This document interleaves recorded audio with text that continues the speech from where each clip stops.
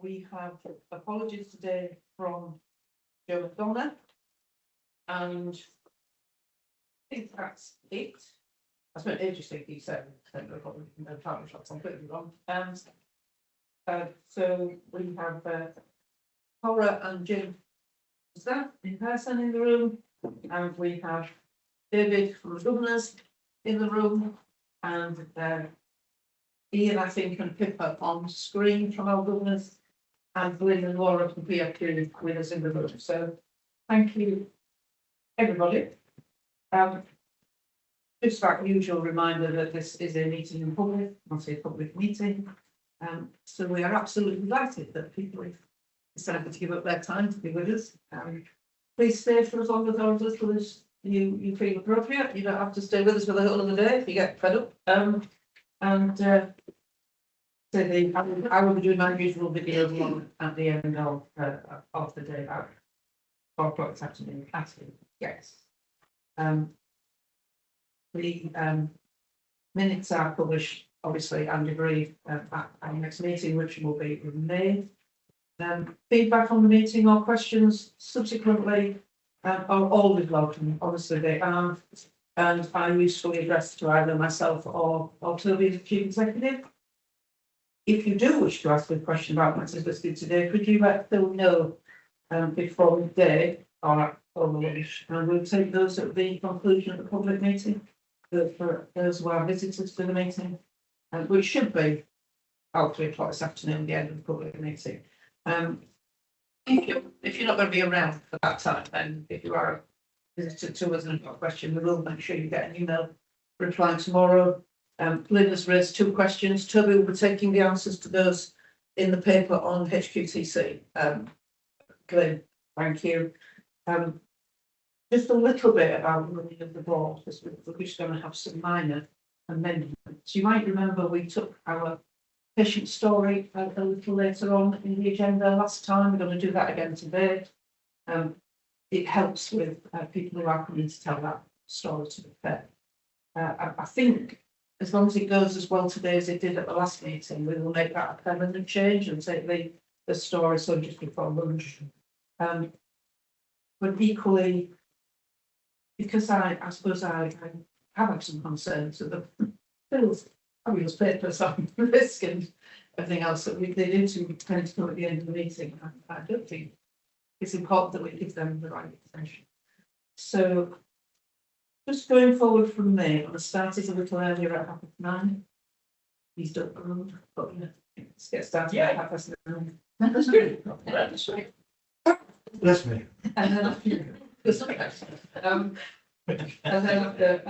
we'll take minutes action logging committee reports, IQPR and policy reports, and then we'll take risk of operational strategic, the IQPR and policies papers. So it's just shifting the formal items, particularly around risk to the top of the agenda, so that we're not trying to push it all in at the last 10 minutes or something. Then we'll take before this we'll take Toby's report, and which has a story where a hearing and 1 substantial item. So you get the shape of the morning. I hope the formals, the policy reports, the IPPR, the strategic risk reports, the patient story or football staff story, and then Toby's report.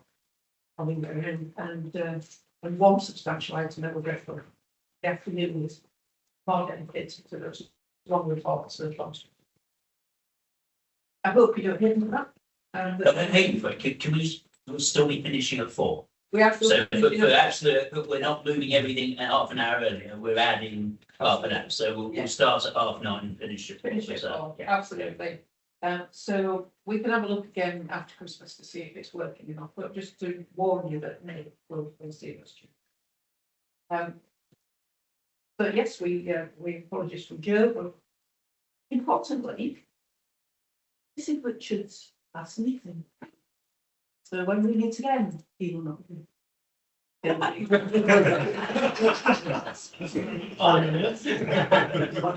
will be. He did hit his budget cap. Yeah, there will be Richard Churchill.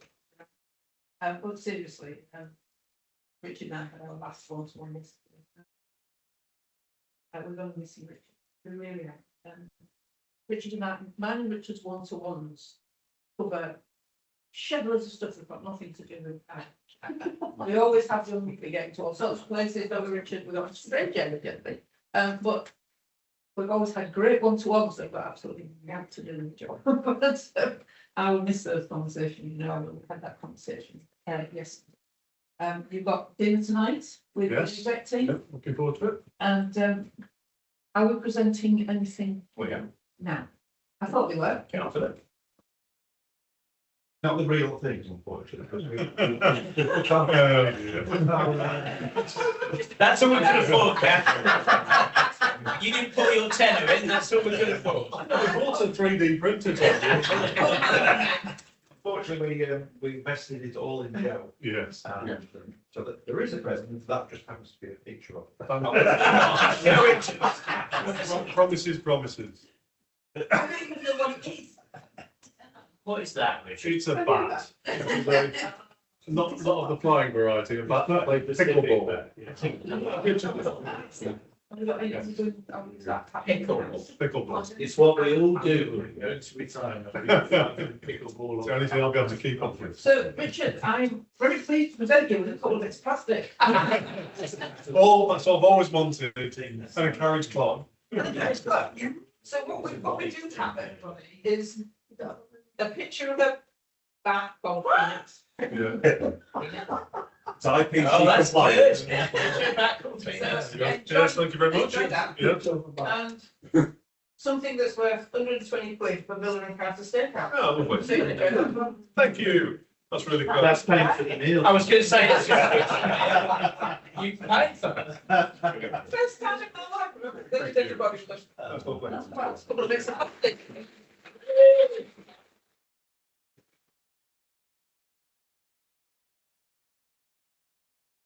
Well, just to say, swift mental calculation didn't take me very long. But I think that I've done something like between 250 and 270 of these in the last 25 years. So occasional miss, but about 12 a year.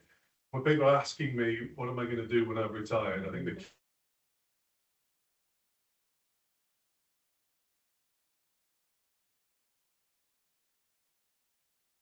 worked with fantastic people, including everybody around the table today.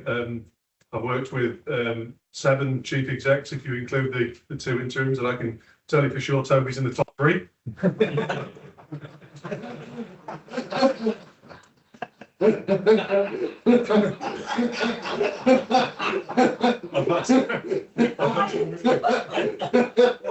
I've had some really lovely thoughts and words from people as I've finished various meetings and seen individuals that I've not seen for a while. So it's been a lovely last few weeks, and I'm really grateful for it. But thanks to everybody, thanks for the presence, and look forward to this evening. Smashing. Thank you, Richard. Well,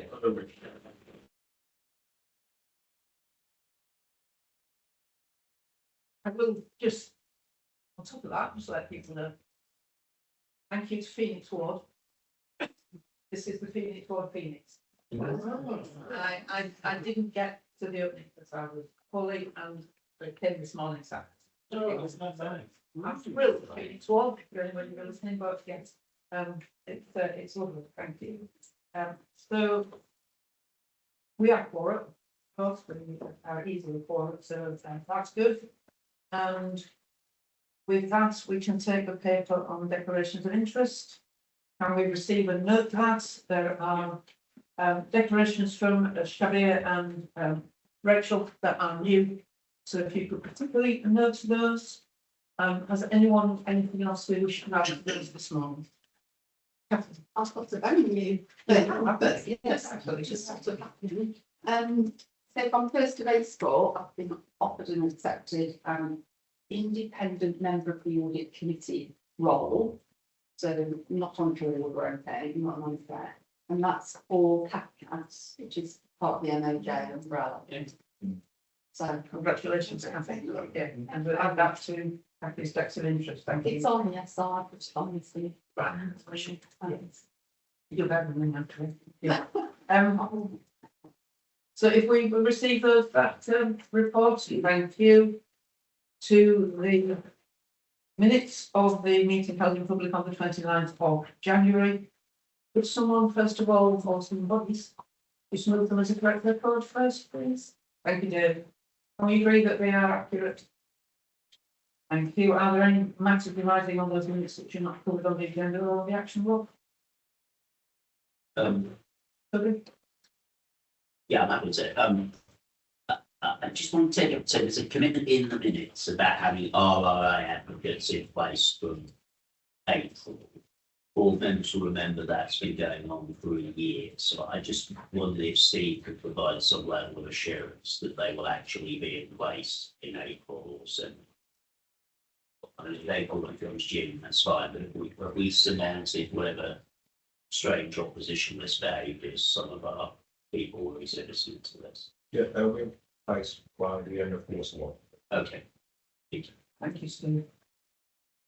If not, can we move to the action? Is everybody happy? So there's a recommendation to close 8 actions, obviously those in green. And there are, and from what I can see, there's a clear forward plan for those that are still amber. Anybody any different opinion to that? If not, can we agree to close those shaded green? And to note the plans for those that are still there. Thank you. We will obviously move then to the reports from our tier 2 committees. So we had a quick conversation about how we make sure that people know time to go. Which is all. This item is about 35 minutes. Those who are presenting that in their heads a little. So if we assume that everybody's read the reports, and the chairs will highlight all of the risks and concerns, and taking into account the delivery reviews that happened this month, which may mean there are updates on things that are on reports. Could we start with policy consideration? Thank you, Chair. You know, just that time ago. Taking a paper as read with 2 decisions, 3 concerns and 4 highlights. The decisions supporting the direction of travel for the KPIs in respect of the post-proposal series in terms of the reorganisation. That's referenced in Toby's report, page 162 to 179. Pick it up then, or? If that's okay with you? Yeah, absolutely, yeah. We'll use my time, not yours. Exactly. Yeah. There's also a decision regarding the review of the formats of safe staffing, but again, that's referenced. It's on page 96 in terms of bringing the therapeutic activities in to that format rather than the first thing that goes when we get busy is therapeutic. That was a decision agreed. The 3 concerns, the data burden potential around the KPI framework. We had a lot of reassurance from Jude and Steve at meeting that burden shouldn't be too onerous. The radar tasks is addressed again later in the meeting by Steve in paper M, but it's just a recognition radar's working well and that produces tasks, and then people have got to make sure they can keep up. It's not just another backdoor job that piles up. And an issue around pressure ulcers, it surfaced last year, it's ongoing, and it's not just something we go, yeah, pressure ulcers, well, that's inevitable. It's a big burden. So 3 concerns there, and then always nice to finish on highlights. Highlighting the anti-racism work in North Lincolnshire. It's what we up to. The improvement in complaints management from a year ago. It's absolutely fabulous. The minutes should reflect the great thing they're doing there. The addition of psychological harm to the patient harm part of the process. Very easy to say nothing physical happened, but now we're actually capturing that it could have. How did that affect me? And then finally, and in light of our Q&S remit in terms of learning from events, it was really nice to see the triangulation between 2 papers. We had the patient safety report, we had the learning report later, and it was almost as if at the time you thought, well, I've read this already. So it was nice to see that triangulation. There really is evidence of we're not just documenting events we're learning from. Thank you, Richard. That's it. Yeah, absolutely. Thank you, Richard. Any questions to Richard on the report from the policy? It's not questions that come out. I think probably as Lee said, we will take away the radar tasks point. It needs to find its place. Yeah.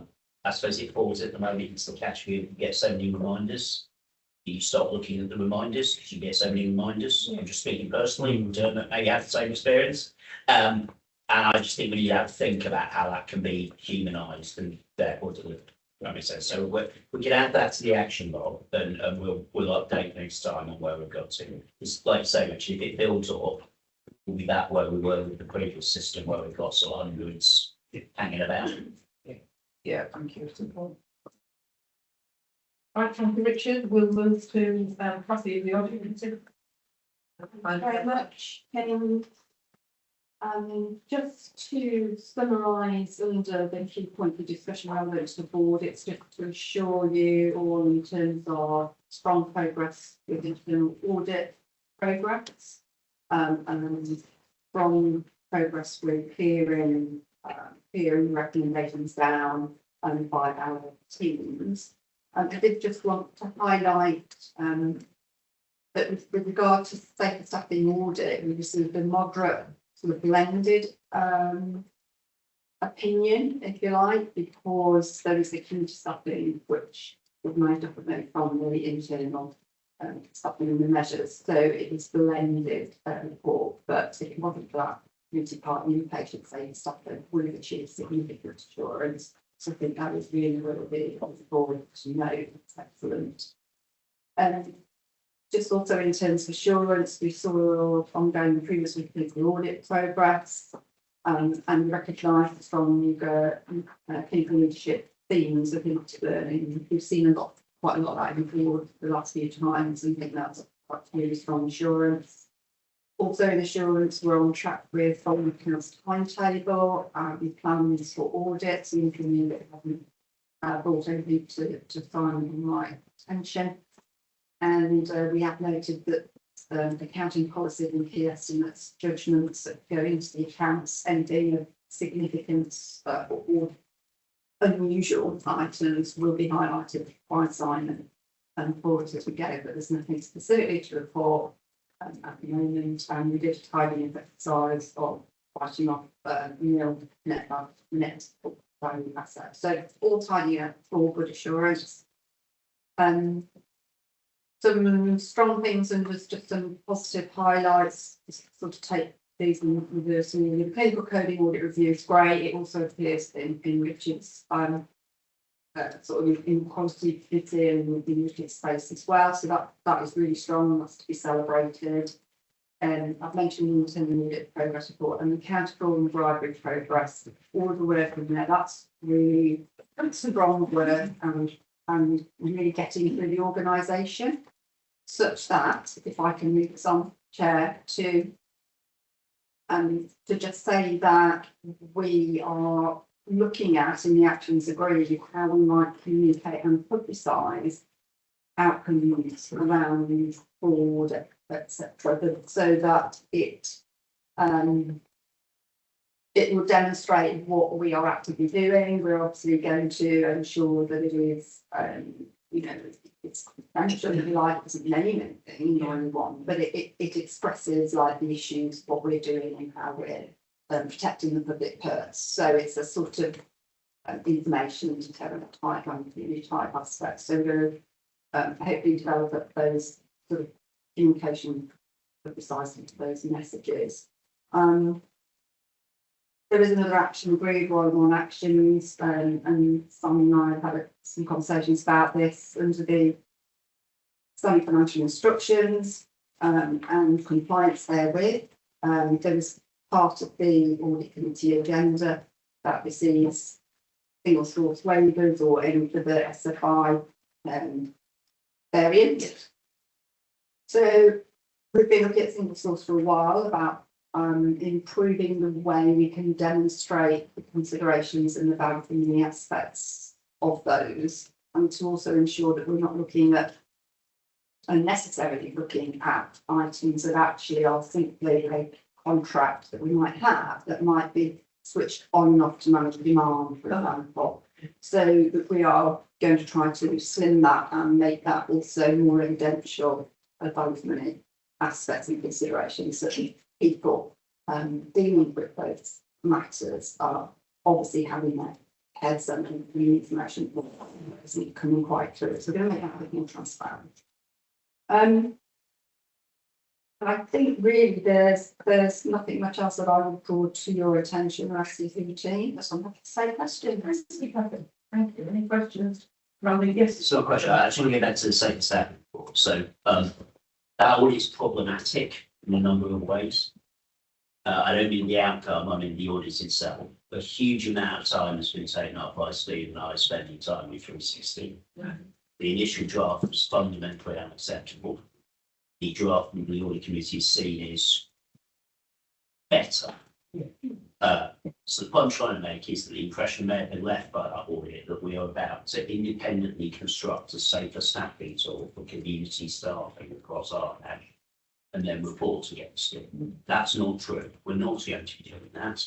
It would be a futile activity because we have no reference points. So we will be doing some work on community staffing.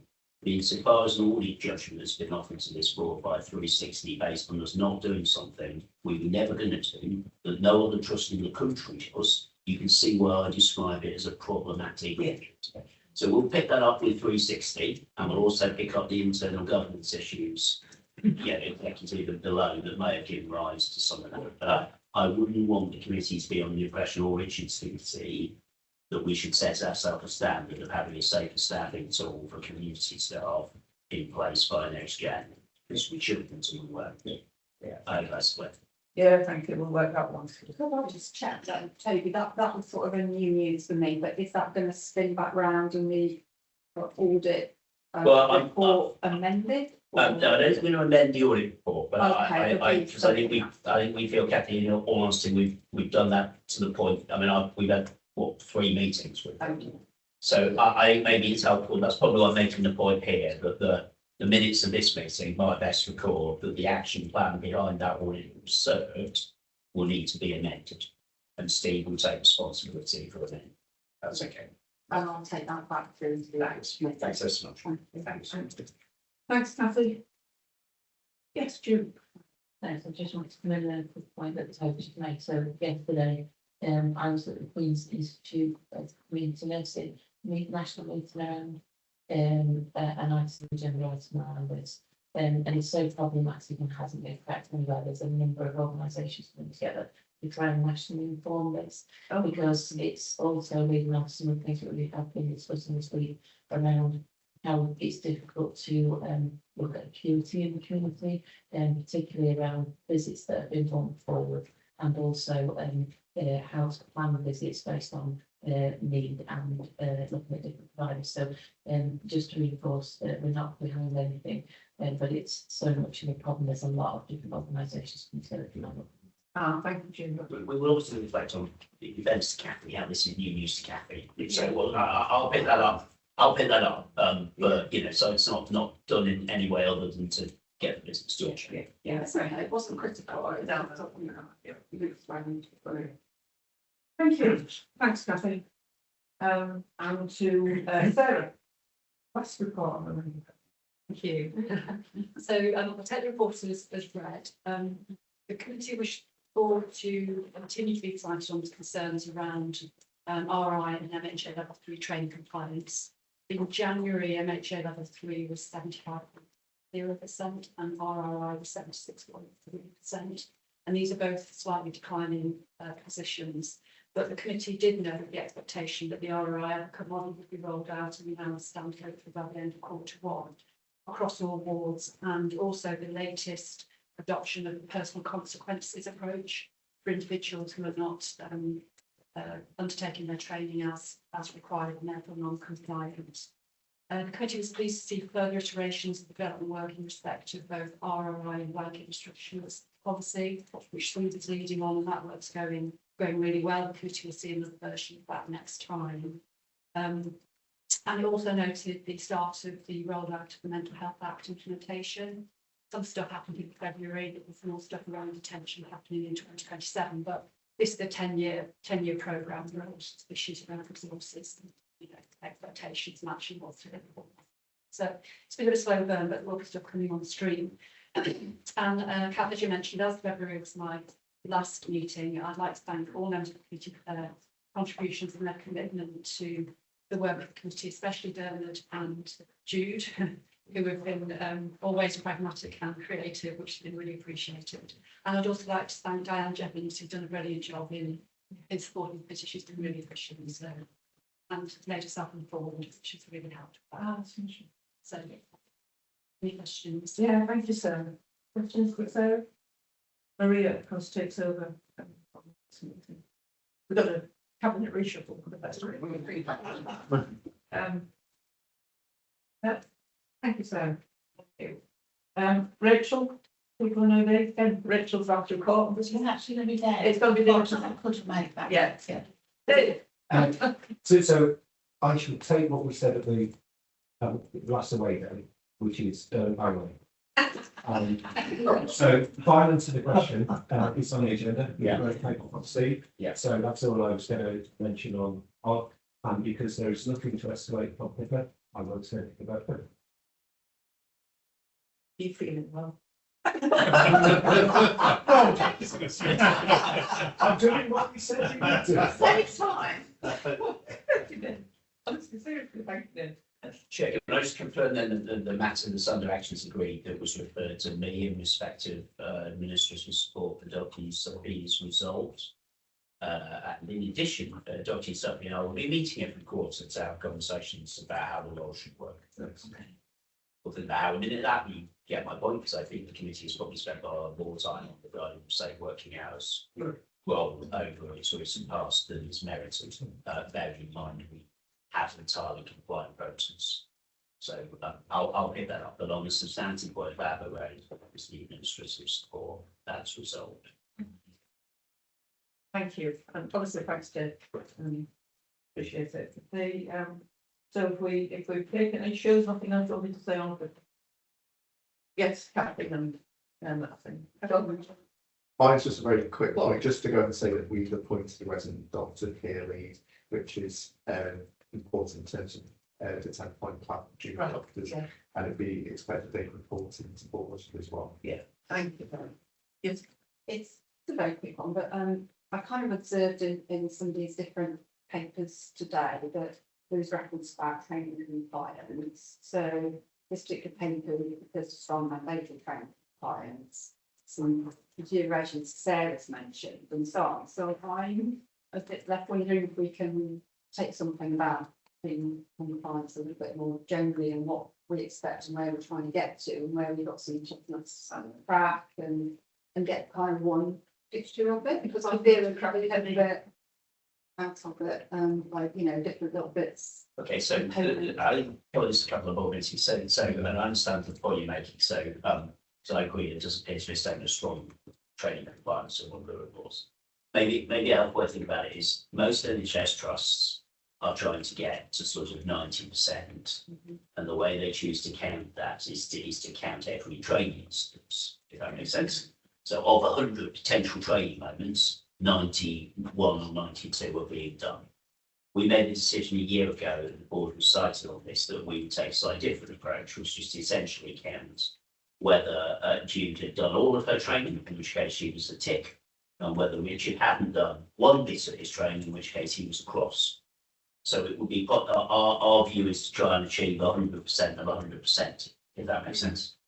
I think the point that's been made in Sarah's paper is that, you know, within a hierarchy of what's most important about mandatory training, we might take the view that mental health at level 3, restricted intervention training, and possibly ILS are probably the most important. I mean, it being in the top 3 is important. Richard, they're in the top 3, and there we're not great, which explains why we want to take the approach we do, Kathy, because this trust has historically been in the 90s, which compared to other trusts is really good, but it's really consistently been quite poor at mental health at level 3, ROI and ILS. So that explains why we're trying to go for a fully compliant model. What will happen for staff, let's say in Corbett's area on the 30th of April, If they are not at 100%, they will receive a letter indicating they have to be. And if on the 1st of June they're still not at 100% or don't have a credible plan to do so, we'll move to a conduct and disciplinary element. So I don't know if that stands in lieu of producing a paper. If that's clear enough, then It's just helpful to be reminded and pull all that together, because I sort of thought that approach out, but then I'm still trying to go, okay, and if there are some areas of training that are always really difficult to get up to the level that we are aiming for, we're aiming for 75%, that's okay, we're aiming but for we're not. 100%. But we're not. Yeah, so do you know what I mean? It was just that juxtaposition. So the fact that you've summarised that so well, I'm totally good. Thanks very much. That's great. Thank you. Polly. Yeah, I'll try and emulate anything. So the estate, take it as there, estate plan is a paper in the board papers, but very much looking at the geographies and focus also on water table at the end of March. Financial still aiming for break even, but I know there's an update at month 11 and then the solid sign coming on that. And in terms of medium plan, very clear around where we were going with our savings. I think negotiations ongoing now, the income again, we've got updates in the board papers. Some good progress around digital, around the compliance areas, around information governance and clinical coding. And I would just say thank you to Richard, because he's left us in a very good place in the compliance area. And as we go into next year, we've got a lot to do on digital, which is getting the papers, but it's good to have that there and to sustain it, because we'll improvement transformations come. But thank you, Richard, you've been a great member of the team, and we really appreciate that you have questions and you're enabling family left with this great. So thank you very much. Thank you. Questions to Polly? Yeah, well, so there's one correction as well. Yeah, just one small correction and then one public share. So under where it says involved financial plan 26, 27, 28, 29 shows a reduction in the underlying deficit from 16 million to 6 million. We're inserting there from 2023 to the end of the financial year 25-26, exiting the year at 6 million, and then during 26-27 we're forecasting to move to a break-even position. Yeah. Probably could read this as we're at 6 million underlying deficit. Yeah, sure. But I'll feed that into. Can we have the paper, not necessarily reissue, but in terms of the website, can we have a different version? See, I think it is quite material. Yeah. Issue. It holds the entire story of the organisation Yeah. and its form. So we get it, then that'd be helpful. Yeah, thank you. And then just final one, Chair, obviously this report is based on month 9, which is end of December, bearing in mind with the 26th of March. Just to update colleagues in terms of month 11, we reported a 654k surplus. So the forecast that we reported, we track online and we will deliver year end. It references here that the deficit support funding. So we now have we've confirmed and have been had, we've received it. We've got back Q4 deficit support funding. And that's two real reasons. One, we were forecasting delivery this year and had a compliant plan for next year. So we have got back the 609k. But however, is our break-even position now is expected to be 609k surplus. Yeah. So we will still deliver 609 is real cash in the bank, but it's not available for use. But also we can't spend it as I can't. Yeah. So the format, we are still tracking to deliver external flagged up, no concerns. So over the next week, 9 working days, we'll be finalising the year-end position. Thank you, Sam. Just because this report mentions capital, can you just confirm A, that we have the seagull to deal with the Waterdale, and B, with the extension of our seagull for this year to deal with the 25-year lease costs of Waterdale's organised? Yes, we've confirmed, and that is within the revised monthly financial returns that we submit to NHS. That is there. Okay, so in addition to the 1.1 reference in the paper, there is a further 3.4 that is there for the seagull cover, and then we were taking 2 million from our capital programme into the seagull cover for Waterdale making the 5.4, which is the 25-year lease calculation once you do discounted things and stuff. I don't understand. Sure, thank you. Finance is, I know we take it. But doing it any easier, does it? Than what the word is doing. It's been complicated.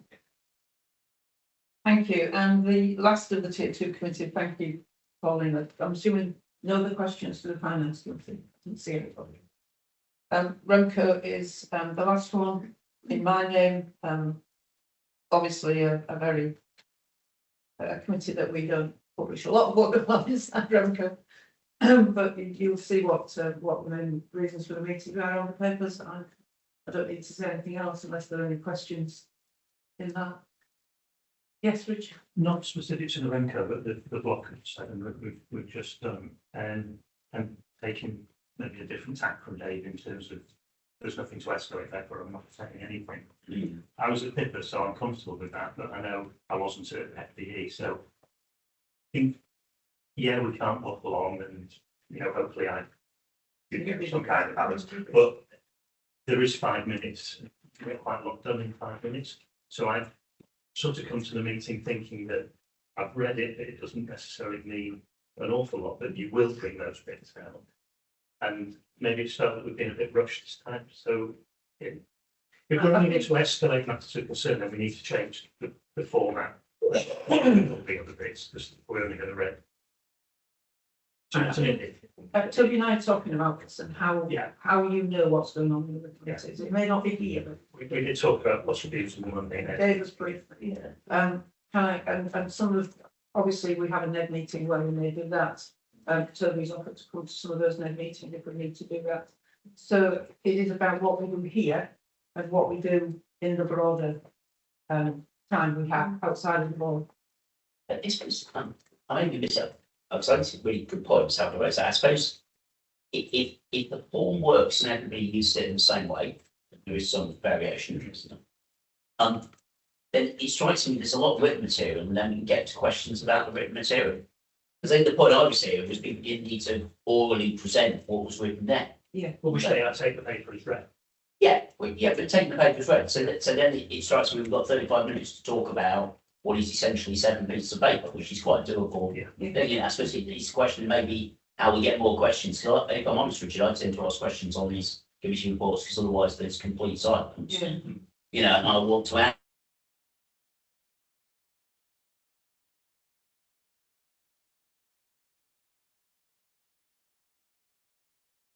Find out about the remit of the tier 2s as part of the organisational change.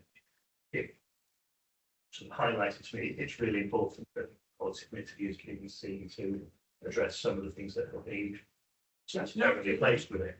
So to then just take the paper as read and people who haven't been there you don't know what questions to ask, so you don't ask it. Yes, I think the idea that we will take some NED time. Yeah, discuss what's going on in the insurance committees is very sad. And Dave led that. I recommend, Dave and I was one this week, we've talked this through. This is about, because we are a board, this is around things that the tier 2 committees want the board to want to escalate to the board. Yeah. And that is what this time is for, to make sure there's anything that's going to tier 2 committees that need board attention. That we make sure that the board is aware, and if it has decisions to make, then we make decisions. But there is another issue around just general knowledge of what is happening in the organisation, which is a different thing. Yes, Ron? So the observation that I would make is probably that it'd be useful to have the minutes of those assurance committees for us to read. So if I don't attend the finance and say, if I got the minutes of that, I would be able to say, yeah, assurance has already been established. Maybe there's a question to ask. And I don't know whether that's. I think they're available. I think we can get hold of those, but I mean, I'll take that into account. Thank you. Yeah.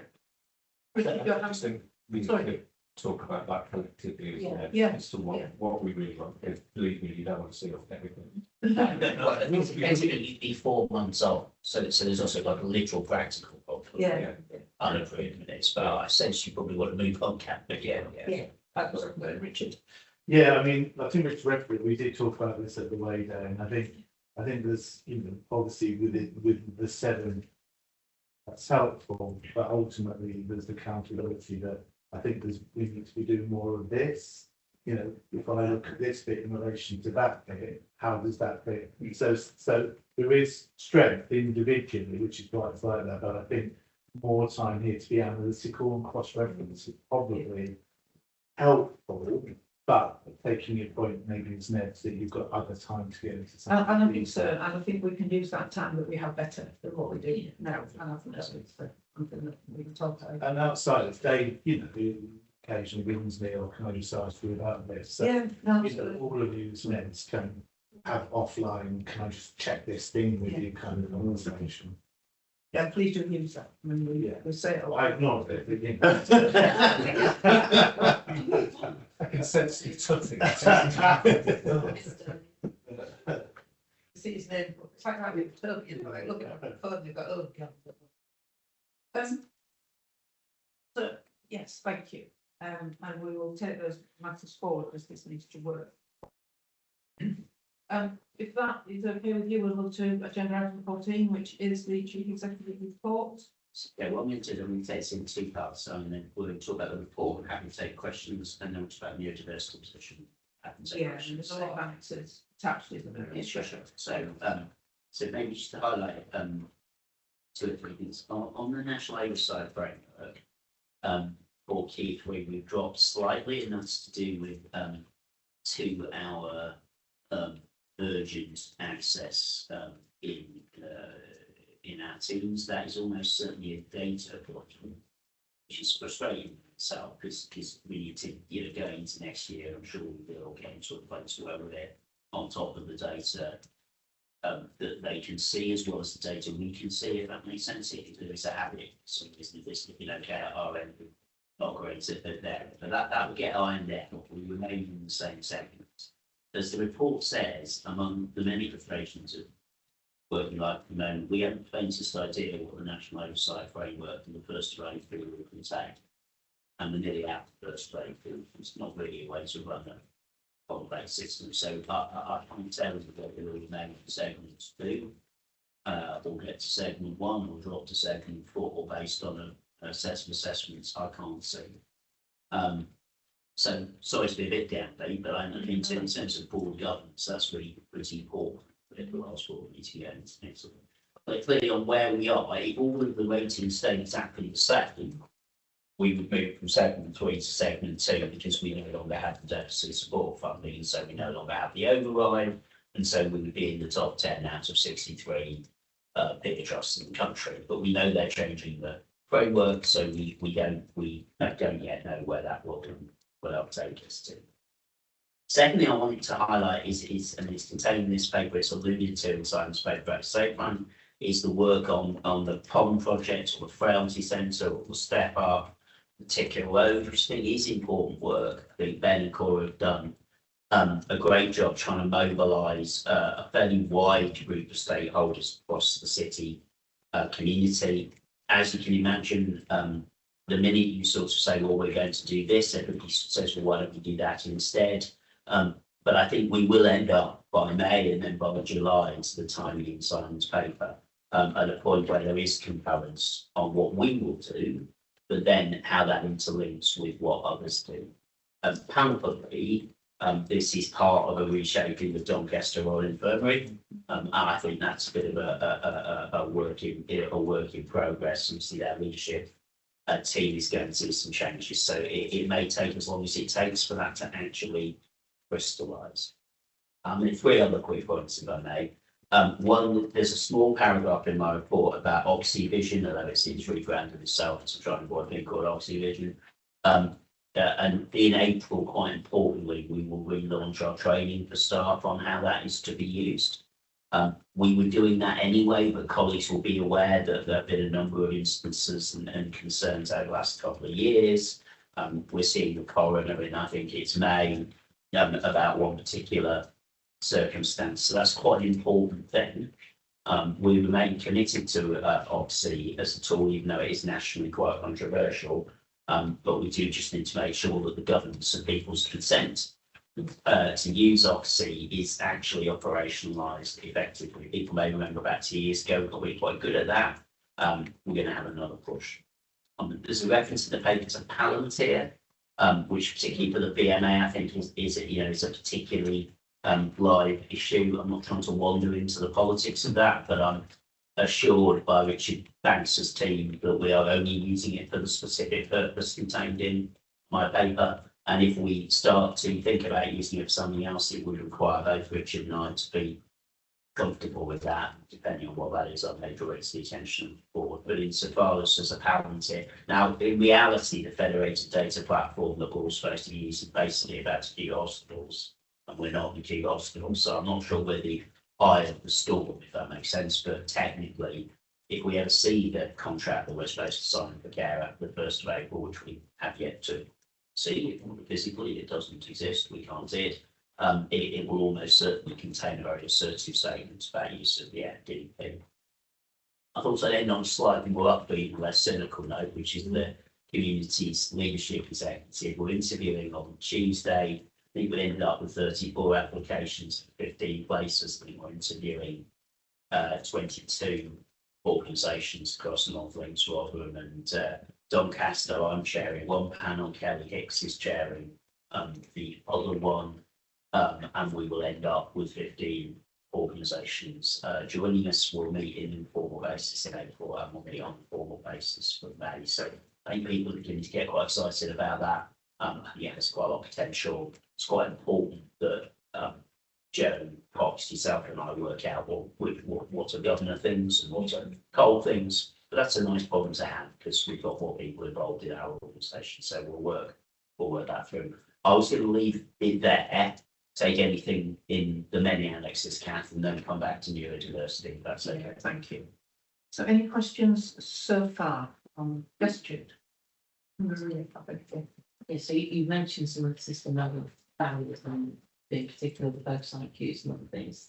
And appreciate that the Health and Social Care Secretary spoke since she wrote the paper yesterday. There's a lot of focus around what the future's going to be and what the changes are going to be. But do you think there are other material system level barriers in affecting the delivery at the moment? So as you know, I'm not regretting my decision not to go to Western's invite only speech. I'm still trying to work out why I was invited. I'm going to assume I'm going to assume that's because we're a high performing organisation in all seriousness. So I suspect that was why we were invited. So I don't think there's anything particularly in what he had to say, etc. I think in terms of system level barriers, I think we continue to grapple with the operationalisation of the mental health investment standards. Clearly, we've got to a position where we've submitted a balanced plan. About £1.2 million of that balanced plan is based on the idea that we have reworked the system's mental health investment standards.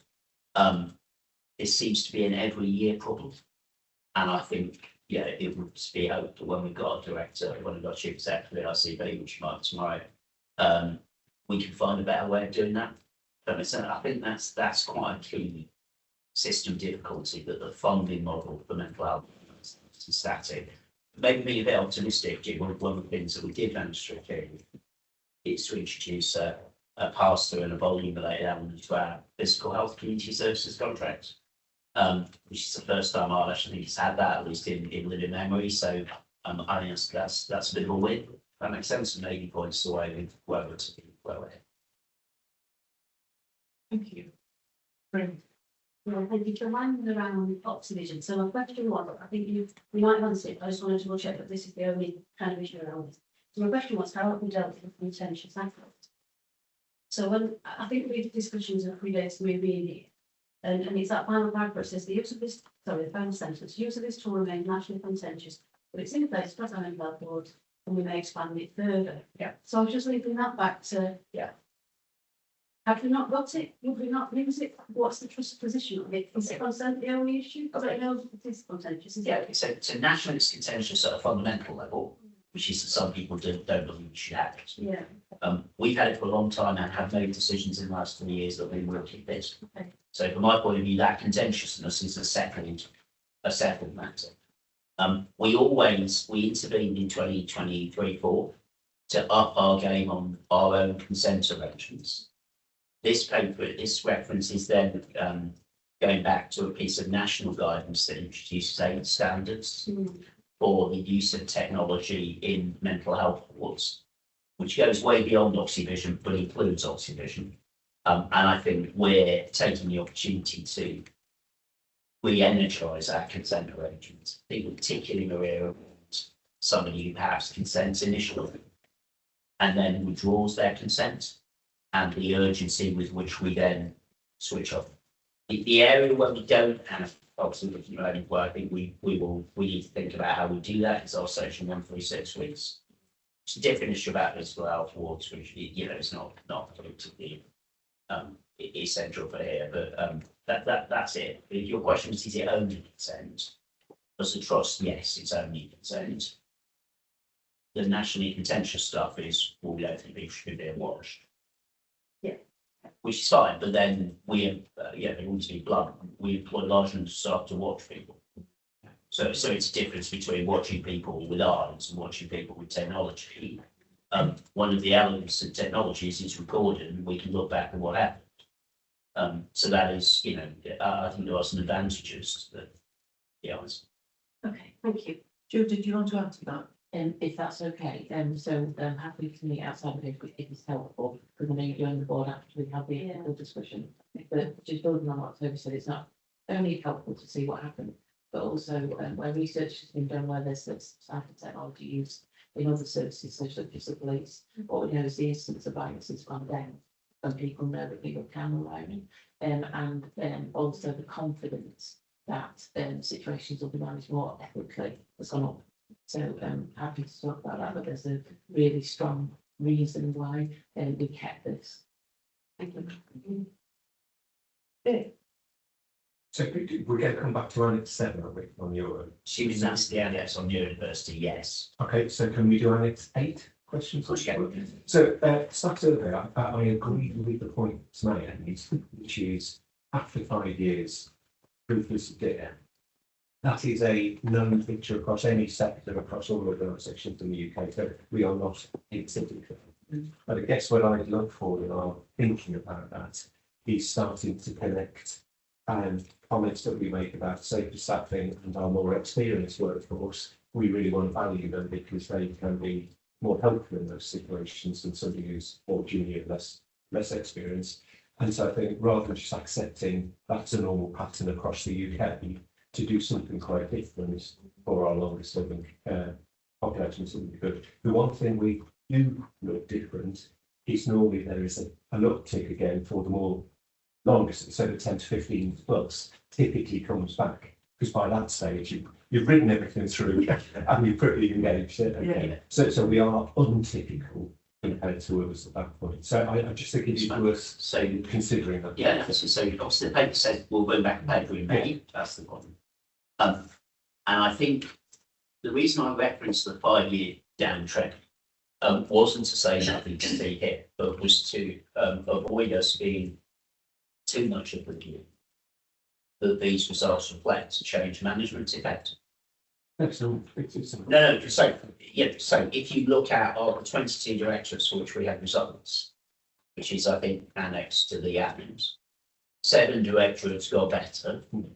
4 or 5 directorates are much of a muchness, ups and downs, and the other 11 or so have gone down. 5 of the 7 have gone up are the corporate areas. When notoriously I launched our change management, just as we launched a staff survey, but they've got better. So I think we need to guard against just assuming that everything in these results is from our change management. That's why I referenced the 5-year point. I do think, which is why I'm drawing attention to the by-directorate stuff, that we are going to be most useful looking at this by-directorate and trying to work it out. I think that is a helpful panel. 2 of our clinical directors have got a little better. So I think when we come back to it in May, we will have a long discussion day, but we will also have, I'm not going to call it a culture plan, but culture something coming out of the TPC. So let's have that conversation, and we do need to find a narrative and a conversation with longer serving staff. Because I would agree with you, you expect different ends of the spectrum than what we've got. But it's still a very interesting result, isn't it, to see? It's good to And it's really striking to see it, and thanks to Leanne and Gully and others for the work they've done to analyse it. Thank you. Rachel, did you want to come in on this? Yes, it's exactly the Yeah. same point. And when we have the report in May, I'm just really interested and understand more about what's happening. A few of the indicators for 1 to 2 years. Yeah. Because they stand out. My worry, my cynical head is that Yeah. we're recruiting people who are really bought into our Yeah. equity and inclusion, and now we're living up to their expectations. It may Yeah. not be that, but I'm really interested. Not with that, and we'd be surprised if we were, given that we've got some of the problems we've described. So, absolutely. Thank you. Right, we'll take Richard and then Cathy, and then we'll move to neurodiversity. Richard. Thanks, Glenn. Yeah, and it's just under the section around partners, Toby. And I don't know how new the news was. I was reading on BBC yesterday, and the message is probably not accurate, but around any possible impact on NLAG and Hull going into what we would have previously called sort of special measures. Sorry, I didn't prompt you. No, sorry. It's a slightly strange one, isn't it? Because the way in which the 5 organisations of change were represented, 2 of them are Hull and Inland. Yeah. And yet they're a merged group model. So it's almost as if there's a conversation about demerger that's gone on that none of us are party to, I suppose, is my reaction. So it's a bit of a curious one. I think it's fair to say that we need to work hard at the moment with Scunthorpe General to find the right people to connect with. And as we're developing the open access crisis centre, it's going to be really important because we're likely to move large elements of adult hospital liaison out of Scunthorpe General and into the crisis centre. So that's where we need a really good conversation with NLAG. The other area, of course, where we need a really good conversation with NLAG is the children and neurodiversity. Yeah. So I suppose if I had a concern sitting here now, it's that they become so preoccupied by being in whatever segment it now is, that it's really hard to have a conversation with them about anything else. I think that's where we are. Thank you. I do think there is a lot of performative stuff going on. I mean, I think, as you know, we got a letter about the fact that we're in segment 3 and now we need to have a meeting. We went back saying, well, we're in segment 2 apart from the deficit support funding. So do we need to have the meeting? You know, I'm sure it'll go ahead. You know, I just think we're living through a performative stage, under which you'll have seen that lots of times before. Thank you, Toby. Thanks for that question, Richard. And finally, to Cathy. Thank you. So subject matter, duration, partners and plan. I know all the hard work that's been, going on to get to that balanced plan. We've sort of got figures, I suppose, on a 1 point, but not a range. So what I'm wondering about with all the various moving parts, contracts and partners and services to be designed and collaborative and so on, everything's still moving around quite a lot. So I wondered if we're going to be able to sort of have some insight and track that down, because I can't sense how much risk is in the plan at the moment, because there's quite a bit. I don't think I'm asking the question, if I'm honest. I mean, Well, there's a report that perhaps is in the private board that specifically speaks to which bits of our financial plan are risky and which bits are lower risk. Is that what you're getting at? yeah, it's like a No, I wasn't trying to say. I was trying to understand if it was the specifics of our finance plan, which bits are risky, or if it's a broader thing about system change, Kathy. I suppose it's all of it. It is our own bits within our control, and there's all those other bits where we're working with partners and the system. So yeah, I'm just saying there's more risk around us as well. So I think, and yet we have a sort of 1 point plan. well, I only got a 1 point plan. I don't recognise the same at all. But in terms of the CIP position, the board is directed in private. I'm happy to do it in public to focus its financial concerns on the HCIU, the energy costs. There's one more, isn't there, that we want to on the pharmacy. not on the change management schemes associated with changing staff. But they may give rise to non-financial risk, but in the nicest possible way when they're done, which will happen next Wednesday, they are done. So financial risk, that's where we are. Taking your external point then, if we just zero in on our two principal commissioners who comprise, 80+% of our income, you're absolutely right, Kathy. They have large CIP plans. If I just take South Yorkshire, which is the one I think I can actually see, they have a financial plan that involves them having to cut £130 million of things they commission. They tell me that they have a defined plan for 60-something million of that, and that I don't need to see it because it doesn't affect our services, which is sort of gratifying, but a slightly strange way to organise ourselves. Whatever the balancing figure is, which for me is 70-something million, is literally submitted as a gap.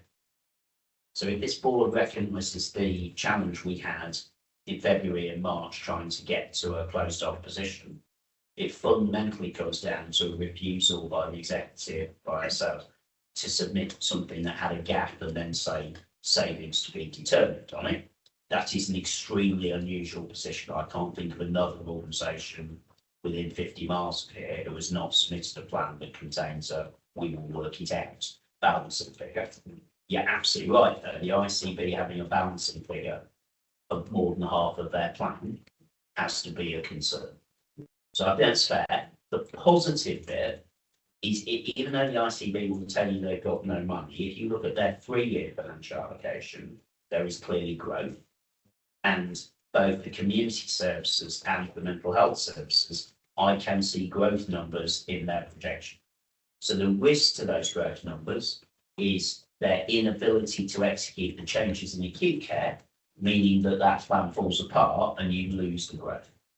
I'm more than happy at a time out maybe for us to explore some of this stuff because it's not meant to be opaque. It's, I think it's intelligible. It does come with lots of known unknowns. And I think if you ask me to repeat for Humber and North Yorkshire, what I just told you for South Yorkshire, I would be unable to do. I think that would be useful.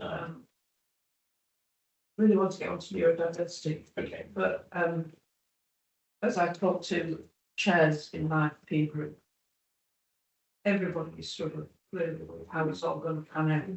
Not within their own trust, but in the wider system. So spending some time and time out for us to understand where we are. I think very But I'm not sure that, I would just say that I don't think we're any greater, just to not to try and predate anybody trying to put financial risk into the SDR, but I don't think we're in any greater financial risk than last year. No, I don't. In terms of that. No, I do think the energy stuff and the HDRU stuff is difficult, and clearly as it says in the private papers, in moving from the 10 million recurrent position to the non-recurrent savings, we use up all of our wiggle room. So in that sense, maybe that is very much contradicting myself. Maybe that is different. We don't have wiggle room in the way in previous years we've got because we've already committed it to the plan, not to the 10 million, but to the 5%. So we have to deliver the HDRU and we have to deliver the energy costs. If the latter is slightly less in our control. Yes. We also last FD did agree with Simon and I that we'll make sure that this is really clear as we go forward and I'll review the FD. It's in the minutes. Yes, and it's in my paper as well.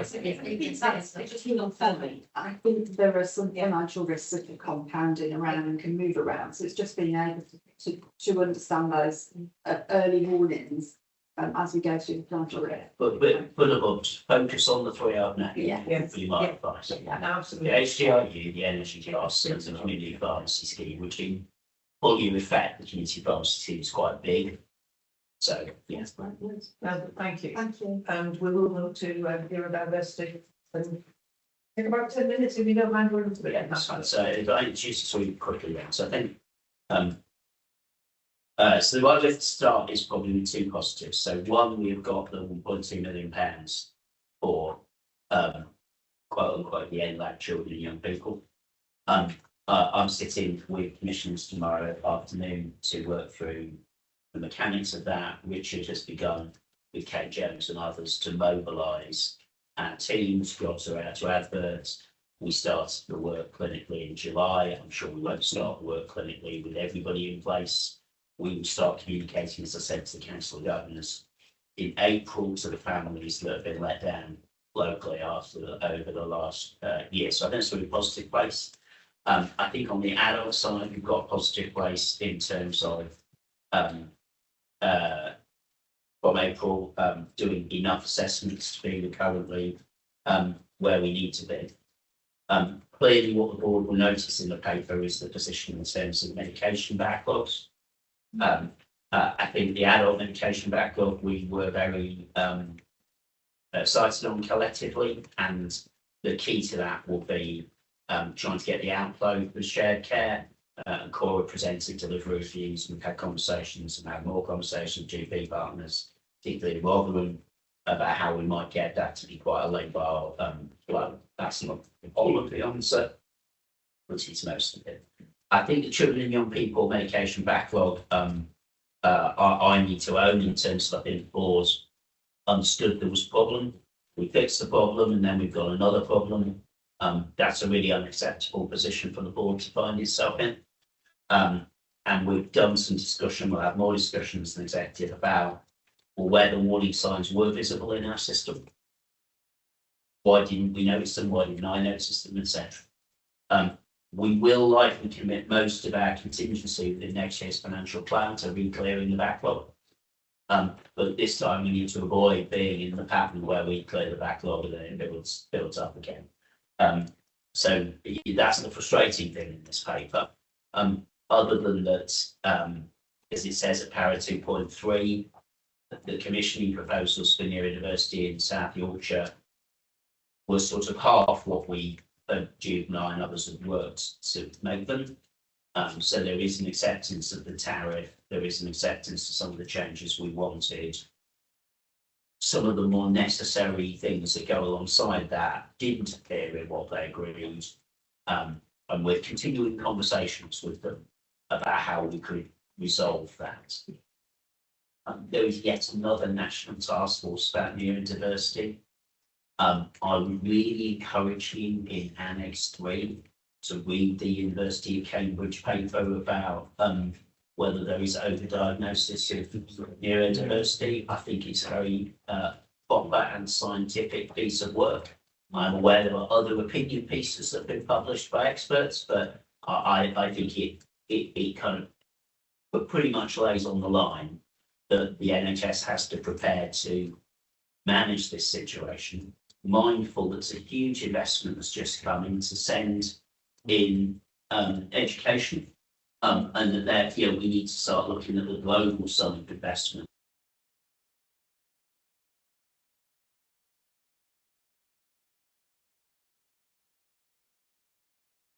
Thank you. Maria. Thank you. Yeah, absolutely. Anything we can do as a trust as well to highlight our thoughts on this overdiagnosis stuff would be really beneficial to the community that, you know, is a result of all the media hype. My question actually is, it's not purely about what you've been talking about just then, but it's all to mind when we're thinking about what you're doing on transitional care and then all and the waiting list. I've just wondered how that was managed in terms of younger people. So 17-year-old, for example, where do we wait? How does that? So we do, the adult service does give priority to children and young people who have come through the children's waiting list. So it shouldn't be the case. Okay. And I think it might be worth just, you know, rechecking what I've said about medication backlogs. I mean, in this space, it's probably worth us checking everything 2 or 3 times, but it shouldn't be the case that I'm 18, I've been on the waiting list for children, and then I start on the waiting list for adults. So that's certainly the position. We have got aspirations to create a specific transitional team. If I go back to 2023-24, that was what we thought we would try and do. I think that's probably other things have needed to take priority, but it's something we could perhaps come back to. I think that's a helpful point. Dave, did I see your hand? Yeah. I guess the recognition and thanks to all those involved for getting over the line for children in North Wales. because I think that's been going on for a long time. Sometimes leadership is about not being persistent, and I think that's better than because I don't like this. Right. And two questions. So the governance gap that you Yeah, talked about the secondary budget. Yeah. And Richard's got really good come up and outlines the Yeah. length of time and depth it will get Yeah. to a real understanding of secondary work. Is that just an example of, or is it? it's part of that, and if I was trying to get at, maybe I didn't get my sort of apology, that's why I went quite well. I think, in fairness to the children's care group, this has been on our risk register from the summer of last year. Now, I think colleagues will accept, and colleagues, his executive colleagues and children's care group, that it was on the risk register with a score of 12 because the impact was 4. I think my judgment is that impact score is right. It was on the risk register with a likelihood of 3. Given that I've got 300 people sitting on a waiting list waiting for medication, why is that not a likelihood of 5, i.e. erasing certainty, which would make it a risk score of 20, which might have meant that it was sufficiently loud for us all to pay attention. So I guess what I've asked Phil and Steve to reflect on with the risk management group is, A, are we doing our likelihood scoring as acutely as we could and joining up with docs? B, in the move to risk appetite as being our focus, is there a risk that we've lost a focus on? So it was always our tolerance, but have we missed it? And I guess the final one, which is where I think it's different to the link you're making with Richard's paper. I do think it's reasonable if something has been highlighted at this board as a key clinical risk, me and my team give it extra attention. And I just think that's, I would expect that if I was serving on a board as a non-executive colleague. And we did. So I think that's something for us to reflect. I'm not trying to be extra about it. Most important priority is sorting out those 300 people. But I want to avoid getting into a system. We had a tiny bit in delivery reviews of, well, that's slim because we're doing 4 weeks. Now, the ask has never been do 4 weeks, forget everything else. And it mustn't ever be that day. So I guess that's some of what I was trying to get at, if that makes sense. So it's open because I guess I remember the wrong memory sermon where we found the secondary weight there, just came up from there. Sure. Because we didn't really know. So I guess there's a bit of history. But this isn't, well, now we've got our first ever, I don't want to spoil which is on the big paper later. We've got our first ever validated list of secondary weights. That, and by validate, I mean there was a much longer list. Now there's a real list. I still think things like medication weights. If we had 50 people in the room, some people would call those secondary weights, some people wouldn't call them secondary weight, they'd call them medication weight. There is still a risk that we miss, if that makes sense. So I think what's proposed in light of not having solution to on the university and in light of what I feel is a governance gap, which I own, is that we will report every time we have a board meeting on where we are on the university numbers, not the university words or the passion, the numbers. I appreciate patients are not numbers, but they are up to a point we need to get it done. Thank you, sir. Richard, I want to take Colin as the last speaker or something. Yeah, I mean, Tony's sort of put on the sort of stunning extent. It doesn't just sit with him. So I think there is, we do need to think about it, but I think we've got the risk management group. We've got the weekly waiting list group, but that's been on access as opposed to secondary one piece of work. There is also, it was raised in the care group, but then it wasn't brought. So I think there is a collective gap, which I think collectively the execs and the care group have to take account for that. I think also being really transparent, I still feel that some of the care groups, so what we've done with the access, I think a bit about this, is we've taken a centralised approach, whereas with the ADHD, we've sort of been leaning into the care groups in Cora's and in children's. I think Cora, has really grappled with, and I think children's have been, we're going to do this many assessments, but then that's trying to really understand the methodology of what capacity is needed for the reviews. So I think there's still that bit to work through, but I think as Toby said, the route out isn't also been very clear. So in some sense, as we do more assessment, I'm not creating an excuse, but we have to understand the whole pathway. Yeah, with that, I know I get excited about the latest whiskey idea that we come up with that. I have a degree of optimism about our desire to work with community pharmacies on some of the outline. I think, and Richard talked about that, I think that has potential. Not as a single bullet solution, but I think otherwise we're trapped in an endless conversation with local GPs. And the conversation goes really well, except local GPs are then subject to pressures from Secretary of State and other things that can sometimes get in the way of joint working. So I think community pharmacies may be very helpful to us. Yeah, that makes sense. You've got to make some usage, which is as much as Yeah, certainly for stable patients, not for initiation of medication, but for stable patients and the coming back, I think there is quite a lot that could be done. Done the same anticoagulation in a different space. I think there was some analogies in that conversation, but let's see. Thank you. Sure, there's something else. Polly. Now, mine's very specific, very helpful paper, which is on 3.5, and so it's about 600,000 going to Rotherham. Yeah. Is that just for children and young people, or is that, yeah, so we've still got much on the way with some adults. We've got £4.5 million worth of adult waiting list, which contains 6,000 human beings or maybe more. But we have no solution, no funding source. And what the paper describes is me coming back here in May to talk particularly, to do two things. One, to write to everybody who's on that waiting list, laying out their options.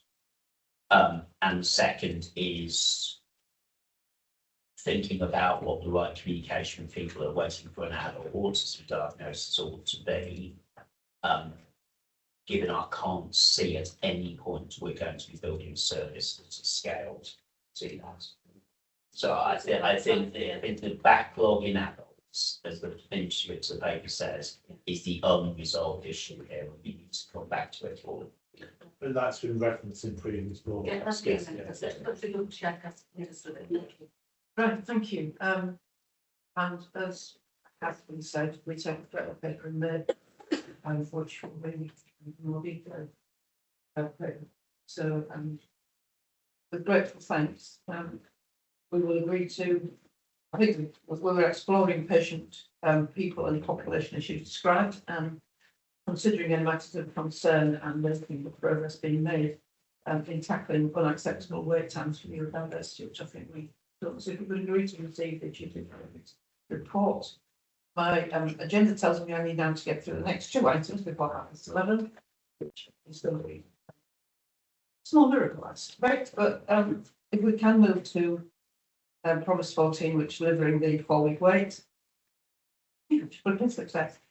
Is in Richard's paper. So if we could, Richard, take the paper as read, and we really do need to recognise the incredible achievement, because it is, and perhaps focus on the 1-week turnaround, Richard, but we will come back to secondary weights in July, but this is a wacky, really success story. Over to you, Richard. Yeah, so I will take the paper as read. I think it's right to, I suppose it's celebrating, but I suppose what we're doing is addressing a quality issue. So I think what we're, and Steve really talked to that really well, in terms of it's because I think sometimes people think, oh, it's a metric. It's not. I'm really, really clear. And I think as we go forward, the less people wait, the less complex potentially things. That's a GP. So we went in a detailed review with the care groups this week. I think we'll have about 40 patients roughly who haven't hit the 4-week mark, which is a tiny amount. And we've sort of put things in place for those within the first 2 weeks of April.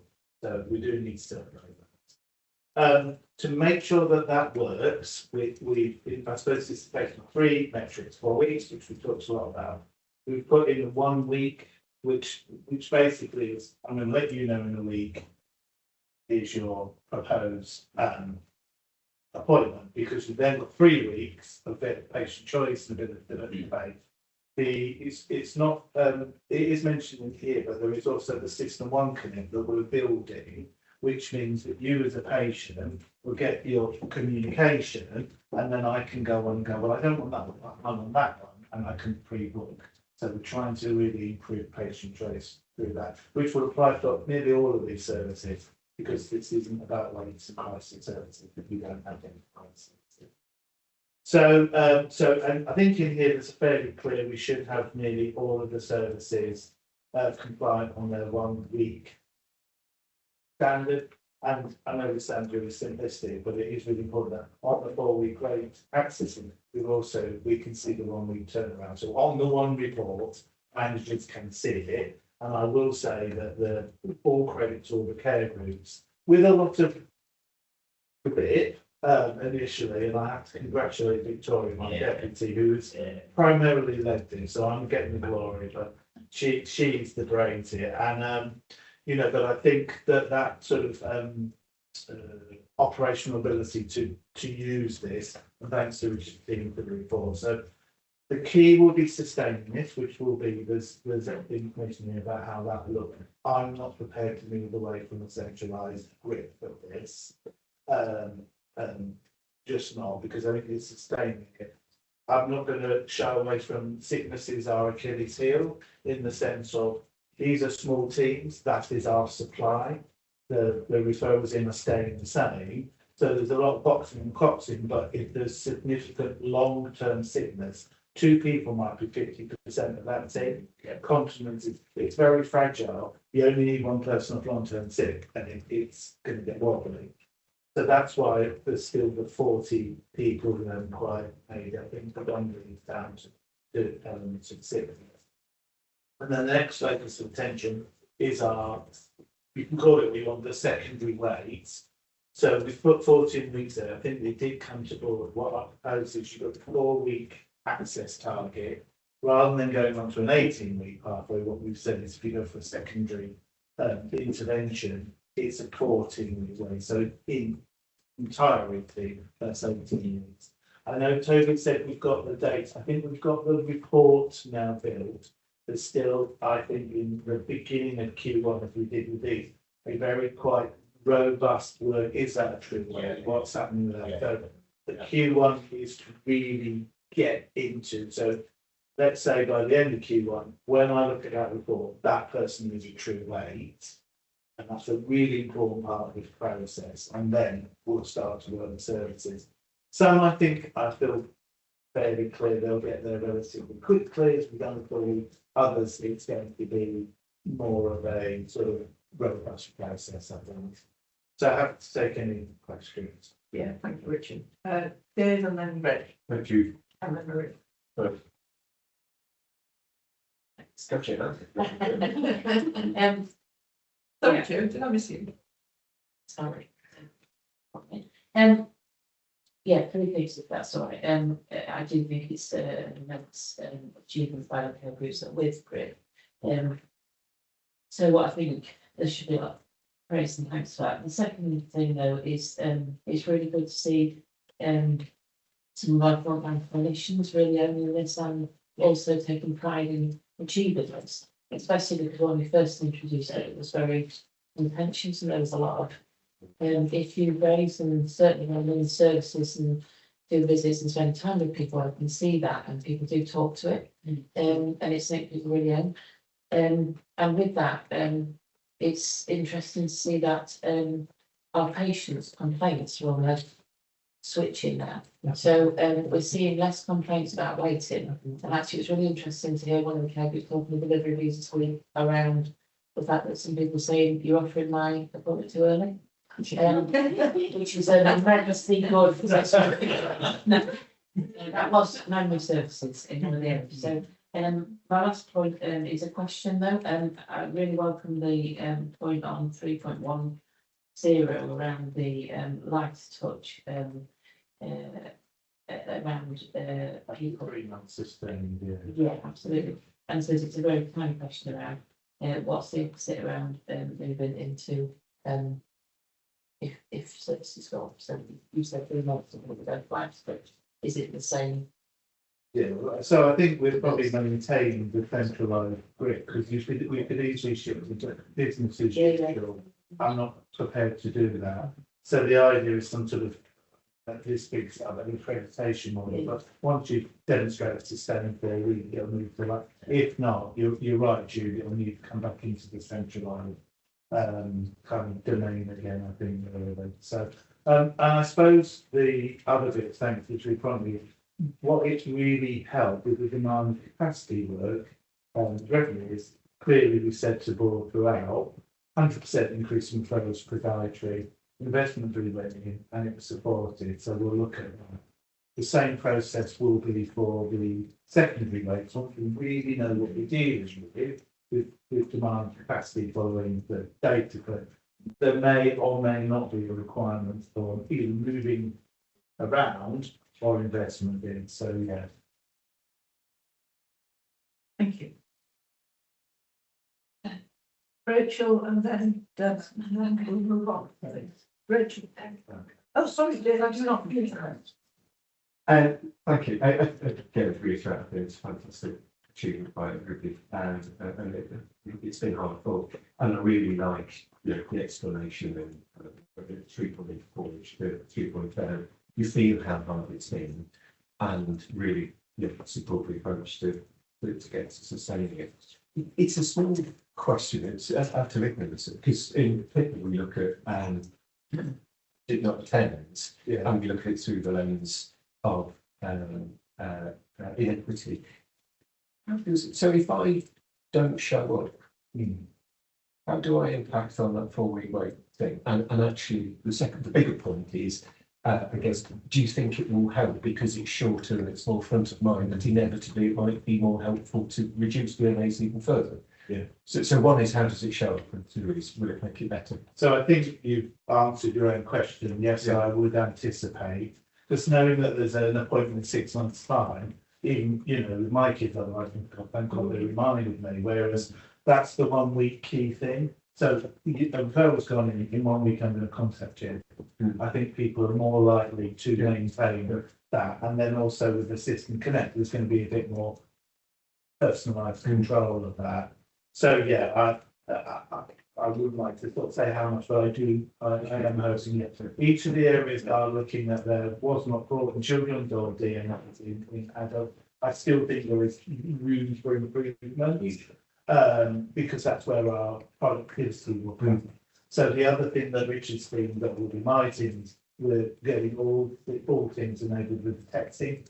So making sure that people, is this your number? The first one, is that definitely your phone number? But I would like everyone on from tonight. So again, I think we're still trying to modernize that. How will we know? I think it's around that whole 1 week standard, because that gives us the headroom for us to have a conversation about whether it's suitable or not suitable. There is always the school holiday effect, which we just have to kind of bear in mind a little bit with some of our seal. So what we need to do, so Toby picked up on some of the things, we're going to do our activity flatline. What we're saying to teams is, well, you do have a holiday effect, so why don't you focus on June and July? If I give you children in August, probably not going to be less likely to turn up. So I think we've got to kind of develop our services where we just do the same every week. Yeah. I still think there's more maturity around that to happen. That'd be really interesting. Thank you. So Thanks, David. No, sorry, David, my fault. I got confused between you and Jim. Rachel. Thank you. So I just got a comment and then 2 questions. And my comment was just on the feedback in terms of the care group and too early. And it's something that I used to hear a lot in different roles, in terms of people with dementia and people having time to come to terms with it. And I think for some people that is quite a long time. So therefore, that's just for some people, they need that personal time to come to terms with quite a devastating diagnosis. My next 2 questions are around podiatry. And I'm really sorry if I've missed it, but have we achieved the fully rated podiatry? If not, what's the plan? No, I think I missed it because it has been a number of board papers saying we won't achieve it. That's what I'm saying. So we won't achieve it because it was 100% increase in referrals in the year. Yeah. So it doubled. So I'm just interested in what's that plans. So I think it's been important. We've invested through the investment bid. We've supported 2 posts going into. Junior posts, that's what So- I'm saying. So they'll join, so one of the lessons about investment in data is finding the address. Yeah. So fortunately, we've largely trained our own, so they will start in the summer. If your follow-up question would be, what might the trajectory be to forwards? Can we come back to you on that? Well, that's okay, we're sitting here right now, I don't want to speculate. Okay, That's again, any question, let's have that in the action. So, okay, thank you. So I was just going to mention about different ways to bring in podiatrists, that's all, when we've looked at those. And that's. Yes, just learning from other times, you have to bring in other ways to meet demand. So my second question was about totally great that the care groups are understanding from patients, the benefits, the impact, etc. Are we looking at the benefits to the whole system in terms of that 4-week wait? Because I'm thinking if people are waiting a long time, conversations with GPs, etc. Is there an opportunity to just understand, I suppose to celebrate, but also understand the benefits across the whole system? Because we're actually seeing people a lot earlier. And I don't just mean the NHS system, I'm thinking housing, employment. Yeah, I mean, Thank you, Clint, yeah. yeah, I mean, I think, well, obviously we're here to celebrate and we'd welcome any support. I'll be really candid with you, I think my day job is so busy. No, I'm not saying So the yes. idea of that, so no, I don't think we have, but Toby's in a lot of systems connecting up. So, the GPs, sorry, I just. No, please. So the GPs are obviously giving us a lot of positive feedback. We're publishing our 4-week ways. They can say to you, Rachel, have a look on their website and I'll tell you, and it'll say we're on a 2-week wait or 1. So we're getting a lot of positive feedback from the GPs and I think we're celebrating it with them. Toby, and it's probably been a number of us are in a number of systems with authorities and all of that. With the DAS yesterday, who mentioned it to me again. So whether that's seen as a specific benefits realisation other than GPs who are being seen that clearly, I'm not sure. But I think we just need to keep communicating it. Yeah, we are. We're trying to get agreement across the Rotherham system to do a piece of work on the cost of waiting in all agencies.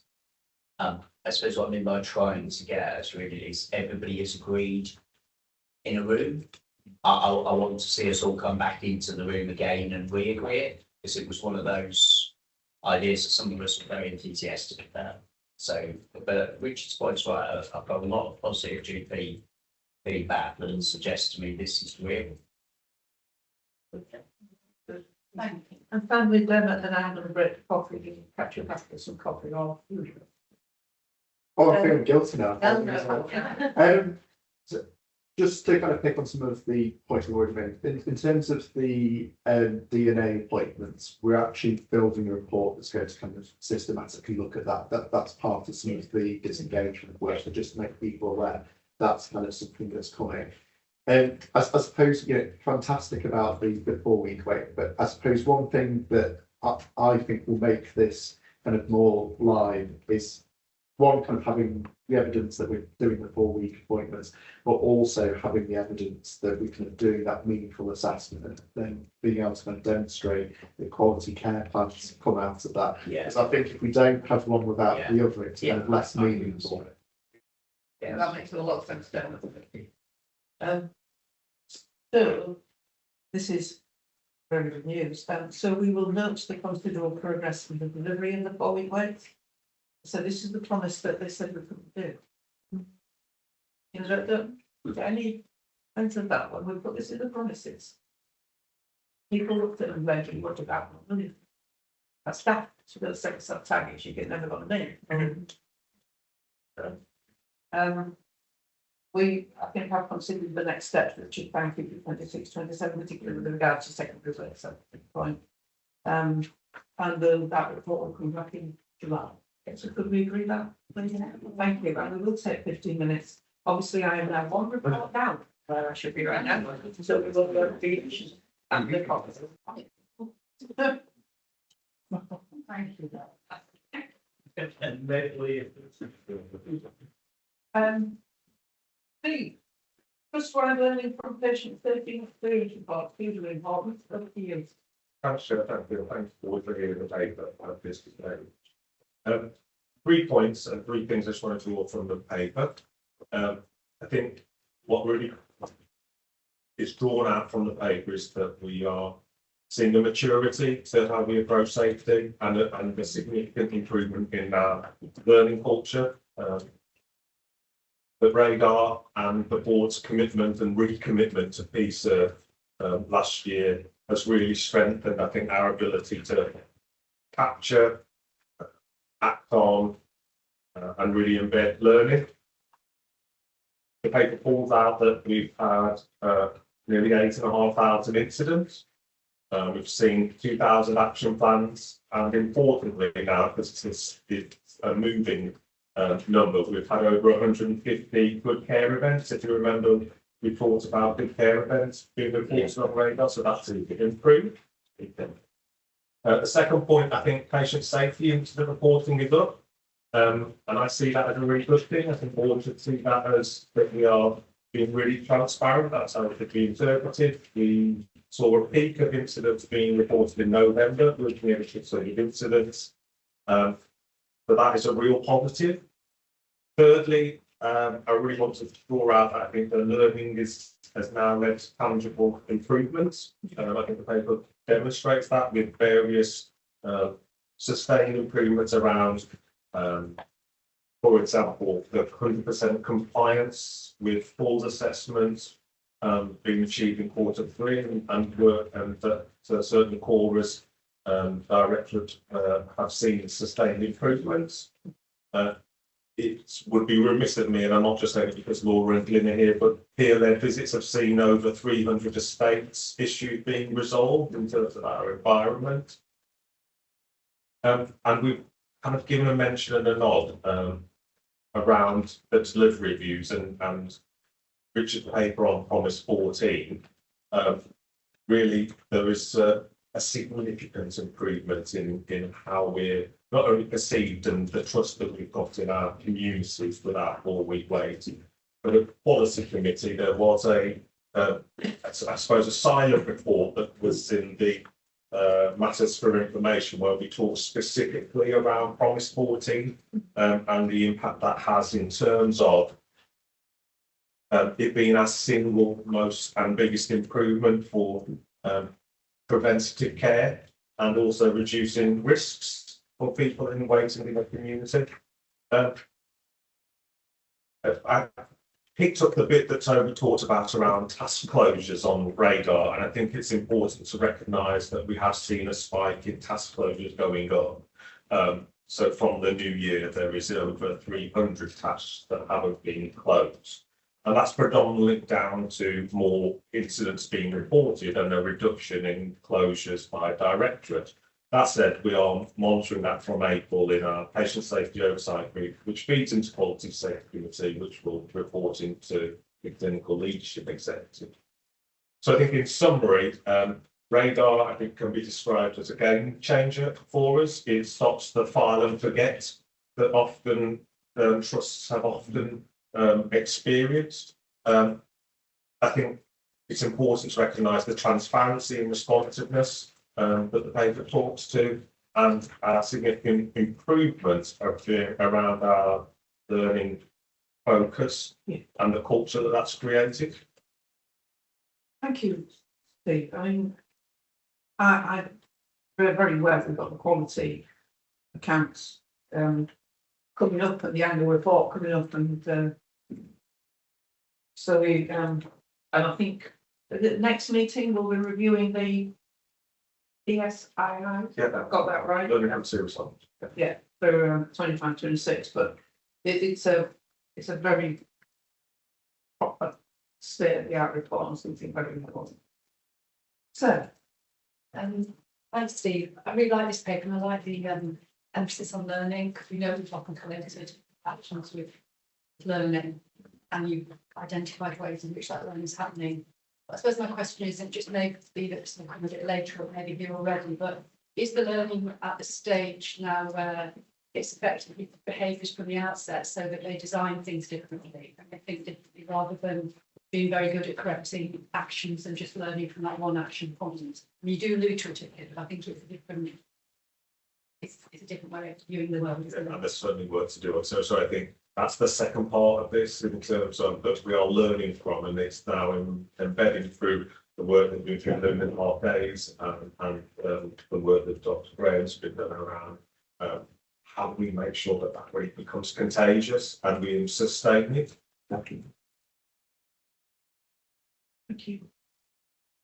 Any further questions to Steve? I know it's one of those papers that you'll learn a lot from, but you don't really have questions about, you know, so not pushing people to ask questions, it's a learning report. This is a question. I suppose I think what will hopefully come from the quality camp, then maybe we need to reflect afterwards on what more is our evaluative confidence changes dealt with the issue.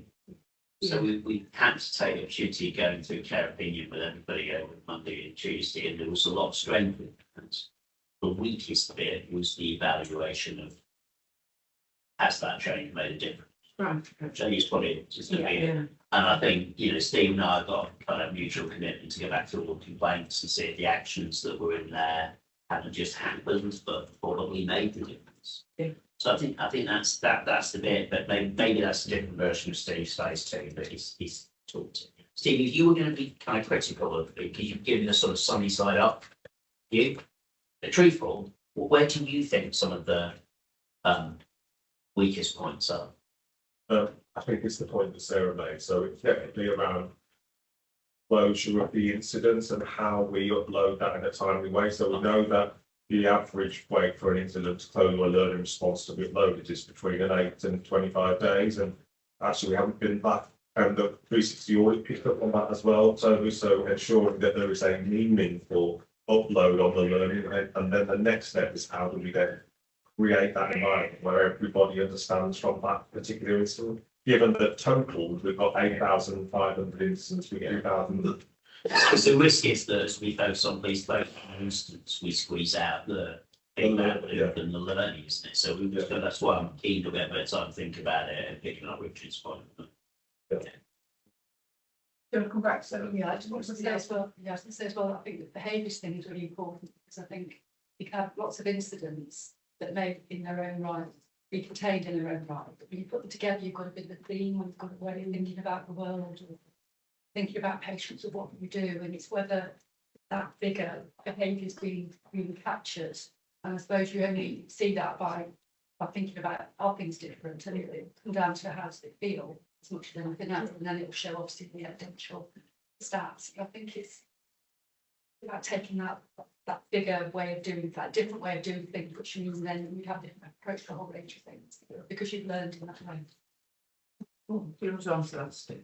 Yeah, I suppose just 2 points in terms of that. I think I don't want to make too much correlation to the SAP survey, but I think the SAP survey does indicate that we're always learning. So I think there is a benchmark within that in terms of as improving as an organisation. And then I think where we've seen targeted focus, so we know that wait time and communication often is the greatest complaint or in care of opinion, or also from a harms perspective. You know, we spoke earlier and we heard from, again, not just Cora because she's in the room, but that kind of waiting well prioritisation of pathway from child to adult waiting and the prioritisation there. And we've seen a significant reduction in those specific areas. So we don't have as many complaints around waiting well. Conversely, people are complaining that they're being seen too quickly, and I'd much rather us have that situation than the kind of continued complaints that we get around the waiting pathway and the communication. On that pathway, the complaints have gone down as well in that area as well. Yes, thank you. Just sorry. It is just to reiterate that point about TAS. You mustn't just be closed because I've got pressure, because I know the time is going up, we've still got to capture everything. And I think there is a risk as we put the squeeze on them to capture that they close them by closing their mind a little bit. We don't want that, we want that curiosity. Thank you. I'm going to take Rachel, Dave, and then Cathy, then we'll come to a conclusion. Rachel. Thank you. So, yeah, echo previous comments, it's a really positive report. It was just a general question around PALs. As I mentioned in here, and I was just interested how involved they are, how we criticise them, and then around the support workers and how they're built in, because there was a really good example of how the support workers and the walk around with the trust and what they're going to provide. How much want some individual? Yeah. Okay, so Um, yes, so people who want to go through PALS, what we encourage is care opinion because it makes it more transparent. So that there is a direction to that, but some people still want to kind of, formally go through a PALS process, although we prefer that that goes to care opinion. And then in terms of peer support workers, with the support of Duke, we've increased the amount of peer support workers on our ward and PFG, and we've created a live dashboard. So as soon as the visit is complete, that gets uploaded and the area and the manager can see what has either been said as positive or good, and then we can remedy it. And the peer support workers, Laura, who's here today as well, similarly provides it's like a patient council where people give feedback and encourage it that way, and that then gets fed on as well. So people whose voices aren't often heard are heard.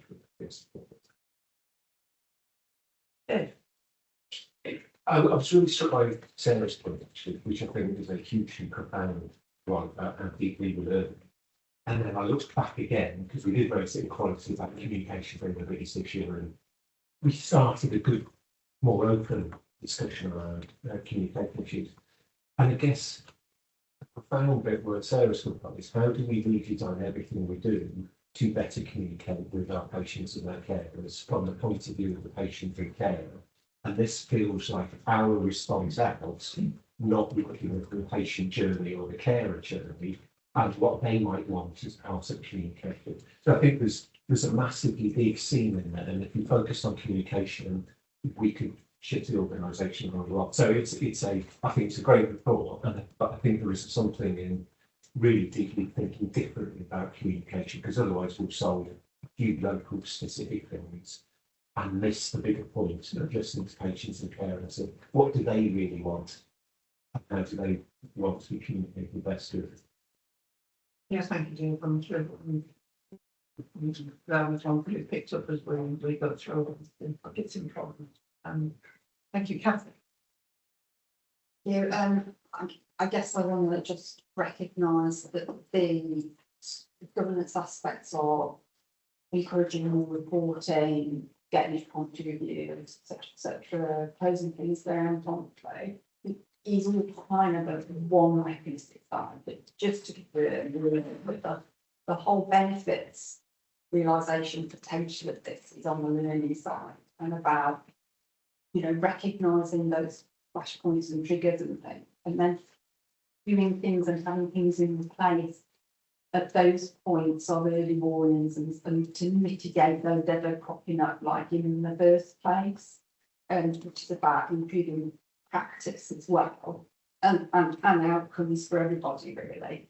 And it's that bit that gives you the virtuous circle in all of this. So I really do recognise how far we come on the governance section, responding and so on, but I'm also interested in that added value bit that then comes along. So just to play into that, because that's where we can start to reduce sort of having to react to things that go wrong as conduct there or whatever it was. We create a little bit more space in our very challenged staff and colleagues work time and things to do. So that bit of the circuit is what I'm looking for. I think it's great to celebrate, and I think it's fair. I'm really just looking at that extra little bit more than sort of you've been talking about. I'm going to reply just with a close, Chair. So I think we see that in the multiple layers. So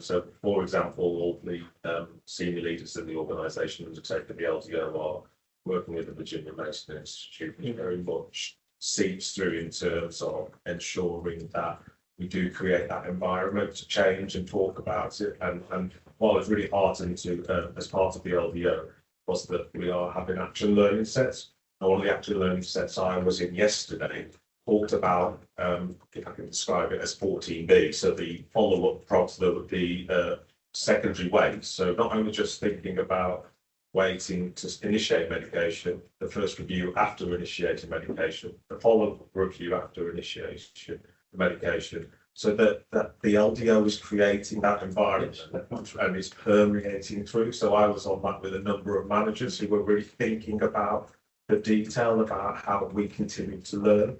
I think the PCERT training helps as part of that. We've got Learning Matters that shares some of that. And of course, despite active bystander being around and framed in a racism perspective, actually, when you think about it, the active bystander is around kind of what you walk past is what you accept, and bystander, so the heart of that is around challenging some of the things that you wouldn't accept, Kathy. So I don't think we've got all of the answers, but I'm trying to share, I think, where we are providing an attempt to make sure that the learning culture kind of continues. I think that demonstrates the thinking, the joined up thinking, I guess is what so I think that's really helpful. Thank you. Thanks, everybody. And thank you to Steve for the report. So could we note the key themes and learning from the trust-wide review of patient safety and experience data, and recognise the progress made in embedding PISA, improving reporting culture and responding to patient feedback? Thank you. And if anybody is still not looking at their opinion, I mean, you don't need a password to get on it or anything else. You just Google their opinion and RDaSH and you can read what people are saying. I get an email every Monday morning with the latest ones, but it is brilliant to just keep up to date that way if anybody is not accessing it. Thank you. Thanks, Steve. And we will move to the closure report, if that is the right word for it, on the HQTC task force. It's called a closure report, but it's the closure of the task force. It's not the closure of the work, and so there is more work to do. And the paper, I'm sure you know, sets out where we're up to and what comes next. So I'm going to go to Jude first, and then to Toby, just to wrap that task force up, and then move us into what comes next. Thank you so much. So if you're right, so we couple of minutes. So I talk to you for a bit. So I want to just quickly cover the method because I think it's important, the output, but also importantly the next steps and sustainability, as well as thinking about how we lay the foundation for diagnostic-led and precision medicine. So I think what's really important to look at this is the method used is really the first big task force that we've had that brings together multi-professionals with a dominant clinical background, both agency with our social care partners in the room, and also people who've experienced predominantly there and influencing. And I think that's been helpful to be able to create the outcomes that we've done. The paper obviously looks at both the quantitative, so you can see where we've put things in place and they are very measurable, but also the qualitative aspects, which we can expand upon outside the meeting for anybody that wants to look at those, everything from things like how people have found the difference in therapeutic activity given, and also the difference in business and time given, all the way through to how people see their care planning and how they're engaged in their treatment.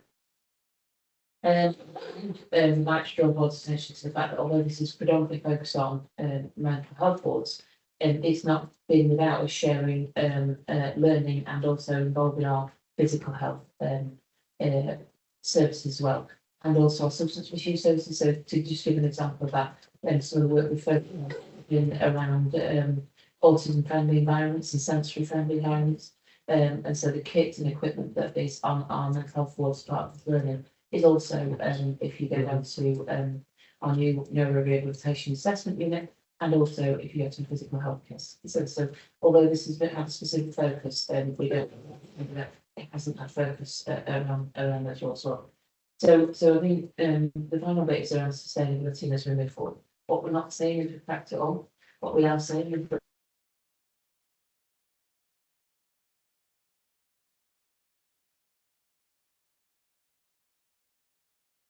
papers this morning and spurred around the potential for resets to old habits. And so it's around that kind of monitoring and sustainability. But equally, and I think probably importantly to draw the board's attention to is we've got a very big focus around linking together our programmes of work and being as evidence-based as we can, whilst we're personalising what we provide to our people. What I mean by this is that putting this kind of rigour into the inpatient environment, which then has things such as assessing people on their needs, but also looking at their diagnosis, looking at the benefits of being on inpatient, as well as the disbenefits that if people are on inpatient for a long time, and also looking at some of the issues around out-of-hours placements and long length of stay, has then helped us put mechanisms in so that we can now look at much more precision-led medicine and diagnostic-led lengths of stay, which doesn't take away from the fact that what we're not trying to do is say take away clinician autonomy or take away the fact that we do get people with multiple diagnoses and we get people with multiple comorbidities, specifically where they've got neurodevelopmental diagnoses which may overshadow the potential feature. But what it does do is enable us to now have a more clear line to think about this and think about it from a multi-professional angle with our people who have experience in the room. I think I don't want to go too much into what that means, but equally, if the board would value some look at that and where it links with outcomes and monitoring, we could do that at a future point. But this is really laid the foundation for us to work with that. But it's a big challenge, and it's a big challenge particularly for our diagnosticians, which are predominantly medics, but also our nurses and our psychologists as well. Yeah, thank you, George. So I just follow on from that, thanks so much, Chief. Now, I think just to emphasise the point about lived experience voice, not just in the work, but also within the task force. And you notice that the follow-on paper about the community work, the notion is that it be co-chaired with community leader or patient. I just want to emphasise how big a change I think the diagnosis length, days length of stay stuff we've described at Para 4.4 is. That the way I would characterise that is over the last 6 months, there's been a very sincere effort by colleagues, Dermot and Jim particularly, to encourage those affected to participate in that process. I think we're moving to a more compelled phase in April, May and June. I think that's the right thing to do because I think we've given people every opportunity to participate. But being blunt, it will lead to conversations about autonomy and interference and so on, which is where the leadership of this is carefully selected. I think it has the potential to make quite a big difference. It is pretty meaningless to look at an IQVR that says working age adult average length of stay across 6 wards and 12 diagnoses. I'm not sure that's a helpful number to even pay attention to. So I think it's a big shift for this board as well. So I think Jim's suggestion of possibly some collective learning to get our heads around that's probably quite helpful. So that was the first thing I want to say. The second thing I want to say is the board's attention is drawn to paragraph 5.1A through F, which are effectively the 6 things, the next step things we're going to do. If you got really interested in this paper and read the whole Annex A, you would appreciate there are lots more things we're going to do. But it's really important that we keep on owning the board scorecard through the College of Psychiatrists accreditation in October. To a further board discussion in November, where I think we should be ambitious about what's got to be achieved between now and then, and through the event in March of next year. So I think there is a clear path forward, and as Jude said, there is an experiment here in not in letting go, but in moving from the task force to a different mode of delivery. MPLT, which is of course an acronym that stands for multi-professional leadership teams at ward level, is a big change for RDaSH. I think it'd be a big change anywhere, but RDaSH is definitely at one end of the ward is run by Doris, who's the ward manager, who's a nurse. And when you sit with Doris and talk about how she sees her job, she really sees her job as managing the nurses on the ward, the patients on the ward, and then possibly the general collective endeavour. And that's not unreasonable because we haven't given Doris any scope to do anything other. And what this does is to change that and formalise it. And there's a training programme that Steve and Colleen have masterminded that will sit to support that. So that's a big change, Gab. You promised I'd tackle Glenn's questions. Glenn's questions were, are all inpatient wards now having 2 o'clock in the afternoon MDTs? And have we worked out what we're going to do in terms of care planning for patients for whom dialogue plus would not be the appropriate model? Predominantly a conversation about patients potentially with dementia. So the answer to the first question is the last ward that hasn't got TPM typical starts on Monday. But I think there are probably 3 or 4 wards where it's quite flaky, to use a technical term, i.e.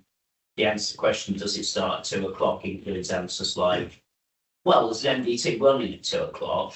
Yeah, did it start at 2 o'clock? Well, it started at 11 o'clock, and it's still, yeah. So we just need, I'm not being flippant, we need to kind of work through it. And the reason this is so important is we can't organise our community clinicians and others to play into MDTs if they're constantly moving around what time they're going to start and how they're going to be organised. You know, one of which bounces many legacies to us will be properly installed technology for the MDTs from the end of April. So and it seems like a real, you know, almost as pedantic as where people sit around the board table, but not quite. But it is actually quite an important thing for us to get sort of specifically right. The question about other care plans is Steve and others have the first 2 weeks of April to conclude that process. So then you asked a question about when will it start? I think the honest answer to that is May and June. So what that would mean in practice, we'd be looking at the Annex B that was circulated last night and seeing 100%.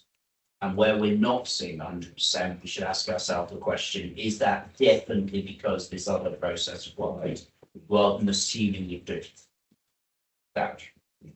So questions for any of us. Well, I think one of the things that really resonates with me is this idea that everybody has a diagnosis. You know, right at the beginning, and you know what your loved one or their loved one's like, you're going to be from nothing worse than just being stuck on the wall and there's no idea why something. So I understand this to have that within 14 days. There are lots of people who think it should be faster, and that's lovely. If we go faster, what we'll get is I've got to fill in the diagnosis box. Yeah. So I filled it. It's a bit like we've said, we have an expected date of discharge within 5 days. You might think, goodness me, surely it should be 48 hours. You go 48 hours in our context, people will just put in any date they can think of. Yeah. So we need to, I think there's a bit of thought that's gone behind. There is a bit of thought, and that's the difficulties of some of the diagnosis first, different problems. So we need to do physical health testing. Absolutely. It takes a little bit of a while, and equally sometimes the and that's so the thing that's set in the setting, the actual setting exacerbates some of this presentation, so that you get a very typical picture of them, particularly if you've got confusion and people aren't in normal oriented surroundings. So I absolutely agree with you, Kathy. It's very important to know what's wrong and therefore how long it will take to better. It's just that some of the things we have to. And it's a long time ago since we're in this place, but everyone, but that perception of a mental health ward is somewhere where people just go and live. And don't hold them there for a long time. That's it, we have to recognise we do have some people that. No, but we know why, don't we? As opposed to, well, we'll just pop people on here and stay there for a long time. Not when Rich. Some real caution in terms of applying the diagnostic label and then changing your diagnosis further down the line. As GPs would probably agree, we get discharges that will say schizoaffective disorder, and then turns out it's something else down the line. We get heart attack.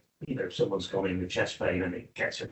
And coders at the GP end will often not be clinicians, and it's very easy to miss. And then there's massive implications for the patient in terms of insurance. Yes, or anything else. So it's just being aware of it. Yeah. So if I can just answer that, the internal system will look at, if you looked at something like acute stress reactions and initial, and then it moved into something which was say psychosis or something like the discharge letter would only have the diagnostic to stop that. That's crucial. Yeah, That's quite. So we're talking about running a system whereby 14 days we know your diagnosis, at least on a working basis, and we have established the discharge dates. And then we try and manage that. That's absolutely crucial. Sarah? Yeah, and I was really pleased to see this update, and I think the fact that it's taking as long as it is, and it's going to take a long time, just shows more maturity really in understanding the complexity of it, because it's a big thing we're trying to do. But the other thing I just wanted to give my support to is that thinking away when people do multidisciplinary things, whether it's science, whether it's what often happens is that there'll be a task, a project, something people are trying to do, and the experts will come along, do their bit and go back again. Whereas this strikes me as more of interdisciplinary working, you know, where you're owning the entire thing. Yeah. And I think what we've done is to design something so that that enables people to work multi-professionally, but in that owning the, whether it's the patient or the way it all works. And I think just, you know, feeling the water in terms of other people being perhaps responsible for some of the diagnostics, it's weight to that to me that you've designed something which means it's just not dependent on one individual and others can do their bit and go along. So I think it really shows that I think we're thinking a different way of design to allow this therapeutic approach to work effectively. Really appreciate you saying that, and we have all planned things that I wouldn't say that.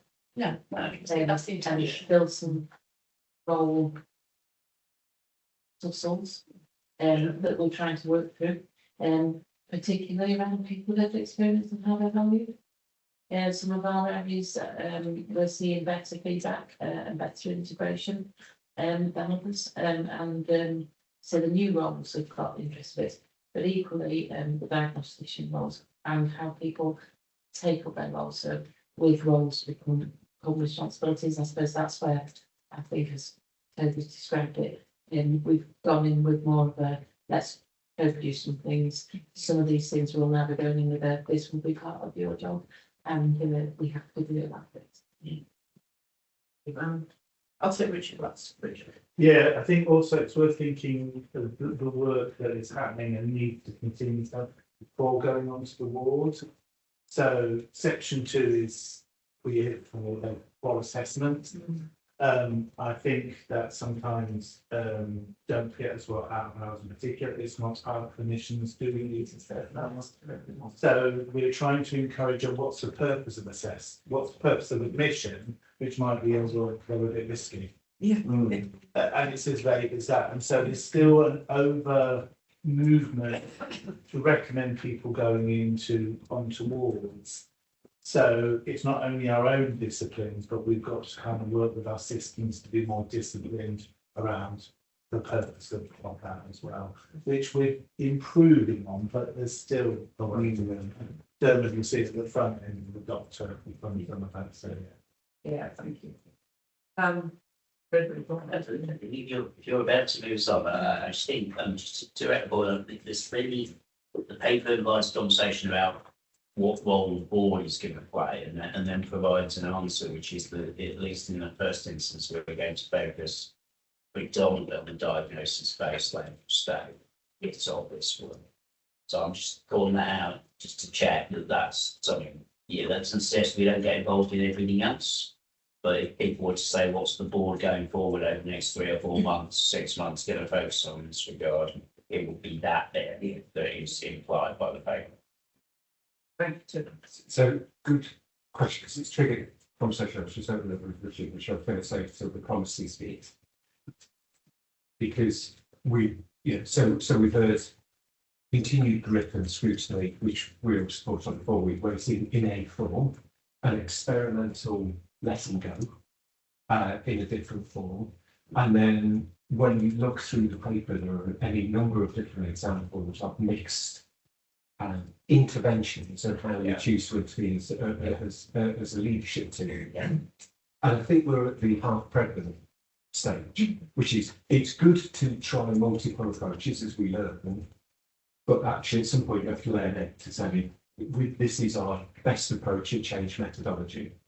And so I think there's a bigger question behind what you're saying, Toby. What should the board be involved in? It's perhaps not the detail follows through and everything, but it's a, how are we embedding things and how good are we at really embedding things? I'd love us to be more curious about as a collective. I say, I wouldn't want us to.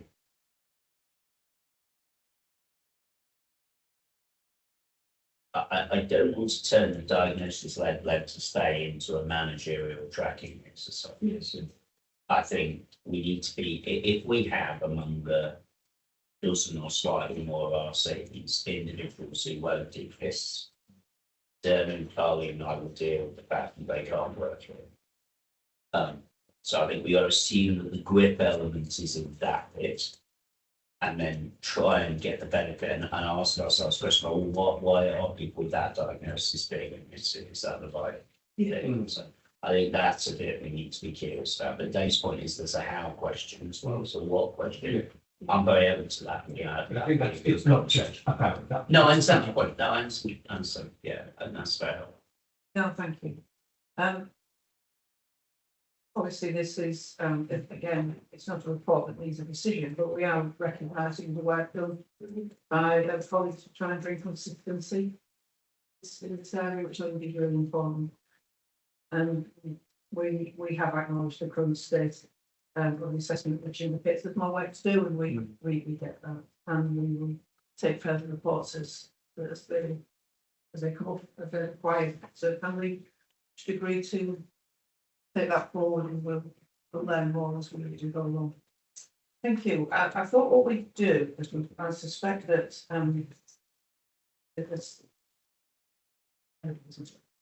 that Joss will be arriving to do the staff story fairly soon. If we take the item 18 on workplace violence and then perhaps slip the next text on community mental health services report through immediate afterwards, then we can take the staff storage, the following which should do it for one possible. So if we can workplace violence and aggression, you read this with because there was such a miss. Yeah, so I know it's a topic that concerns us all a lot. We concern the NHS a lot. But it's about how we support colleagues through this, and absolutely that we don't accept that this is business as usual for staff that work in mental health or in community or indeed anywhere else. So it's about that support and how we respond. I'll hand it to Steve. Gotcha. And I want to deliver this in the context and the seriousness of people being assaulted. So I don't say this to be provocative, but I do give this example to be impactful. So if you think about everybody sat at this in this board as the inner circle, and then everybody else who participating to observe as the outer circle. In the last 24 to 48 hours, everybody on the outer circle would have been assaulted.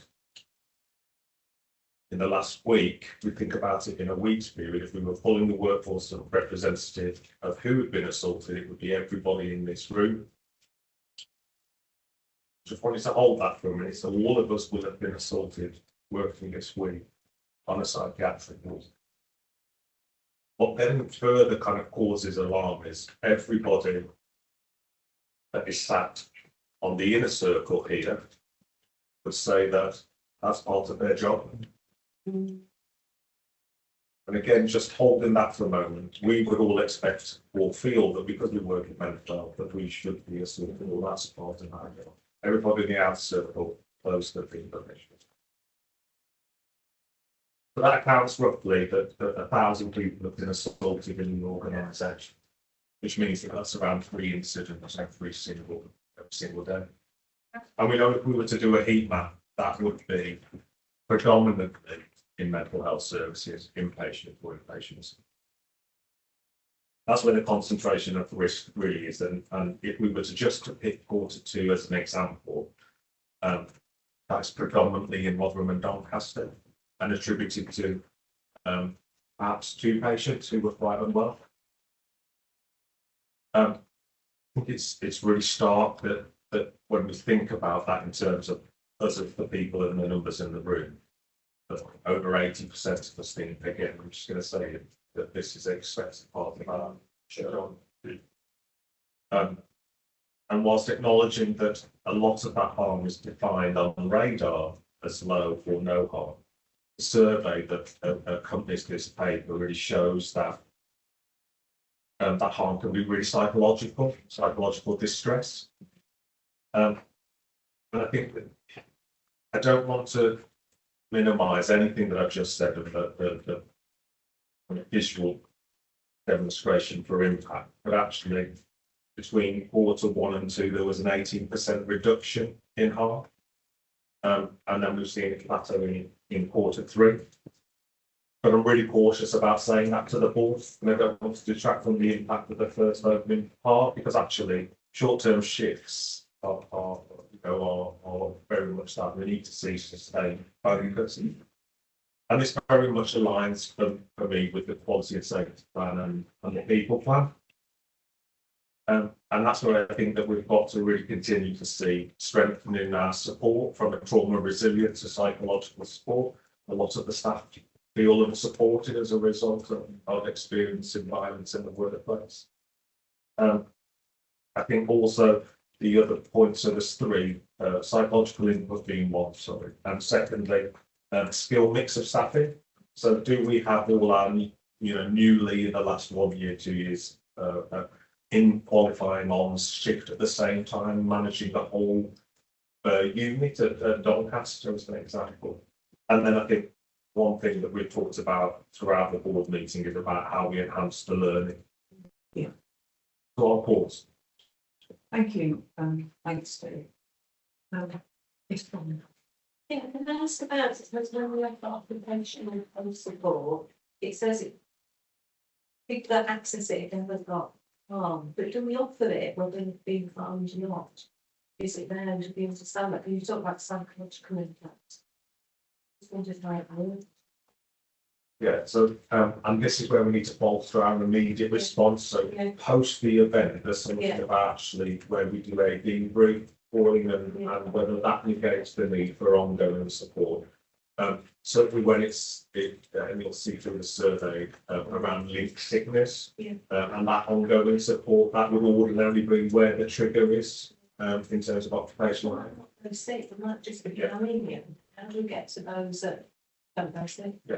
And Dr. Bales will comment on that, offering a trim service and various other elements. So can we just hold that? Right, I've got lots of hands up. I think I'm taking this in the time I saw from you, see what you mean. So I've got Jude, Carleen, Rummet, Dermot, Rachel, Kathy. Yeah, so I'm only 2 questions because of what you said, if that's all right. So I think we've got to be very, very careful not to pathologise being assaulted. It is okay to be hurt and it's okay to be angry when you're assaulted. So we don't, and I know we're not saying that fully, but we don't want to refer everybody that's been assaulted to occupational health, otherwise it says they've got a problem. Yeah, there's the situation. It's what's in it. Yeah, it's things what it's one of the other one. Yeah, it's so the always is that this shouldn't be tolerated. So therefore, absolutely. We do hot debrief. That is not psychological debrief, because that is very much cautioned against in the evidence-based previously. But it's a debrief around what happened in the situation and what needs to be immediate learning for that space and across. Then the cold debrief when the emotions have gone down, we talked about. There's then something we call post-incident analysis, PIR, which is sending information around to people. That is a psychologically informed model that's gathering a lot of evidence around distortion. It's developed by our trauma mitigation service, and that is where people can talk as a collective. It's often a collective experience. It's not often that you've been hit. You might have been hit, but that person stood over there, and what did that person do? And so it's something we need to talk about as a collective. So everybody gets those things. Those people then that may be poorly as part of that physically or mentally have other options of support, and there is all of those there. But no matter whether you are physically hurt or psychologically hurt, you get those things that I'm talking about, and that's what's important. We as a trust commit to that. Yeah, that was helps them understand it better. And I suppose not to answer here, but there is something, I guess, Steve, around how we address some of the psychological safety for those who have normalised it, because we know that's where the under-reporting comes from. And just to let the board know, it's not necessarily adult care this happens, it's more in older people's learning disabilities where people say, well, they can't help it. But actually, people can help it. But our biggest violence and aggression is happening in our lives.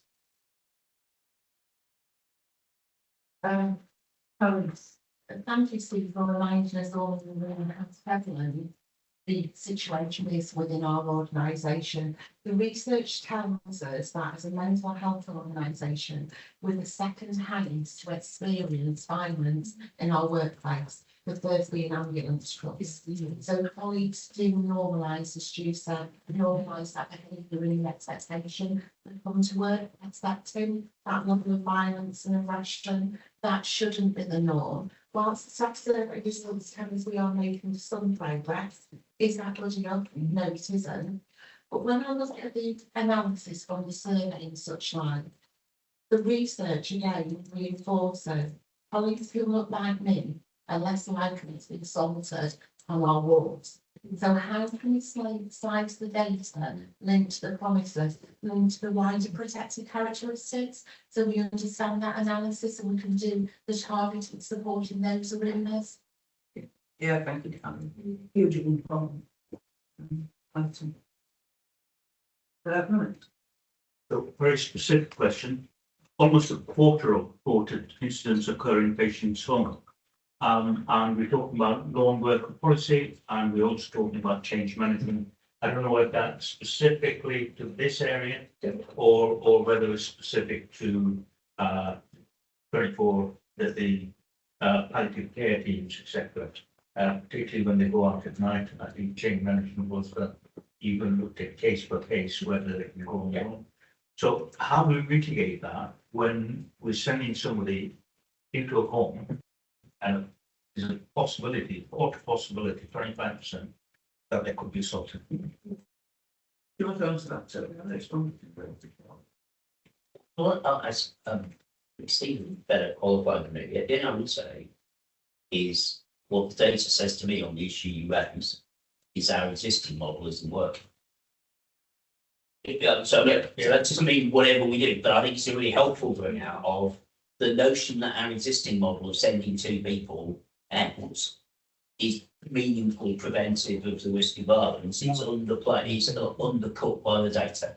So I think it gives us a basis to test the use of the alternative technologies and approaches that Steve and the RCN have been talking about, and Cora and her team have been thinking about. I'm not trying to dodge your question, but I think it's really helpful. Do you want to comment, Steve? Yeah, absolutely. Yeah. So often what we know from those assaults are that they are often in the day. And they will apply predominantly to, for example, Cora and the team of physical health, particularly if somebody is dressing a wound or providing intensive care, and as Jude said, the older person may then subsequently lash out or assault the member of staff. That said, we have been undertaking a piece of work with particularly physical health, and there is a number of things that we are supporting Cora and the team with around lone working devices. So we've just recently placed an order for another 200 lone working devices because we know that they are not rolled out throughout the organisation as wide a scale as we should have done. And Toby's point is absolutely right. So we know that by doubling up or having two visits, it doesn't reduce the risk of violence. In some situations, it can aggravate it as well, particularly in mental health. So there's a real balance of that and two sides of that coin, I suppose, Romy.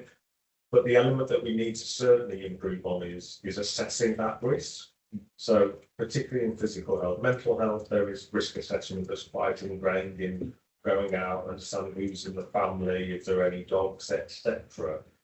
We are now rolling that out in physical health, particularly lens that the overnight unplanned service. But just to reiterate that, because you mentioned that service, there are 3 members of staff on shift in the night, so there is the ability to do what may be described as a double-handed visit in terms of moving and handling. It's not that people are doing only home visits. Yes, thank you. I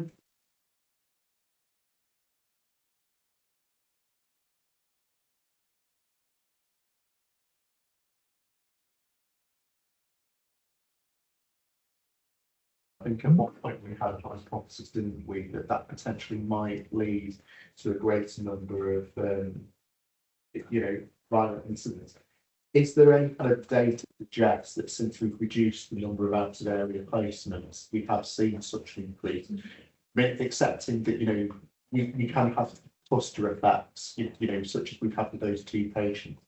Does the data bear that out, do you think, at all? I don't think it does. I don't think it does. I don't think that is indicated in the report. As we say, Q1, we saw an increase, Q3 at a plateau. But again, just hesitation in terms of interpreting that as an improvement. Yeah, thank you. Rachel. Yeah, thank you. And just thank you for the way you've made us think about this. That was really insightful, Steve and Carly. Just a couple of questions and comments really was around. First one was in terms of the support that we provide, and is there any more that we need to do? I know Pauline answered the question and you explained you, but is there any other support that's needed? Second point is around as a board, how do we constantly reinforce what obviously Jude just told us happens, that everybody working with our staff says that this is not acceptable. So what more can we do as a board?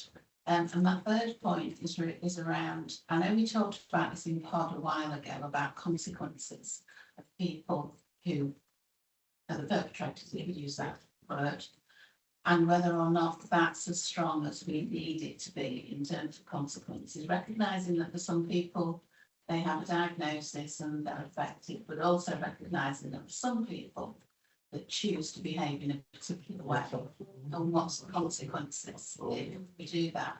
And then just and apologies if it sounds a bit strange, but where we were discussing about people saying there's no harm, does the form mean you have to tick that, or could we actually take off no harm as an outcome? Because we're all, most of us I think are saying that if, for instance, you've been racially abused, there is some harm. You might not feel it at the time, but there is some harm, definitely, or any type of abuse, not just racial abuse.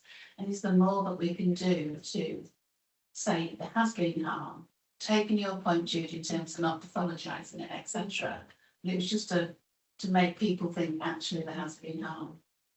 And therefore, as a board, we want to support you. Yeah, thank you. So 4 points there, obviously. Thank you, Rachel. I'll finish up, Steve, and then we can come back. You seem to me, Cathy. You might want to speak. Right, okay, thank you. So sorry. Hello, said a really good paper on probably the most important issues we face, and I guess it makes 4 recommendations. The good recommendations. I guess Steve, I just welcome some thoughts, maybe outside the room afterwards, we can think about how would we know how we're getting on with those 4 things. Now, I guess ultimately that's by rerunning some of the analysis, but I would be quite keen to have a sort of input, understanding of these things, because I think staff are really cynical about this area of work. They're really cynical of board saying this is terrible, it shouldn't happen, and just think, what are you on about? So I'd be keen on that. I've got a tiny little supplementary comment, which I'd like us to just have a think about the household or family members of people who are affected by violence and what our offer is to those people. Appreciate we can't become everybody's, that it's quite difficult to send your loved one into harm's way and feel the employer's not, they're still getting thumped. So I think something for us to think about where our obligation extends to those people. But my main question for Steve's list of questions is this: the 4 recommendations. What's the go forward on those, and how will we know? Could I just build on Tony's point? Staff saying we want more. Staff not just mix. They want security presence. They want bodies where the risks are and the personal allowance. And they don't feel that they've got the support. So it's actually bigger than the recommendations And I just wonder why. Well, it's in the video, it's the recommendations disagree with what the staff say. Yeah, and to your point of the staff cynicism, we need to listen deeply and respond to those who want to set that, I guess. If I could just add to it, Steve, before we come back, we will be pushing. And we will do stuff with this in ambulance, because somebody said in one place that's worse than ambulance. And the levels of PTSD and frontline ambulance crews is huge, which leads to a level of suicide in male paramedics, which is a very member of the NHS staff. And I wonder whether there is some work that we can learn from ambulance and whether it's worth talking to them. Particular that around where it happens, where you get a little bit of time to decompress. And the team leader or whoever is there gives you that time, go and have a cup of tea or whatever it is that you're not expected to just carry on regardless. That you do get that bit of time, that the use of the team taking some time to discuss what's happened and support each other, which is important. But it's, I mean, ambulance is well aware that psychological harm, which shows in levels of PTSD from line crews, is incredibly debilitating. And I know the report says so, but I just didn't want to leave it where it's not always about being hurt, although I've seen far too many staff hospitalised in food. But yeah, I just wonder whether there's anything we can learn together with ambulance about what they've done over the past, I think about 10 years, really, that they've. Yes, should we? One of the things that I've been interested in, the staff who are being helped, and the patient, how their behaviour is with their own families. So that's restoring justice. So the court have been by patient. Yeah. But if I can then talk to their family and say, no, you can speak, you can say the same thing. But that might go to some way of actually, addressing the issue. You won't get it completely. But then it's about we said earlier on that sometimes the choice. But if that person can freely show that then something more needs to be done, not a lot. But if it's purely a mental health issue, then family members could actually come and talk to the. I mean, I've been ages as an ambulance chair, hoping to put frontline staff in staffers and being told by very senior paramedics that wasn't the answer, that they didn't want paramedics looking like, stormtroopers, and it wasn't the answer. Paramedics are trained when they go into a house to indeed look where their exit lines are. And there's something around this, but conversation for It's interesting, isn't it? We've got papers where we've got staff's ideas of what would work. We've then spent probably 10 minutes suggesting our ideas of what would work. And we've got the recommendations. Yeah. I'm not saying set aside all our ideas. No. But I it's interesting, we got, if we're rejecting the staff's ideas, which is why I said that, let's be clear whether we are and why we are, and let's be really clear whether these recommendations then are the right ones. Yeah. That makes sense. Steve, bring back now. I must bring it to a close because we've got people with. Well, It's well where she is. I've had a nice chat with her. She's real happy. She was happy before I chat. No, I'm grateful for board hearing, and I think, the time that we spent represents and reflects that. Again, I'll repeat it, if we were to consider the amounts of people who have been assaulted this week already, it would be everybody sat in this room. But that really hones in and focuses on why this is so important. And that everybody in the inner circle would think that was a part of your job, which is really not acceptable. So thinking about that, I really think it's multimodal, Chair. So I think it brings the quality and safety plan and the people plan and the learning plan together. I don't think there are 4 recommendations that resolve that. I didn't construct this paper in an attempt to try and fix it. I think it's worth just being mindful that there are a number of factors that we are working Two, and perhaps what I've heard in building the narrative that perhaps conclude is, we know that the RRI training compliance is going down. And we need to make sure that that is a factor within it in terms of de-escalation. We spoke about Leo and some of the contentious issues about it nationally, but actually there is a assuring feature of Leo being within a patient's room, not only for the patient, but also for the staff as well, post-delivery. So just reminding people of that. Often people will say the cure to this is more staff.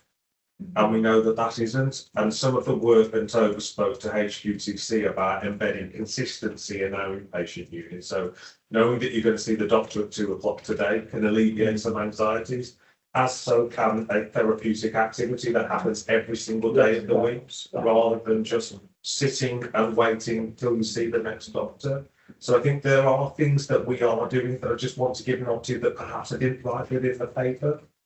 And then I think in the community, we would, again, not to labour the point around a 4-week wait, but actually your anxiety and the quickness in being seen can also alleviate sometimes the way that people interact with services in confidence. So I accept Toby's point and Dave's point around actually, are these the right 4 recommendations? I'll be guided by board on perhaps how do we then take this forward to ensure that they are, or these are the So right. do you think they're the right recommendations? Having heard from everybody, I think there's some work to do on them. Can we then perhaps in the recommendations are that we note the current state of workplace violence, which we do, I think we're all voted on that. Consider the impacts on staff wellbeing, certainly from that. Recognise progress made, because there is some state and we need to recognise that progress is being made. And then the last one is to agree the proposed recommendations, and if we just expand that perhaps in saying that whilst we agree that the recommendations in this paper are part of the solution, that there is further work to do on other matters that might be useful. I don't know what the word is. Well, can you see that next time, Steve? I mean, if you want some, because I get the sense you want some reflective time, that's really helpful. Perhaps if we had that as an agenda item next time. That's okay. Yeah, that would do, thank you. Yeah. Chair, I've just got permission, sorry. I think rightly, just partly to its chorus here, I think as well. We've really focused on mental health, understandably, but we have physical health wards where there's agitated elderly. We've got community nurses going out at night, and we've also got occasional in children's services. So I know we've really spent a lot of time focusing on mental health, which is absolutely right. But just to make sure that as a board. No, absolutely. Yeah, that there is much more to it than what a perceived issue of people who are in mental health crisis. Absolutely. I was just wondering about recommendation 6.1, given the discussions we've had and the notion that it shouldn't be an expectation that the people are assaulted. Do staff know that? Because it strikes me that if they have got an expectation of 0 to 12 weeks, bearing in mind you've got different security, they might take the recommendations in slightly differently. So they might risk assess things differently. They think something might happen, but actually if their expectation is that it doesn't.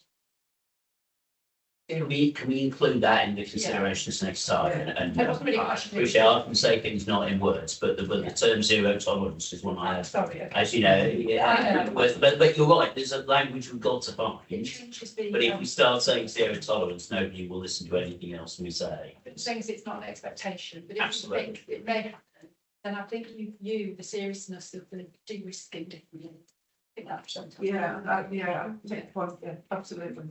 So thank you, everybody, because this is, so it's not only us that's tackling it, it's everybody in the NHS. You hear reports every day. It needs stuff, it's not for you. But for us, we are responsible for those matters within our reports. Whether it's community or acute within our what we do. So thank you, we'll bring it forward. Thank you, Steve, it's important. We'll slip to the agenda item 19 first thing after lunch. So we now have staff story. Welcome, Jess. Hi, welcome, Jess. Yes, it is. And Jess is a social worker, and I've got a bottle of so. Social work is one. Dave's got some socks that we buy.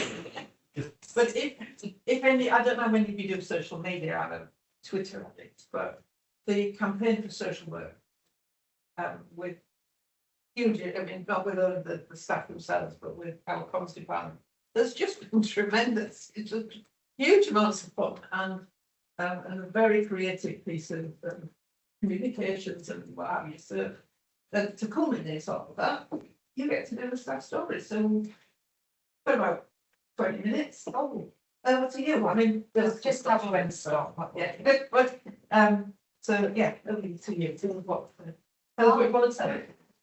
It wasn't expecting for so many people to be here. I started in RDaSH in October 2006 as a newly qualified social worker. I left in 2021. I had been working in the community as a care coordinator. Yes. Then social workers pulled away, local authority social workers went to do the Care Act assessments. I was always held. I then went to Rockwood, which is medium secure hospital, which falls under Nottinghamshire. I managed 5 years and then came back again.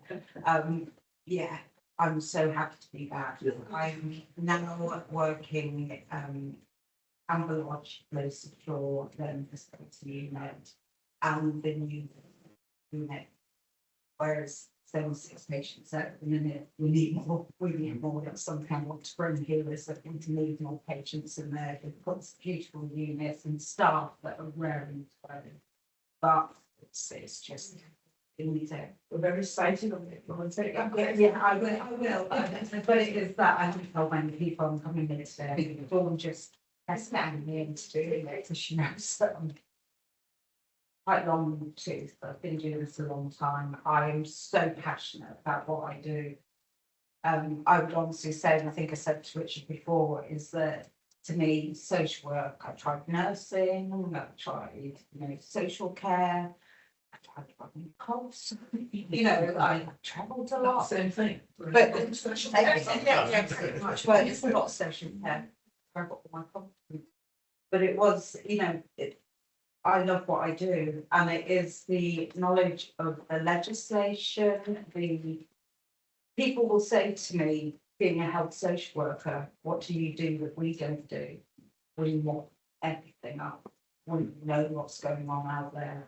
We know what's right and what's wrong, and how to manage families and how important they are. And they don't I did a ecosystem thing with one of my patients on Amber the other day, and he has no family contact at all.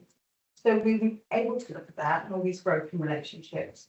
On the other side, he has all these social contacts that he's met in various groups and various voluntary organisations and stuff that outnumber and outweigh any of that blood stuff.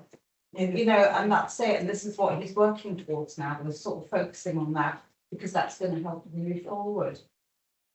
I think we do mop up social work at the minute. I think, sort of having Dawn on side is brilliant because there is that support. I still think we're sort of that, people still now say to me, what do you do? And it's that tribunal, immigration, anything at all.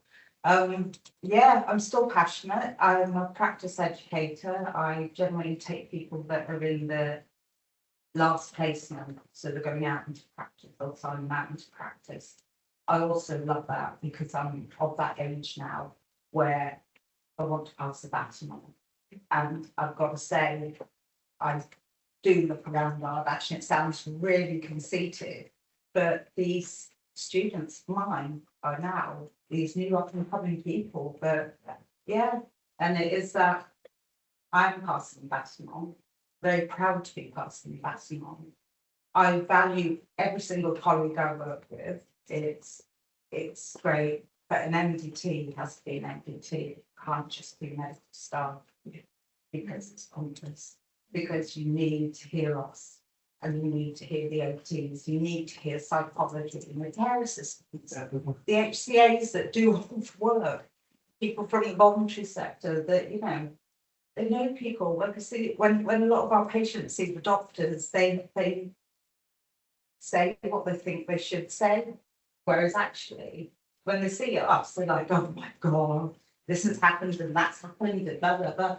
But it is that, I think we're quite lucky with Dr. Masood on Amber is that he does spend his time on the board. He gets to know our guys and they are, you know, sort of, they really value him.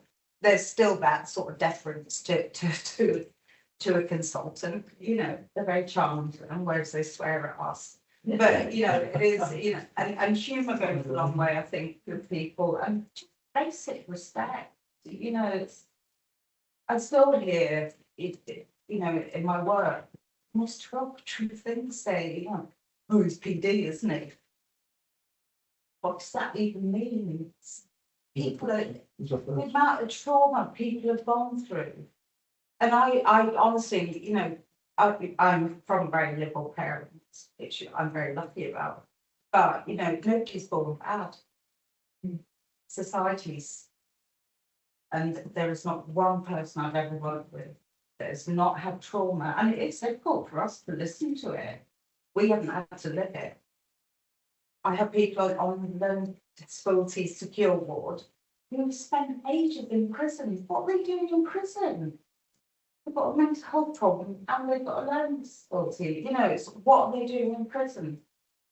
Working at Wathwood, even medium secure. Those guys. And then they get gate fever because they have to go back out into a society that's just constantly letting them down. We need to embrace PFG. We need to embrace lots of different things because it is, you know, I sit in tribunals with judges and the judges are great, but then you get your doctors like, yeah, get your degree, come on, evidence. And it is that these people aren't well and they've had a really crappy end of the stick in life. So there you go. I'm quite passionate. You may be able to tell. Which one you are. Thank you, Joss. I mean, just to hear that, you know, that people, nobody has gone back. You're absolutely right. I seriously don't believe that people have gone back. But life deals some people horrendous sort of turns, and not everybody's resilient as everybody else. I think, you know, you are different, and some of us, you know. Some people amaze you though. Yeah. Well, some people are just like, oh my gosh, you know, you've responded so well to all your treatment, and we were told that you wouldn't. Yeah. Yes, So by the powers that be, it's like, well, they maybe weren't talking to you in the right way because people react when they talk. They don't like people. Absolutely. Don't like anyone else. Questions? Anybody want to say anything? Dave, Denver. Yeah. So firstly, I admire you for what you do and how you come across, because you've really lifted my mood. So thank you for what you do. It was just the kind of comment that you said, echoed with my recent experiences of ill parents, not in Ireland, I have to say, but almost the medic manages the condition and other people around manage the human being. And that's not offensive, I hope, to any medical, but there's a degree of focus on the condition, not seeing the human being up in front of you. And then there was always a hint in your voice of, are you being really listened to as much as we should do? And if not, what can we as a trust do better to listen to those voices about humanity? I think the DSM, you know, the diagnostic tools are great, but actually, and I've always specialised in psychosis because psychosis, you know, but it is that I would listen to the other professionals or the other people that were involved in that person, embrace the knowledge of carers, and it doesn't necessarily mean the nearest relative. It means people that actually truly care and truly know that person and you know, have their trust. Because those people can share a lot with you, but you know, maybe that education isn't going to share. But You know. what we can do. I think there's always going to be more that we can do, you know, compared to when I started 20 years ago. Oh, yeah, it's moved forward, but I had a caseload of 9. You know, it was that, and I saw them a couple of times a week. That was a beautiful time, you know, but actually now it is crisis management, a lot of it, but also it's how we crisis manage as well. I've got Dermot, Richard and Jill, that wasn't it? Dermot. Thanks for the story. I won't take any offence being a doctor. It's great to kind of hear the passion, great kind of all the work that's kind of going into kind of Phoenix and Amber as well. You know, I've heard great things kind of work doing. My clinical roles in Doncaster, so I've heard on the grapevine some of the work. So just to thank you for that. Also, kind of really interested about kind of your experience of kind of being able to kind of develop kind of staff and, you know, people kind of following you in that development. We recently just had kind of our NHS England education feedback, and, you know, lots of the feedback was really positive. I think one of the things that we were criticised for was actually that sometimes the medic side of teaching is not linked up with the kind of the multi-professional side of things, which I think probably kind of speaks to kind of what you were talking about. I suppose just reflect on the fact you've had some experience kind of in other trusts, you know, such as Not Healthcare. You know, do you think there's anything that, you know, we're doing better in RDaSH, or do you think, you know, are there things that we can learn from neighbouring trusts from your experience? I can only compare it to Moss, and that's why I came back. I didn't have that hypothesis, but you never know.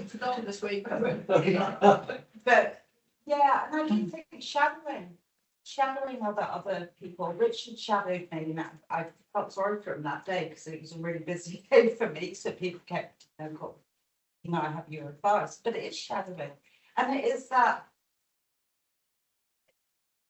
Dr. Masood, and I'm sure he won't mind me saying this, is that he's having, because he's only just got a social worker and OT and a psychologist on the ward, and he's having to relinquish a lot of control to us because he was doing everything. Yeah. And also, but then I'm having to unpick what he has done and what he has, but with that shadowing, so you actually see what we all do. It's, you know, it's, we all have our specialisms, but together we work as a whole, and it is that, and it is listening to us as well. It's, we do, some of us come with a raft of knowledge, you know, a lot of people more so than me. I've never been a man, you know, so no, it's not me. But it is that, yeah, shadow. Yeah, Richard. Yeah, thank you. And I really, it was good to see it busy. It was good to see if you could come up to. I think as a board, it's so in Jude's team, you know, we've got Dawn and there's the recent investment in the adult league, which is really important because I still think in health, if I be blunt, social workers are still seen as a sort of support worker type role, and or they do the social caring bit. And I think that your point is how does social work be seen as an integral part of an MDT? And I have got an email literally this week where it's slightly been played out about, I would agree about the values nursing, and Steve and I and Julie go, hang on, it's not an either and all. So we are still very strongly in medical environment and medical model. So I still think the NHS is trying to understand where social workers are an integral part of MDTs and what they do and don't bring mainly. So powerful advocates are what we need. We need the leadership from Jude's team and the leaders. And I think Steve's messages of, well, nursing is really important, but actually it's the wider bit. So I think as a board, we still got to push on this a little bit more. I don't want to be naive and go as to all that being relative. It's not. I really do, but people don't know who Dawn is. People keep talking about her. She's the head of social work, and she is a small force to be reckoned with. The way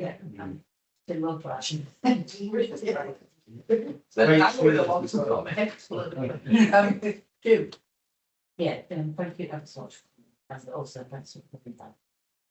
Really, mobile values a lot. Value one profession doesn't devalue the others, might make that from you. But sometimes that can play out when we're doing business cases, sometimes that can play out when we're presenting. And there's a very big place for diagnostics and medics, and it's not a role that non-medics can take on. Yeah. But equally, defining what you do, it's really hard when you are the glue, because you are.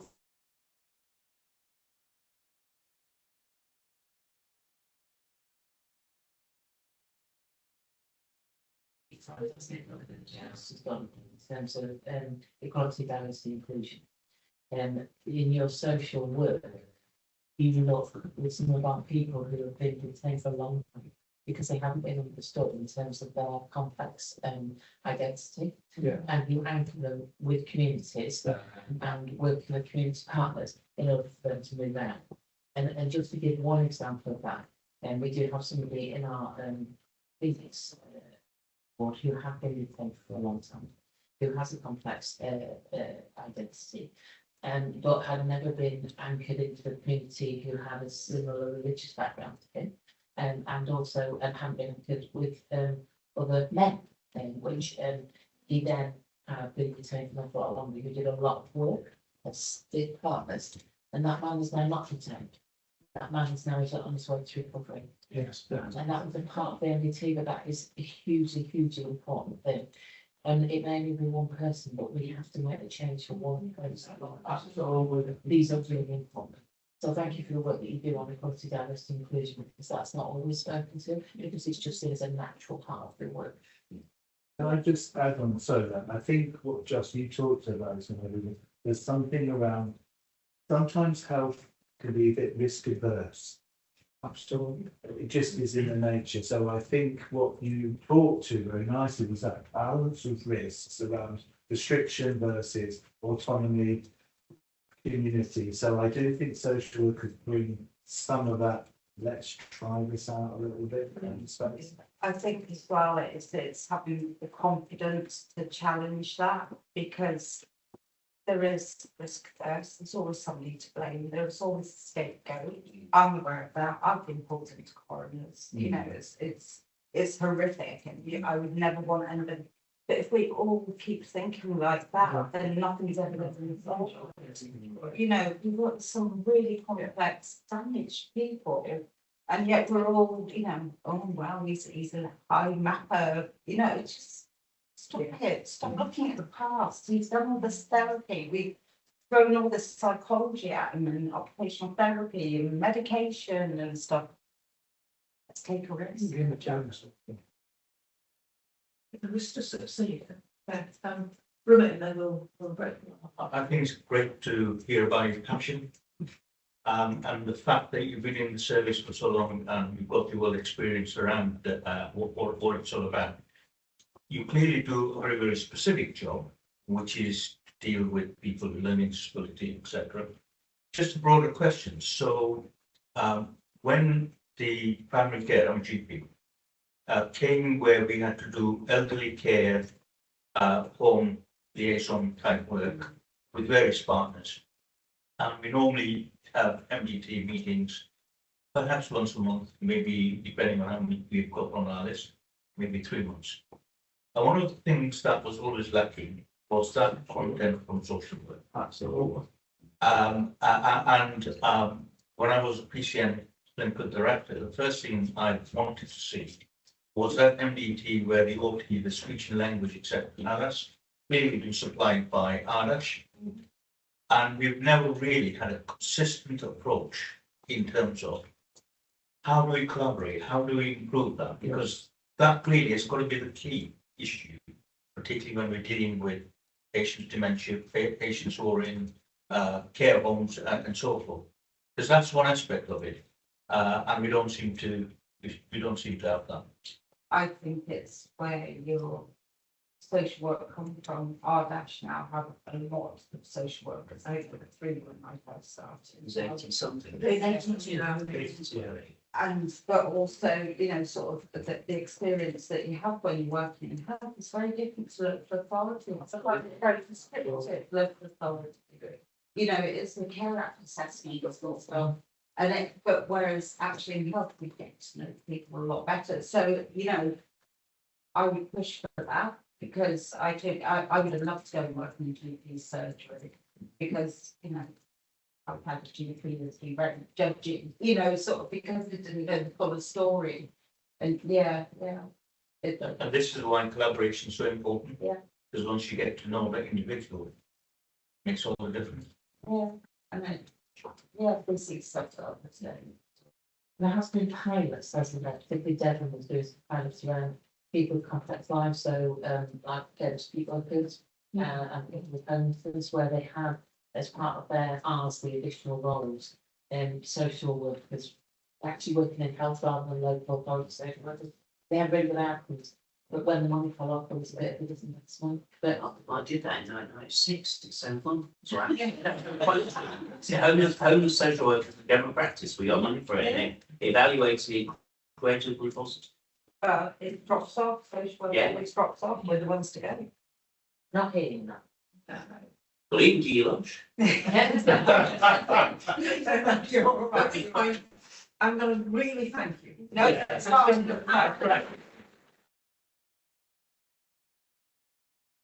Please give our best to your colleagues and at the end of survey, it's really important. We will break for lunch. Can you take half an hour and we'll catch up everything this afternoon? No, everybody.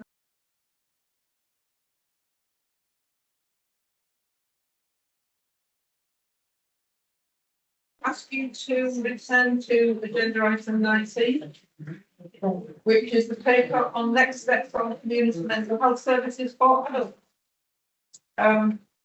We've discussed it before, and we're giving the time out. So, Kirby, I think. Yeah. But key messages, what else should we focus on? That's for the So each worth highlighting that what Pay makes clear is that the level of risk and complexity involved in this item is significantly more than the HPTC paper about inpatients that we spoke to earlier on. And as you recall from the discussion in September, there is probably more to do in terms of getting from where we are to where we want to be. So what the paper doesn't do is re-rehearse that material. It assumes that people are familiar with the September 25 paper. But what it describes under the section where community HQTC is where what we're going to do over the next little while to begin to mobilise a fairly contributory participatory and patient-involved CPHT arrangement. It then sets out that we continue to have our significant problems with our care planning arrangements. And the numbers, I was going to say numbers don't lie, the numbers often move around, but the kind of numbers they contain that paragraph 3.2 are not encouraging. We need to be in a place where people who started care plans, started treatment, have got their care plans, and if that ideally that is through Dialogue Plus. And you can see there that institutionally our coverage of that parameter is modest, being about half. So we've got quite a lot of work to do. I think that towards the back end of the paper, it talks about outflow from caseloads, and I think as we heard when we were discussing diversity, obviously we think about in an inpatient context, that tends to be less focused on, but is really, really important. On what basis people are going to leave caseloads or are going to leave being under our care is something we need to do some fairly consistent work on. One of the things that was true in the org change paper we'll talk about later is the potential for us to raise caseloads through changes in scheme, but to find ourselves arriving at a place where because people are not leaving caseload and have been on caseload for a very long time, those caseloads become unsustainable. I think this is new for the board.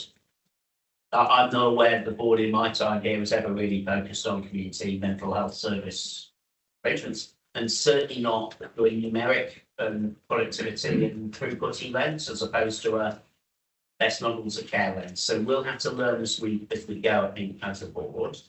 And equally, it is new for the teams themselves. If you were to talk to some of our team leaders and you said to them, how good's the care and how compliant are you? They would almost certainly quote back to you their level of accreditation or their compliance with an external regulatory input measure. If you said, tell me about your caseloads, tell me about missed appointments, tell me about disengagement, there would be an impressionistic and word-based answer. So you may think that Annex A, which simply lists a series of items that we're going to routinely provide to our staff, is the most basic of management interventions for a complex problem. But you do need to start somewhere, and I think we will get some significant improvements, not a resolution, but some significant improvements from simply giving our leaders the information and inviting them to operate to a set of parameters that they've maybe never been given. There is a very direct crossover between this paper and the work that Iona and Richard describe in the annex to the organisational change paper, because by and large, the teams that are affected in this paper are also affected by organisational change. But I didn't want to sort of frighten, but as I said in September, I think it's quite important we're clear that the existing arrangements don't obviously pass an it's okay test. And I suppose the final thing I'll say, now we've got everybody back and I've done what I've had a so is clearly in April, we'll all be scrutinising lots of CQC, are we good enough assessments if people remember that discussion from Steve's very good paper in January. I suppose when we look at the 3 community directorates and they all say we're pretty good or good, it will be worth asking yourself a question, well, if that's true, how's this paper true as well? If that makes sense. And the answer to that lies in the slight insight gap about what constitutes good enough. So we've got some work to do. Positive thing, of course, if we go back to 4 weeks, go back 9 months, none of our CMHTs were going to get there. All of our CMHTs felt it was impossible to do, and they have managed to reorganise themselves, a lot of help, to get to a point where they're doing it. So I'd be optimistic we can get there, but I just think it's important to understand that on the evidence of have we got a decent care plan and are we consistently following it, it's not obvious to me, or I suspect the one executive, that that is totally consistently true. So I'm going to leave it there really, and the paper is there for people's reflections as we set off on a journey, which hopefully is reasonably clearly described. Thank you. I hate reminding that at least one serious item adrift from the times on the agenda, so we will be efficient. But any questions to the on this one? It is the beginning of something, is this? So you're not going to get all the answers this afternoon. Yeah. I think it's great because it tells where we're going to go, and it doesn't need yet any precision on the outcome yet. Okay. But would you envisage at all, so the inclusion of an enabling stream within that of high quality doable jobs? So as we look about what we want from the service at the same time, and how do these become really doable, attractive jobs, to do it at the same time rather than as an afterthought, I think could be really powerful in getting that belief and confidence up as we make them. So you're not retrofitting something, you do it alongside, just as a consideration. Do you want me to take a few questions, Catherine, and come back to Ms. Arrow? Yeah. Yes, Jude. And as Dave said, it's really, really helpful paper. A lot of it really assists dependency, and there's a lot of difference between the South Yorkshire space and the North initiatives. If there's anything we need to do. Two good questions. If we can keep going with questions, it'll give me time to think of what to come with the answers. So that's a good question. Steve? Yes, please. So thanks, I suppose the paper highlights that there's official plans that we don't identify any new funding for mental health neighbourhood teams. And with us kind of really strengthening our approach and adopting a no wrong door. I suppose how do we then centralise thresholds and use new routing approaches? Thank you. I'll finish it off and then we will finish off. But I think it is about how the board has going to decide to going forward. I think it's an important thing that we minute this afternoon. What are we going to, where we go from here from a board point of view? If that's the last one, that question would be useful to hear from other people on, but there may be well people are thinking about it. If I try and go at the three very good questions, I think it's a really interesting take that having had the experience of trying to HQT, I think trying to think with teams about what would make their job doable would be a very valuable thing to engage in. I think we can have a thought about how we might resource that, that conversation.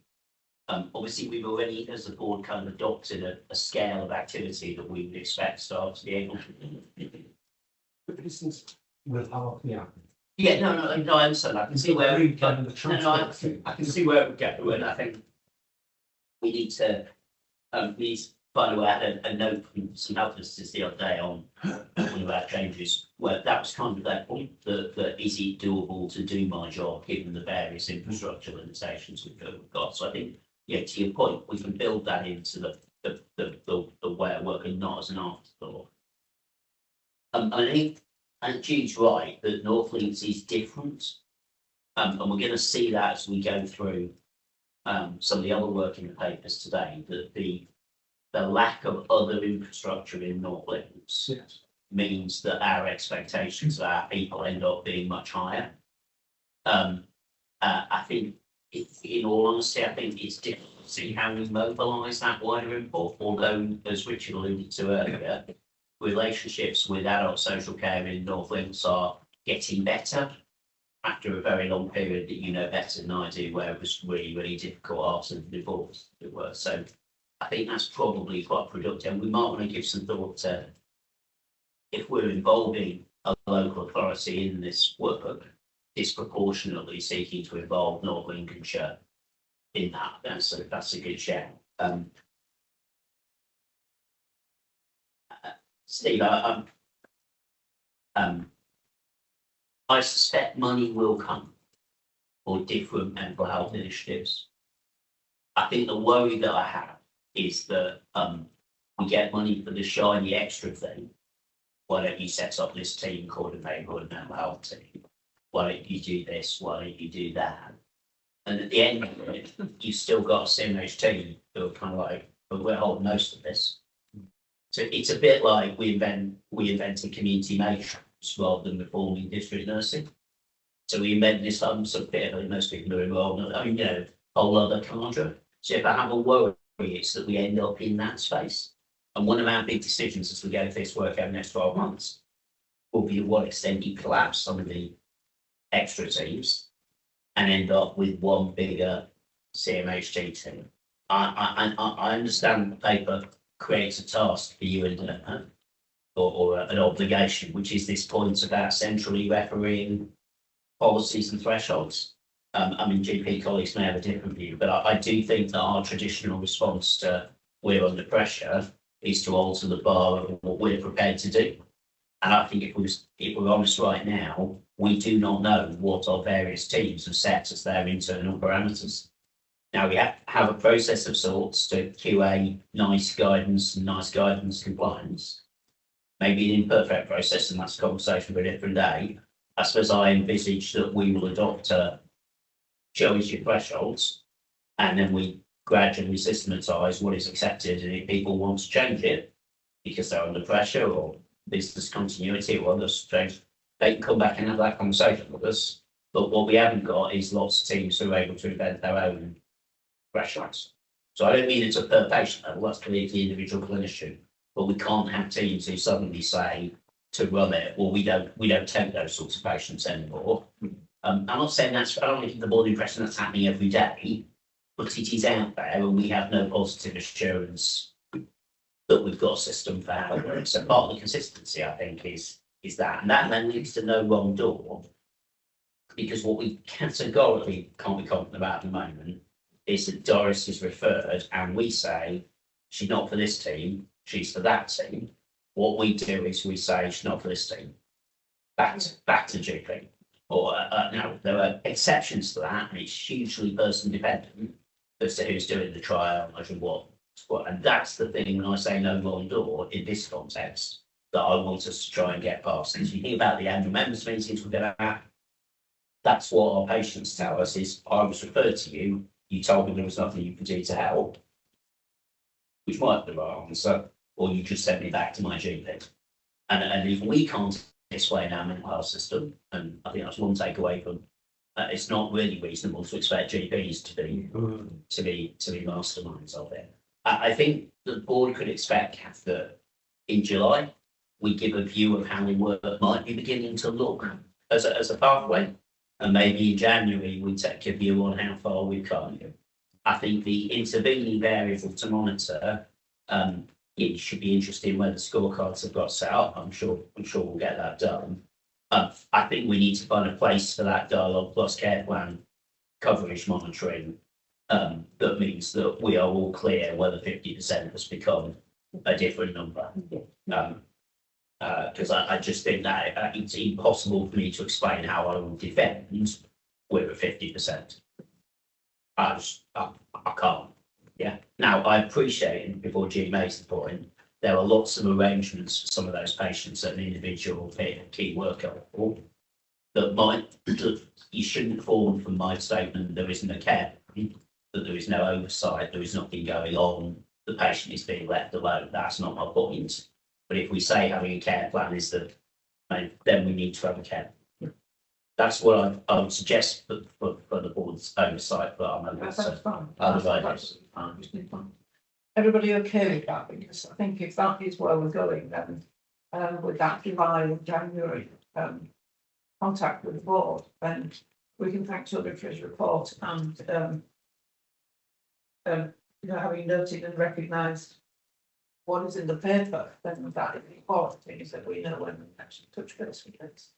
So can we agree with that? That work has already started.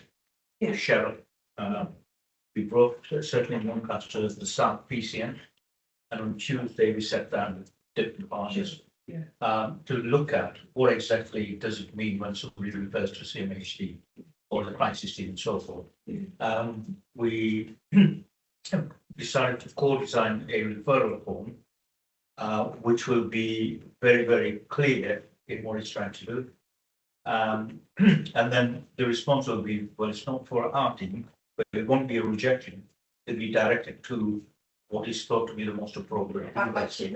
And hopefully that will cut down the time that sleep spent. Because Doncaster South has a noticeably higher rejection rate than other PCNs in Doncaster, which is why that piece of work was started there. We don't know why, nobody's sort of there, but it is noticeable that it is somewhat larger.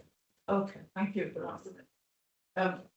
So with that knowledge in front of us, we'll touch base with us in July then and then take a bigger look in January. Yeah, thank you.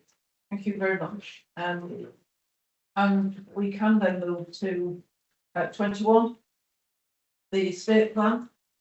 We'll be here all afternoon, Simon, so we will be. But we did a lot of this in the time. Yeah. So if you could just, we've done the board survey, so we manage that. Can you take us through the 6 recommendations and then we'll take questions? Okay. Yeah. So in terms of that, Chair, if you give me 5 minutes to go through the 6, recognising that the colleague will have read the paper and about the board development session. So it remains very exciting time. It is. It is. I think the first point, just to be absolutely clear on, is the board is being asked to take this as a suitable paper to proceed to the full business case in July. but also recognise and agree that the energy options business case, which I'll call it, will be a separate one that will follow in May. Yeah, okay. So May for the energy business case and then July for the estate master plan. The key, and again, I'm conscious people have seen a lot of this, is that we grouped the estate plan into the 4 areas: the North Links, Doncaster, Tickhill Road and Rotherham. And I think the one to recognise is, well, Tickhill Road plan, there's a lot of people in the paper and we've had the development session. The initial key focus is Rotherham. Yeah, because that helps unlock a lot of the potential moves and changes to support Tickhill Road. So the initial focus will be on Rotherham, which will include 2 or 3 areas. One, progressing the Riverside option, which will potentially give us the equivalent to Elizabeth Water and Waterdale in our other 2 areas. But I think importantly, and again, it's hopefully for the board to support as we go forward, is across all of the sites, whilst we will talk about Rotherham and Tickhill Road, is to maintain the neighbourhood locations. So that will involve particularly starting with Rotherham, exiting some of the current buildings appropriately and making sure we've got the appropriate relocation plans, but a real focus during April and May on Rotherham, which hopefully colleagues support. In terms of Tickhill Road itself, again, I'm not going to go through all of it. The key next steps are to agree what I'll call the footprint. Again, colleagues remember the red line around the site, and start deep, full engagement around clinical and operational colleagues. Sure. Yeah. To make sure that then when we talk about the full business case, which we'll see at the back of the pack, it will be a big document. But to get there, we can't be having changes to the footprint or take the frailty centre every week. We've got to have the engagement, agree it to enable us to do the full business case. Change control will be critical in terms of the ongoing governance, but it's really the board to support that next step of, I think it's in effect deep engagement, but then a decision. Section 7, which is about, it gives an overview of the financials, but ultimately asking that the detail, the scrutiny goes to FDE in April, June, and I'll be maybe speaking out. If we need additional ones, then I think we will need to have those. Sure, Pauline, we'll be able to. Prior to the board. But the one thing to pull out in there is, whilst we're talking about the state, absolutely in this paper, I think board colleagues, and you'll see in section 2, the huge amount of work that Richard and his colleagues have done on digital, and what we described as the U-shaped curve, with significant investment in year 1, slowing down in years 2 and 3, and then coming back in years 4. And hopefully what comes out of the paper is the alignment to the estate plan as well. It's not been done in isolation, but the financials are in there for the questions. And finally, again, it's in the paper and it's been realistic, transparent candidate. We haven't got the capability or capacity to do this on our own. Yes, so we will need support to do the objectives that are described in 8.5 of the paper. That's subject to the meeting today. I will already have some sort of soft conversations with colleague organisations to bring that support in within the next 4 weeks.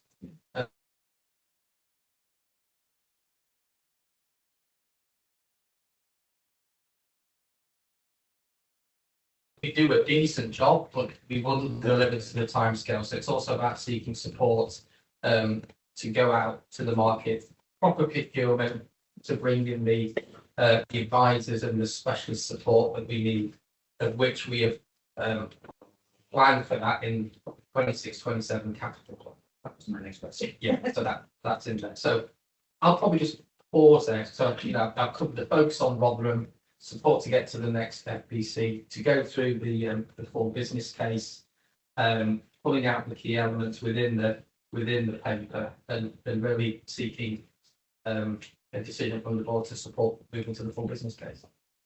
I mean, this isn't an afternoon to be discussing the intricacies of the designs, particularly which is the one that's really interesting for most of us.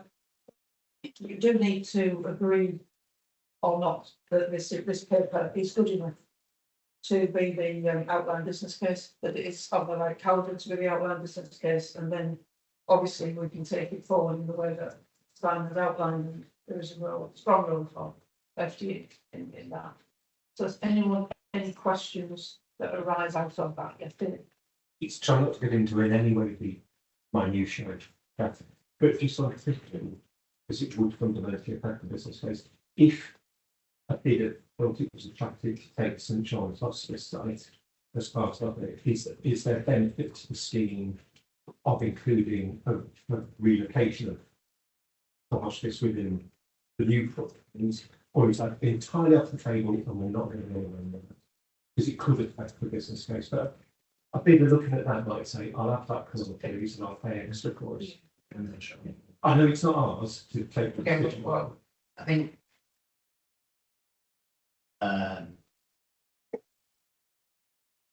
we're going to decide to dispose of a lot of land. We're not going to decide how it's used. We're then going to retain a piece of land, not all of which we will use. So you're absolutely right, there is the potential for subsequent developments. And if a developer was to say, I'll take everything, then in the subsequent phase at 2030, I'll take the corner as well. I think that's then an economic question. There would be physical space within the retained site to accommodate hospice. But I do think that the hospice is a well-loved landmark, in addition to its other qualities, which is why we have carved it out. I know there are people within the hospice who would like to have additional space sort of put next to them in case they ever want to grow. I would be quite resistant to that idea, if I'm honest. So I think it's a long-winded yes to your question, Dave, that it's a possible extra thing down track. But I think that, once you get a partner on board who's buying it, there may be all sorts of adjustments that you want to make. Thank you, David. Thank you. So, two things. First one kind of follows on in a sense from what Dave was asking, but I think I'm hearing that there is, in terms of what we're retaining, there is still some space for potential future development. We're not yet. So what I want to just add is that, and I think I raised it previously, but I suppose we're not that far down the track yet, but when we are, will we be designing for future-proof services and, demand and flexibility and best practice and everything else? Or are we sort of doing a like for like as is sort of fine? I know it's only like this is the intention, but I think it's my experience is it's always really important to plan the clinical service and service design as future proof as possible. That's all I suppose I'm flagging up, and I think it'd be useful to not here, but to have that like literally built in down as clearly what we're building. I'm sure we will. I'm sure it's articulated, but I don't kind of see that in it. So I'll just come back to this let me know if you want to. Yeah, so page 142 of the pack graphically does show where there are potential for future homes buildings if we need to link to the comment that Toby also had about the hospice. So there's still space for that. And then in terms of the future proofing, for me that's part of the agreement. So I'm going to make a number, if we plan to do something for 40 beds and we're already at 40 beds, I would expect a lot of challenge to say, hang on a minute, how does that play through? So that's part of the operational political engagement, both within RDaSH and potentially with stakeholders. I know Cora, Ben Allen held a session probably a couple of weeks ago on exactly this point to understand how that can play through. Brilliant, yeah, that's great. And the second part is that when it comes to the business case, will you cover sort of best case, worst case scenarios for time and money? Yeah, so within the which I didn't send across the draft blank 33-page document, but within there's absolutely that both options appraisal, but also within then the preferred option, what the upside and downside scenarios are in there. So that will be in there, as will be risks, benefits, etc. Brilliant, thank you, Sam. Devon. I suppose it's building on Cabby's point. We've essentially kind of got the digital plan, which is kind of like new shades kind of curve, and then like the estate plan's an end one, isn't it? You know, so they kind of average out. I suppose that there is kind of volatility in kind of pricing, isn't there? You know, if we look at kind of computer prices at the moment, because of the all the money that's going to AI, they're incredibly expensive at present. So in terms of, you know, pounds per kind of ounce of computing power, we're probably getting kind of poor value relatively at the moment. Whereas kind of I would predict, say in a year's time, potentially, if the market kind of blows out a bit, it'd be cheaper. But obviously we're kind of front loading our, you know, IT purchasing, which potentially might mean that we're kind of buying kind of at the top of the market.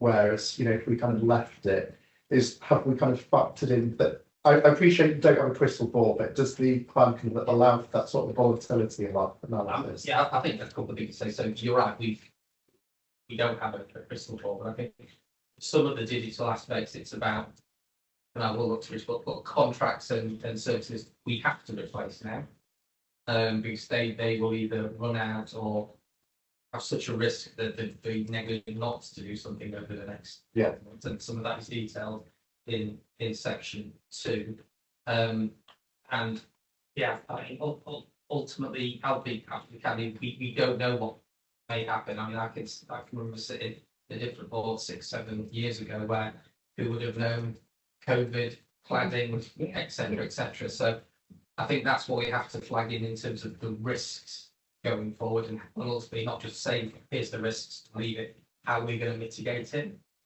Absolutely. Start to that. Yeah, so really helpful comments. Thanks, Simon, and good question there.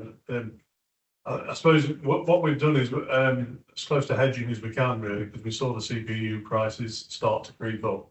At the time, we were able to submit a very chunky capital bid in the last couple of months. So we were successful to tune about 860k. So we've bought this year an additional 500 devices. So that gives us some flexibility to sit and wait a little bit. Obviously, we have to go spend it at a certain time, but you know, for next year, we've probably got a thick end of 10 months before we have to jump and buy more. So hopefully that gives us a little bit of a cushion. And then I think secondly, just sort of echoing Simon's point, when we've looked at the digital aspects in here, I mean, started your predecessor is that we started sort of 6-9 months ago looking at kind of 5-year replacement cycle. There's some of the replacements that we know have to happen, and we took an approach as for each one to the time that can happen before, can't happen after, and then overlaid that on what we suspected would be the availability of capital in the U shape because of the changes to the built environment. So that's the kind of approach we've taken to try and make sure that we're looking at the best fit affordability on both those aspects. Thank you, Richard. If we're going into discussions with clinicians on tenants' requirements, I want to better words, probably make sure that they have got some.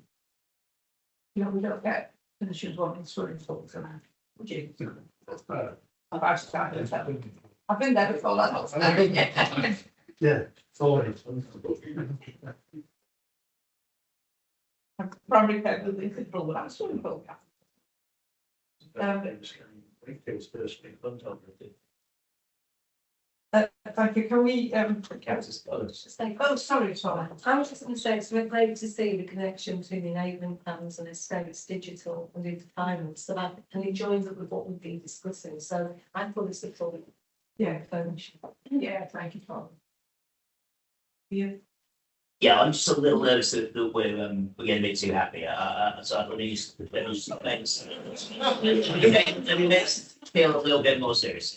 So a little bit more. I mean, you know, let's be clear about this. So the board needs to be satisfied that the IT money provided for is sufficient to do the job.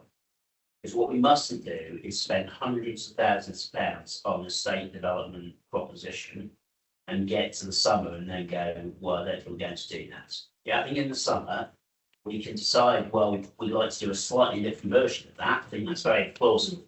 But I don't think you can A, spend the money and B, involve a lot of clinicians' time and then say, actually, we're not for this. So I think, and the IT thing is crucial. I think the energy thing is a dependency. I think, Simon, we need to push you on the advisory element, whether you really have got the skills in place to get this sorted out. Recognising that any FBC will have to demonstrate at the very least an option appraisal of the preferred case versus other stuff.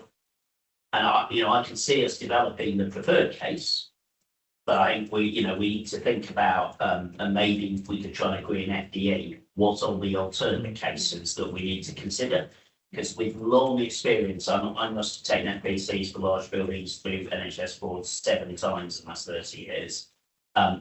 I don't want to get into an FBC stage and have somebody trying to invent an option in the room that we haven't had a chance to look at.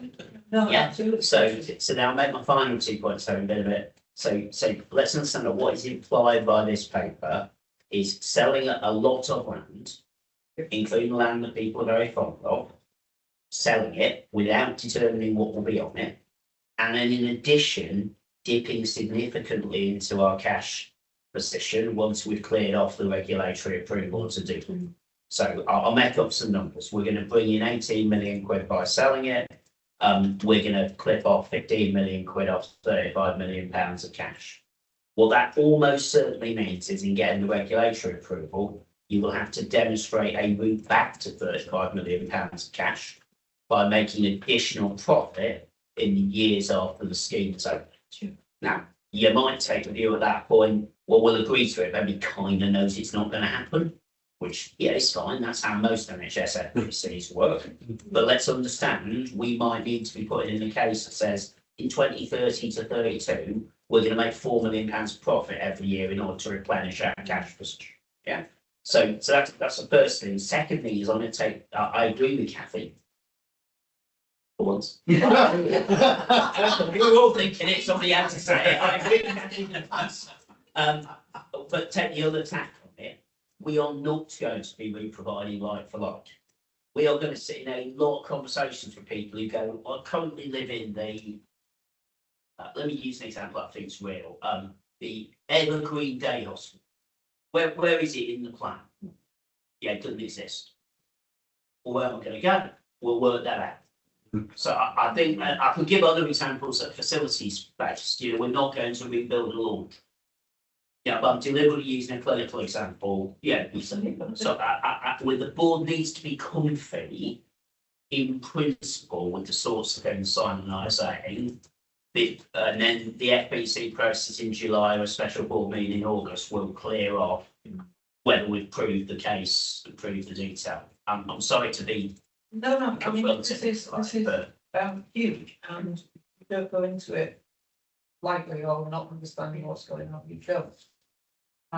Jude, I am going to have to bring you to some conclusions because we're going to be till midnight, but Jude.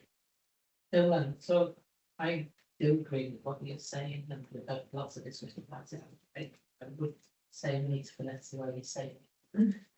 And that is said with total respect. But the other way I'd say what you just said is in order to future-proof our clinical care and ensure that it's improved for the patients and the carers and the communities we serve. If we don't do this, there are limited number of options, and therefore the loyalty we have to something that is a building is then surpassed by the need for a good healthcare system or accessible and what we've got. Yeah. So I don't disagree, but I do think the narrative has to have that.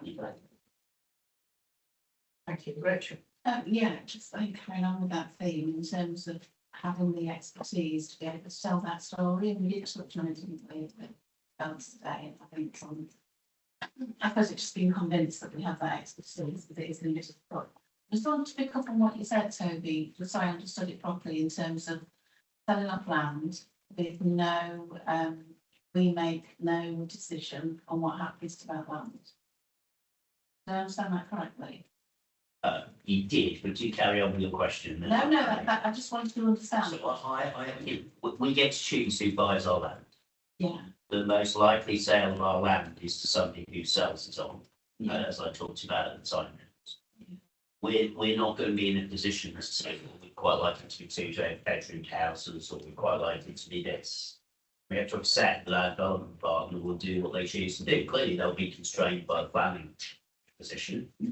But we need to focus our design appetite on the bit we're going to retain. Because I think what won't work as a construct with a partner is to say, well, we won't, remember what we'd be trying to do. We're going to sell you the land. We then like to lease it back to us for a period of time so we can carry on using it. And then at the end of it, my view, we say you can do what you choose. The alternative narrative of, and at the end of all that, we'd still like us saying what you're doing. I think makes us, it may be where the ball wants to go, but I think it makes us very unattractive. I mean, it's not an unsaleable piece of land. We've had quite a lot of interest in such conversations, but we're not in the middle of a property bubble in the East End of London kind of thing. Do you know what I mean? You know that, Rachel. So we are going to need to demonstrate that we're a good partner as well as that we've got a lot of land. And I think that's our competitive advantage, that we can be a good partner. We've got good relationships with the council to potentially smooth through some of the planning issues, but I think it definitely is, we'd likely to do this in these bits. So, and yeah, I agree with you, and I deliberately put it in a different setting. But I think in this room, we need to be crystal clear what we're faced with. I'm assuming the land is designated for anything. Sorry? I'm assuming the land isn't. In the searches we've done, there are actually no restrictions on the land relevant to this. The council is designated for anything. No, but the council's in the council's city plan, the land we're wanting to build on, their plan says build houses. So that's good news in the sense that they accept it can be built on. Yeah. So that I don't think the redesignation that will represent it. Likewise, I don't think the council's going to will it to be a derelict hospital, not being built up. I'm sure that the building over the park land at the top of the site will attract a certain amount of attention. Yeah. But on the other hand, that would be for the developer to sort out. No, absolutely. So if I should take a different tack on, the positives of what I described in the nicest possible ways, that's not us, it's over to them. And most developers I've worked with over the years doing this kind of thing, we're good at that kind of work. Yeah, absolutely. They're probably better at that kind of work than we are. They have whole departments who do it, so our sense is that that might not be as bad as it sounds when you say it the way I've chosen to say it. Thank you. I'm giving up to them, I think. Richard. So I'm more on the cautious side, I think, with some of this. So just 2 points. Thinking about the digital element of it, I think it's very easy to get drawn to the bright and shiny. I get drawn very easily. Realising the benefits of it is often very slow within our trusts and other trusts. So I don't want us to get sort of too caught up with we're going to realise the potential of it that quickly. I'd also, I don't want to speak out of turn, but I don't feel we currently have the capabilities in our estates team to lead such a big. No, I was thinking this can get well gone. Yeah, so it's an opportunity. Yeah, so in reverse, absolutely agree. Yeah. Which is why in the paper talks about bringing in the right advisors for a number of areas, because we haven't got the capacity or the capability. Yeah. So absolutely right. And one of my tasks after this is to make sure we've got the both capacity and capability to deliver this, because you're spot on. In terms of the digital bit, a lot of the, not a lot, some of the schemes that we've got in for next year will be shiny new, but they're replacing what we've already got. But I do think you make a good point about what a lot of trusts aren't very good at is then capturing the benefits of it. I think that's something we still will have to do for the estate FBC, but as a general principle, I think we've got to get better at doing that. Whether it's productivity, whether it's real savings, whether it's improvements to patient care, it's how we capture that. But I think it's a fair challenge.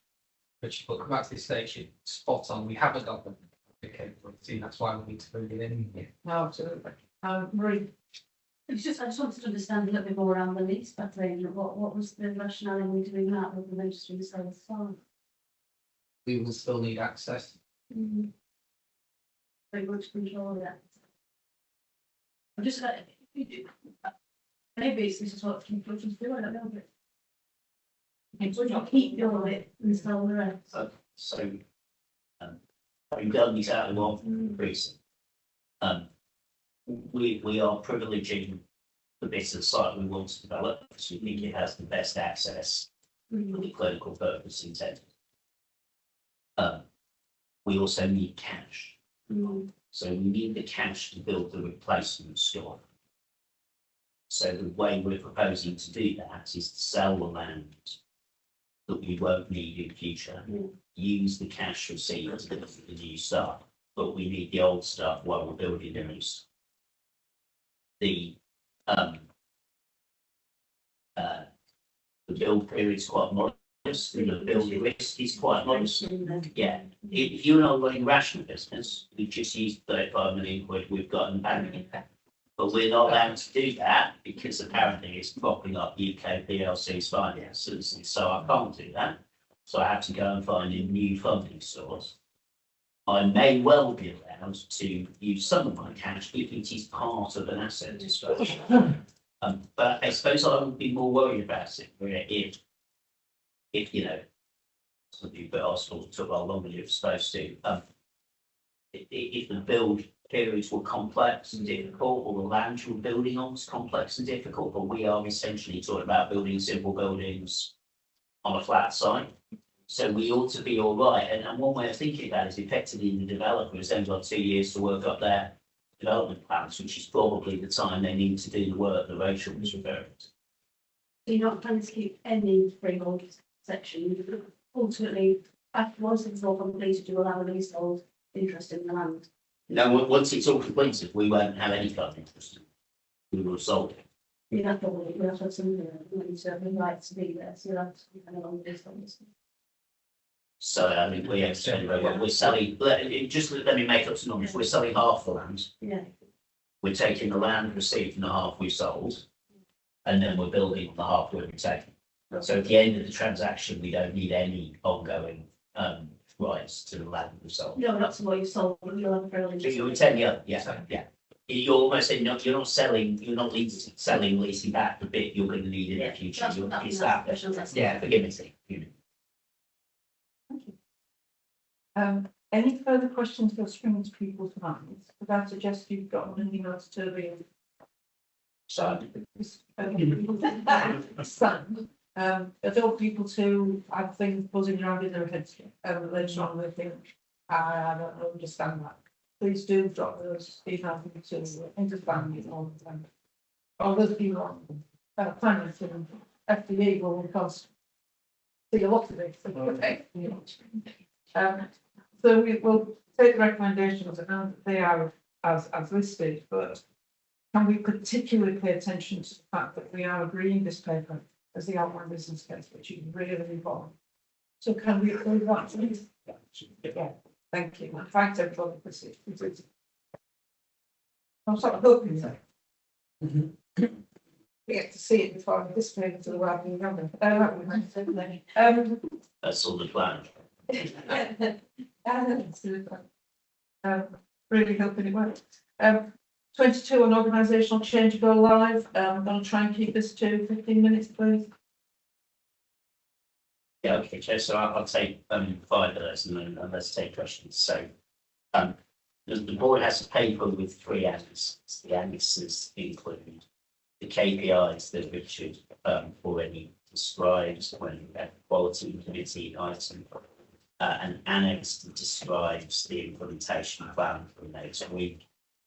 Richard and I have principally developed. And if you like, a moment in time status report at Annex C, Carleen, on where we got up to the consultation conclusion. We're clearly about 2/3 of the way through the redeployment phase. Things are looking good. I'm a bit reluctant to commentate on numbers in terms of where we are with redeployment. All our people will enter into trials, which will stretch into April. Albeit at the moment, everything to say is that The numbers involved are looking consistent with private estimates that were given to the board on January again, so people can remember those estimates. Then we are running a G plan, which is kind of the theme of the paper that we have run to plan up to now. I think colleagues are aware from previous briefings issued to the board on email of where we got to with the consultation process. We made considerable numbers of amendments, the paper says, but equally it says we didn't change certain things. There were reasons for that. So I think we are, however, entering the most difficult and to a point most risky phase, i.e. implementation, because maybe a way to think about it is we're handing over stuff that's been designed by a series of senior teams, I don't necessarily around this table, to a group of people to implement, many of whom haven't been utterly involved in its design, or may feel that its design, even if they were involved in it, was sort of willed on. So yeah, their good intent is to be expected, but equally you get from my tone that some people will find that challenging, which is why Richard's team's principal investment has been in training and development of those people, and that process carries on. So I don't think I particularly wanted to say much more than that, Chair. We'll keep going with the steering group to the end of April, and then we'll put this into business as usual. Notwithstanding people's concerns about data overload, I'm extremely keen that we keep looking for a harm haystack in a needle in a haystack, because we've been very reassuring that somewhere in these KPIs we'll get it wrong, something will go wrong. It will need adjustments. So the plan at the moment is to roll that monitoring through to December, and then we'll take a view on where we go. So I think that's the message. The paragraph 5.1, there is some micro data points that Richard and Iona and Victoria and I need to iron out over the next 10 days to make sure that they're regularly available to those managers, because we want those managers operating with data, not just with feelings, as we go through the next little while.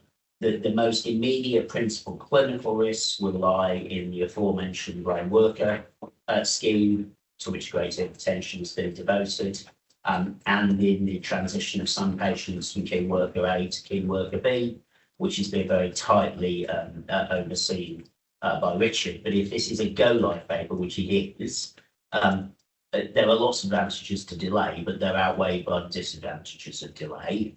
So I would invite the board to formally support go live, but to ask anything about anything, including things we haven't represented. Any questions? Dave, Jude, Dave?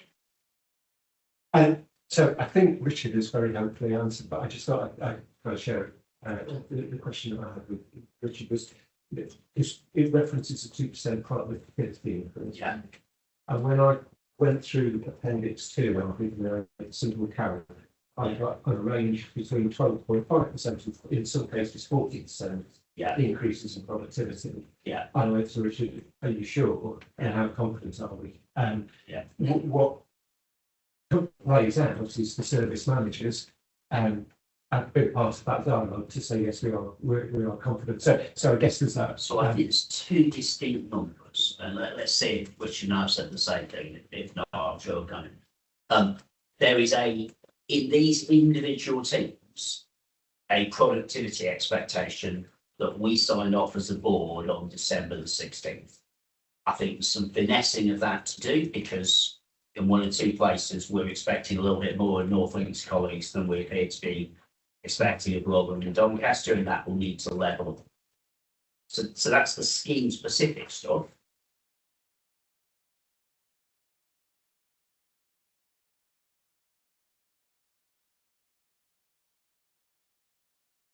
We've never said to the organisation everybody is 2%, and that's as far as it goes. Yeah, no, that is, to be fair, I think doing this paper was really helpful, because I think Iona and Victoria were in the same room together, and I think they said, oh, it's the 2%, so it got slightly inflated. I think as well, if you look at column 3 on some of the things, it says, for example, 0.1. So that's 0.1 per day in a 7.5 to 0.25 diet correction we will get over 42 weeks. Yeah.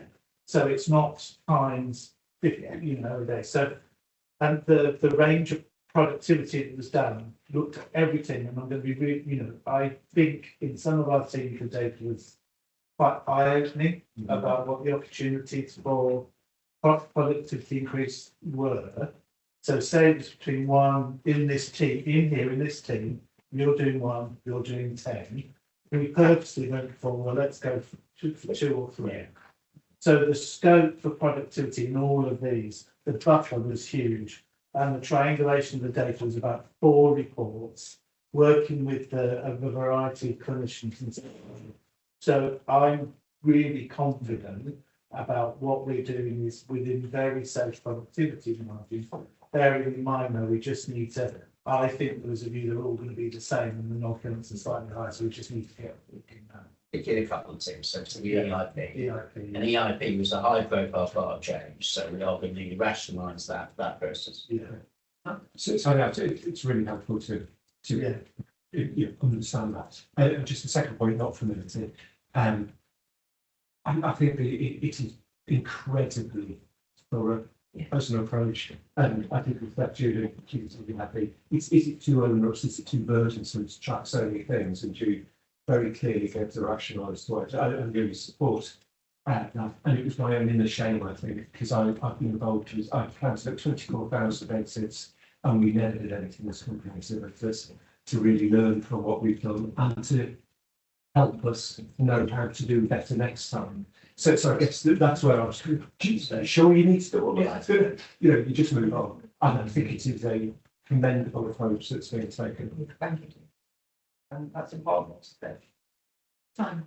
Yeah, I've got 3 points. One that builds on that for me, coming into this sort of really halfway through it, it's been a thorough, consistent, importantly, having been involved with some, it's been done compassionately. I don't think we should lose that as tough as it's been at times. The second bit, and now we get into the end of it, this is a positive note, though, we've been involved day to day. Just the start of it. Yeah.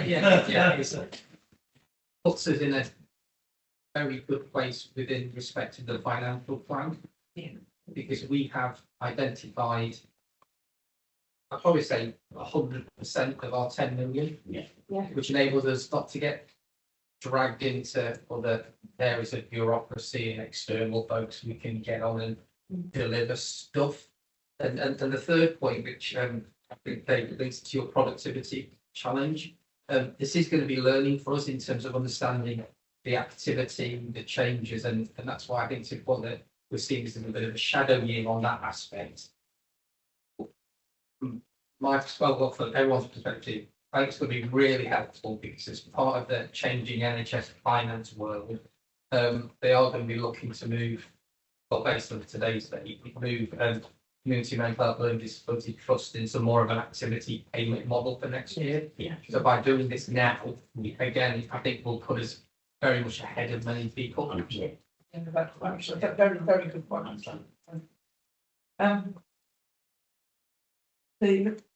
You can read the recommendations and we can agree on that, but the important thing here is that we go live 1st of April and we need that decision out before the 2nd. Can I ask you to agree that, or actively agree that? Yeah.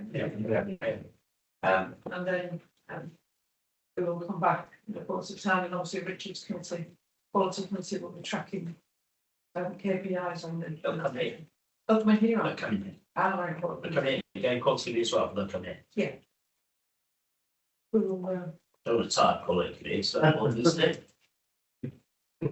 Well, I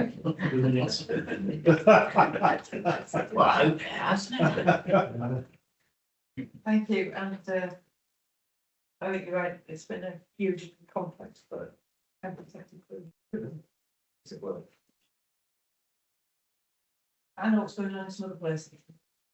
It has been impacted, so to butt in, but I think we can't take away that we have a number of disgruntled. Oh, I appreciate that. Which will be for a period of time. So I do want to acknowledge being compassionate, but we also, the humans in this also Oh, will be unsettled and disgruntled. of course they are, and So we just have to bear that in. I hope we recognise that all the way through, Yeah. that is just The nature of. the nature of the beast, Yeah. it is, and I agree with that. feel for people who are in that. So I do agree, so it's not, I think quite a lot of staff who've been involved, they are now keen to move on. I'm sure they. So I hear that voice as well, not just that they are keen to now get on with it. And let's see what doubts emerge as we try and implement, and I think we will have some shocks and surprises about how ready we are in individual teams to do this. No, absolutely. But they were dragging it out in one opinion. So thank you for that. We'll go live 1st of April. The item 23, which is the capital plan, is the only report on today's agenda where we are simply taking questions. So we need to approve the capital plan, but we previously supported revenue plan and its discussions over the last few months. And the estate plan, which refers multiple discussions linked to the capital plan. Any questions on this paper with Simon and he will respond, but Could you just put in really layman's language why we're doing capital plan that's more than the money we got? Good point, yeah, So, yeah, for the last, I don't know, 4, 5 years, I've been at, and in many trusts, capital, despite it being an allocation, if you don't spend, you lose it. Expenditure always seems we struggle to spend against a capital profile, whether that's because of estate delays or changes in regulation or delays with contracts. As capital is always a challenge to spend. So again, firstly, for the last 4 or 5 years, I've always supported a capital program that we plan to spend more than the income we get, acknowledging that if ever we were on plan, we would slow down expenditure. But secondly, because of that nature of the NHS capital regime, I'll just say, certainly for the last 10 years, you get to November, December, January, and capital allocations become available. And the worst thing you then do is running around, can you spend this on an estate build in 8 weeks? I mean, Yeah, wait, no. 8 weeks or take 12 weeks to procure. So having an approved capital programme that is ambitious, stretching, and more than the funding available, I think is this may sound a bit opposite, but I think it's prudent. absolutely. In terms of then the monitoring of it within finance and through to Toby, we will monitor it monthly. We'll go to FDE on a bi-monthly basis, and if we are on track and no more money comes in, we would manage that appropriately in quarters 3 and 4. But the worst thing for me is you set a plan, you don't spend it, and then you end up potentially giving it back to other sectors, or it goes to the bottom line of the NHS. So I think it's a realistic profile. We're not saying we'll spend 5 million more. It's 1.3 million over 7.5. And my final comment is what the NHS, in terms of the templates that we all have the pleasure of filling in, they now actually encourage you to have a 5% overspend. So I think it's a sensible approach, but it needs that ongoing monitoring so we don't get caught out towards the end of the year. Yeah, I can tell you, it's what we did. We've done it previously, Chair. So I wasn't asking because we've never done this. So the board did this last year, as people may recall. I'm just drawing it to people's attention. Yeah, no, absolutely. Absolutely. Can we agree the capital plan? Yeah. Thank you. We move to that part of the agenda that next time we meet will be a lot better of the agenda. And to strategic delivery risks of the past. Thank you. And over to Billy. As noted in the paper and previously discussed here, May 26th, the next meeting, we will really have a concerted effort to look at how these and confirm them as our financial unit. And in order to do that, it's really important to spend the next 2 months with these, ensuring that anything that we relevant to these risks is included, that we are particularly paying attention to the scores which are included in this time. I've made a note of the sheet around the fact that I believe probably all of them will go beyond the date that was stated. That's not through failure, I think it's just, they are sizable risks that need a concerted effort to manage. And to include in the next iteration, the actions. And I'll make a point in a moment about why I think there is more work to be done on that. I think we are making progress in the delivery of the objectives. These were risks to our achievement of the objectives. So I think we are making progress on those. And we are, and as the risks this board has said are the biggest to deliver the strategy, I think we have again talked about in part all of them today. And I said that's at different levels. So briefly, we've talked around some of the work we've done around our staff. We've talked about their development, we've talked through HQTC, talked a little bit about neighbourhoods. I think the one that's really pulling out today is the data and the use of data. Obviously, we've sort of lost count and lost space on here around where we've talked about what I would also consider as new data we didn't have 2 years ago, waiting lists, DNA, productivity, the radar, source and care opinion.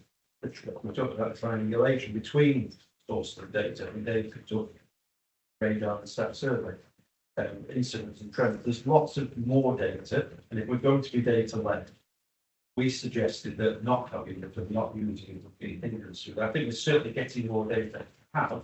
I think we've reflected on in part some of its use, but I think there's more to be done around that.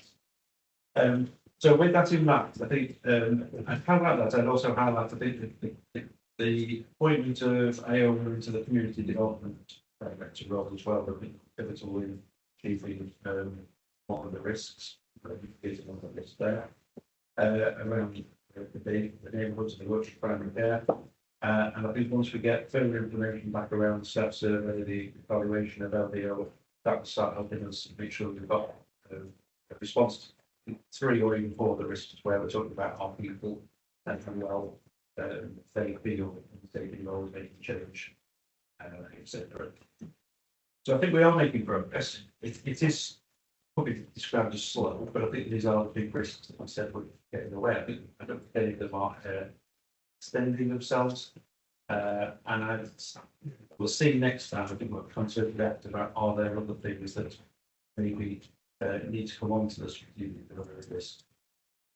Well, invite if any of the other leads want to mention anything about this, take the risk if not take some questions. Yeah, thank you. Thank you for. Anyone wish to take that opportunity in the room? Oh, please. I just sort of point, I think maybe it's implied in all of our papers.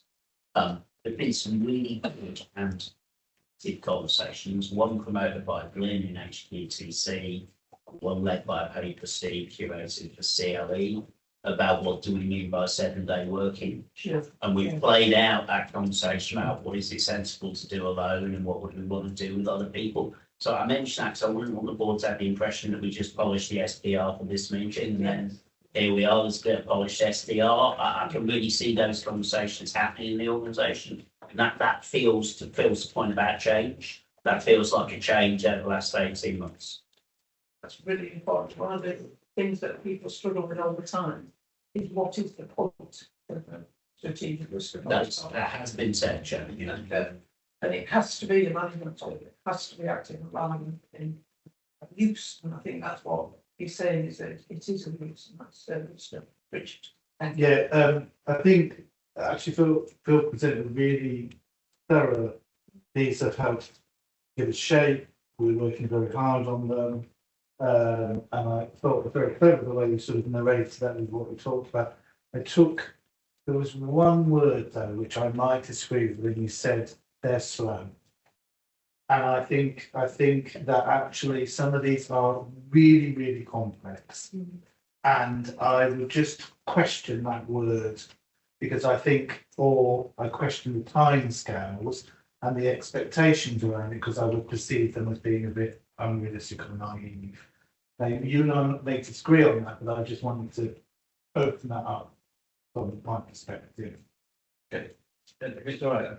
I use the word slow not in a critical way. I think hopefully to manage expectations that often with risks, something is potentially going to happen. We need to take action to stop that. We expect it to go quite quick. We've talked before about operational risk and about the velocity of it. I think it was said in a way that was, we've got to accept these are things that won't fit into that.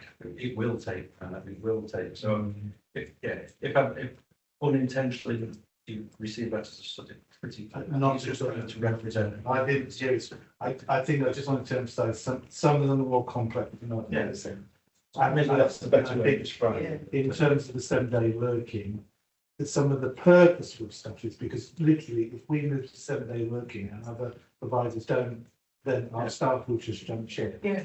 So there's just things, you pull this lever, that lever does that. Yeah. So it was just to articulate that, I think. Thank you, Richard. Catherine? Thank you. I had a very quick sort of chat with Bill, it was just opportunistic about it, but I think my reflections are that we're at a point really where the target risk and the time of that needed to be refreshed, or could already have been refreshed really, because they're slow burning. Perhaps that's the phrase really. Or we thought at the time that perhaps there was things that we could do that would deliver quicker. But I think that bit could do with a refresh from May. I think we agreed. I think also that I feel under the current column of assurance and performance, there's a lot of stuff that's not actually been hoovered into here, that's still not it yet, and I think that's quite key for May to demonstrate what has been going on. And for me, there's still this expectation management of how we're going to get to the target, given that some of these are most of it are right. And what, if you like, those key points, those milestones that are getting us down, say from 12 to 8 or 12 to 6, what are those key things and when? So we manage expectations. Yes. A little bit. And I think to pull that way and that's it. I don't think you fully read this written, but that's the refresh for May, isn't it? And 5 is to check and balance that these are still in the bigger mid-term of our strategy, are still very relevant, or do they need to push aside for it? To just be not being unfair to Bill, but just be clear. The timelines and the scores are set by the SDR, it's not by Phil. Yeah, no. Phil hasn't given us the target, No. slow burning or anything else. It's up to the 5 of us to get our numbers right, I think. No, I get it. Can we just acknowledge that there is a debate in there on refreshing the SDR, and with that in mind, and with thanks to Phil, can we receive and know the update position of each of the strategic risks? That's fine. Thank you. And to its got a partner report on the operational risk report. So we've got a bit of a new approach, and we're continuing this new approach. The paper before you sets out those risks that are out of tolerance, which are the ones you've been worried about, and then focus by the teams and the risk management group. So over to you for summary, please. Thank you. And again, to get reflection on the paper as it's presented, it does say this is the current risks that are out of tolerance. It provides the detail of those really, perhaps what it doesn't really do. By my own ambitions, the author is sort of so what, and I think that's something we need to further develop on that. But the really just not basically sort of. I think the linked to that, more from a process point, I think the commentary that was played out earlier today around the euro risk and Toby's explanation around how sighted we are on that, the conversations the last couple of days and reflections on that. I think with the sugar involved, have really been very useful, if not unfortunate, because of the situation. But it will give us pause or a course to think about the ways in which we are managing our risks, the categorisation, the tolerance, the appetite levels, etc. So I welcome the opportunity for me to reflect on that and come back a little bit further.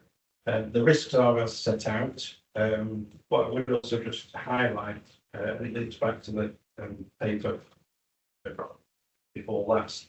There's a piece of work around the risks associated with the changes that we're making through the change management, and a focus on that so that we are very conscious of anything associated with the change we're making. It dovetails with the work on the KPIs that we've also referred to, that we are active, making sure that when you've made those changes, they're not, the creating additional risks or having an impact on the KPI. So my work with the risk management group is extended to include that for the period of time, and we'll continue to make sure that they're highlighted in the reports that come back through to the board in the future.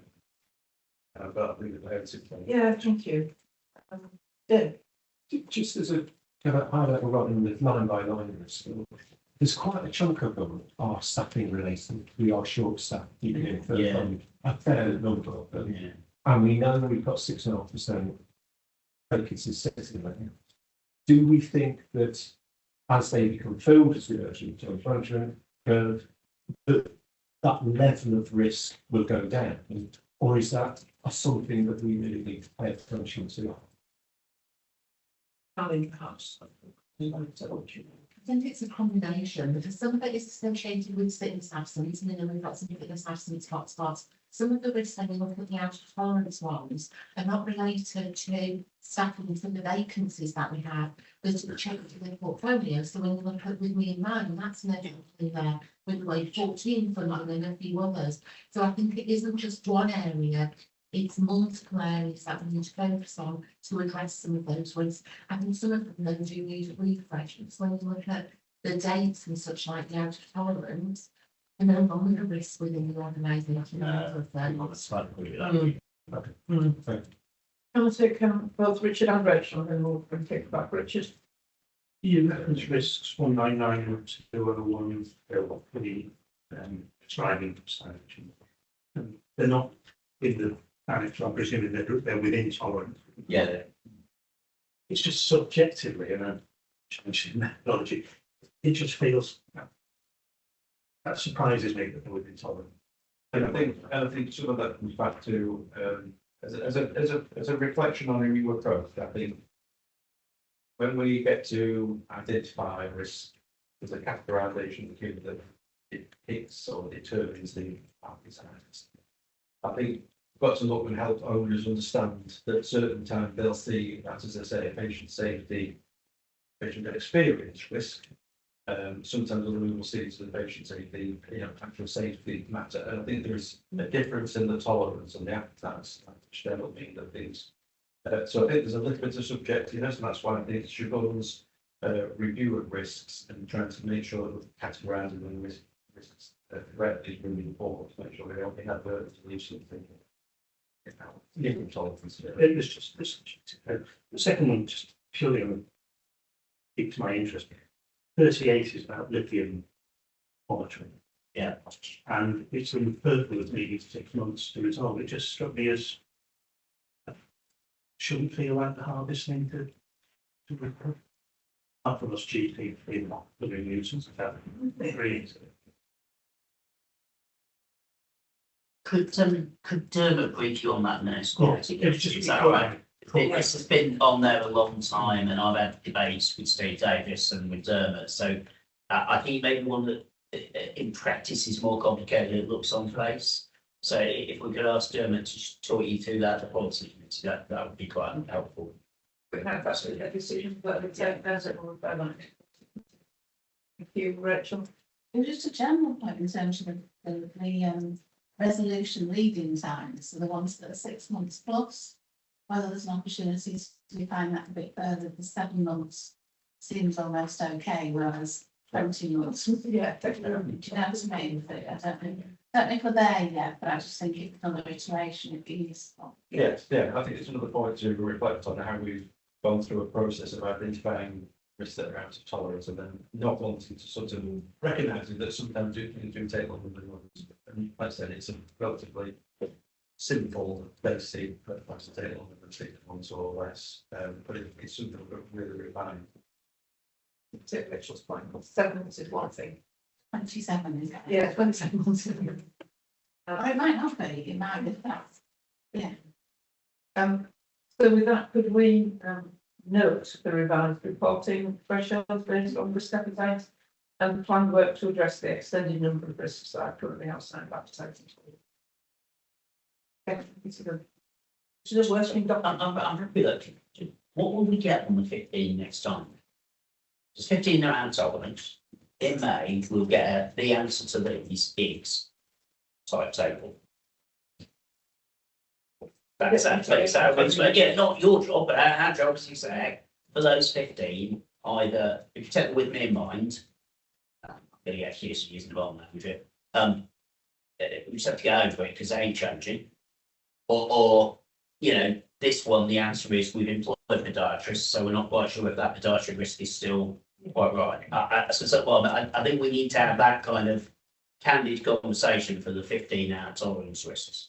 I agree. Okay. We have to not just the line doesn't just have to say there is a risk about that. Yeah. You've got to get that next line, the so what line, or we're confident where we talked about the time to mitigate it. We've got to be clear about we don't really do that because of the action of the breathing. That's a full part of making sure that they don't. And our risk management process has got a plan. The executive group between CLE and the next board. Let's spend time as a group on those 15 things, so we actually do it. So otherwise it will truck in here and we'll, yeah, Richard and I'll be sitting there making up, well, you open the paper, so there's some. Yeah. Thank you. Can you agree that? Yeah. The IQPR, I'm assuming, Richard, this is yours. Yeah. I think. Yeah, in the spirit of time. And it just feels like we're not, I think, probably. Yeah, so they're slightly different things. So just to answer your question, so I think the NOF urgent care 2 hour, I'm really confident that our internal data is correct. What happens is when we send it externally, it goes awry. So we have to unpick that with them. We have put in a request to NHSC going, can you share your data now and you get it. That's a minimum of 2 weeks before they come back to us or share that with us. So I think internally we're right, externally we're not. So that's what we need to unpick. So I think when we go into the meeting with NHSC, we'll probably send you the data on that. Yeah. So that's, you know, answer your question. In terms of the IQPR here, we talked about it obviously. So in April, the 28th, last day of the month when the 2 hour was called, I'm talking about virtual ward, but anyway, it's the same. We cleared out virtuals, not safely, to create capacity for the weekend. So it looks like we haven't reached capacity, but what we've actually done is really tried to work for our system partners, particularly over the weekend. So sometimes data isn't always the right answer, if that makes sense, to get to be able to explain. For the rest, I would say, and obviously Steve and Carly can talk to it, but I think our performance data has consistently been strong. I think it's reflected in that. I would have one slight disagreement with the slight rewrite of the front sheet of the section 136 will be a focus of attention next year. It has been a focus of attention this year. And I am not quite prepared to go, it will be 0. Because we will always probably have section 140s, some of those which aren't ours. So for example, I've literally spent today tussling with a Birmingham. But I think what we've got to get to, and I think that the other point in here is the measures on the length of stay has not worked to the depth that we need. So to avoid section 140s, we need our flow in our wards. So it all fits together. So if we increase our length of stay, the other thing we're because Toby's crossed his arm, so I know I read his number of his me. I suppose one of the risks that I have always said is that as we improve our outer area,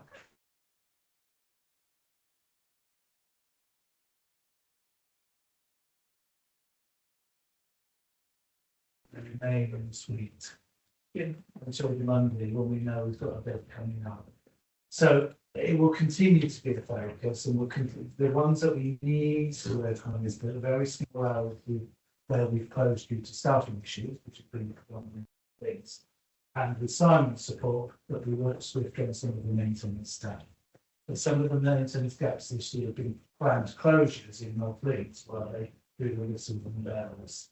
So put differently, we are going to focus on the section 136 suite by reducing length of stay. So there we are. That's what we're going to do.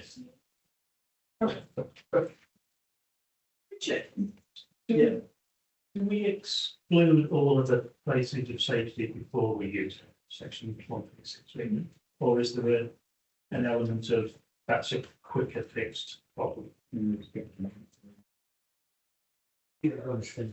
the, No, these are a good point. 136 suites are designed as the place of safety. They could be health based, but similarly, you are targeting the statute in law, which you can use a personal residence. So if it was a child who was being detained by an officer, you could use a children's care home as a 136 suite at the place to take the individual to.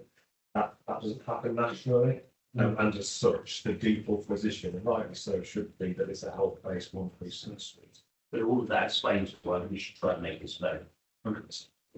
I think we will agree we're trying to make this vote. We've got a particular challenge with section 140 rise, which is our last 6 months thing.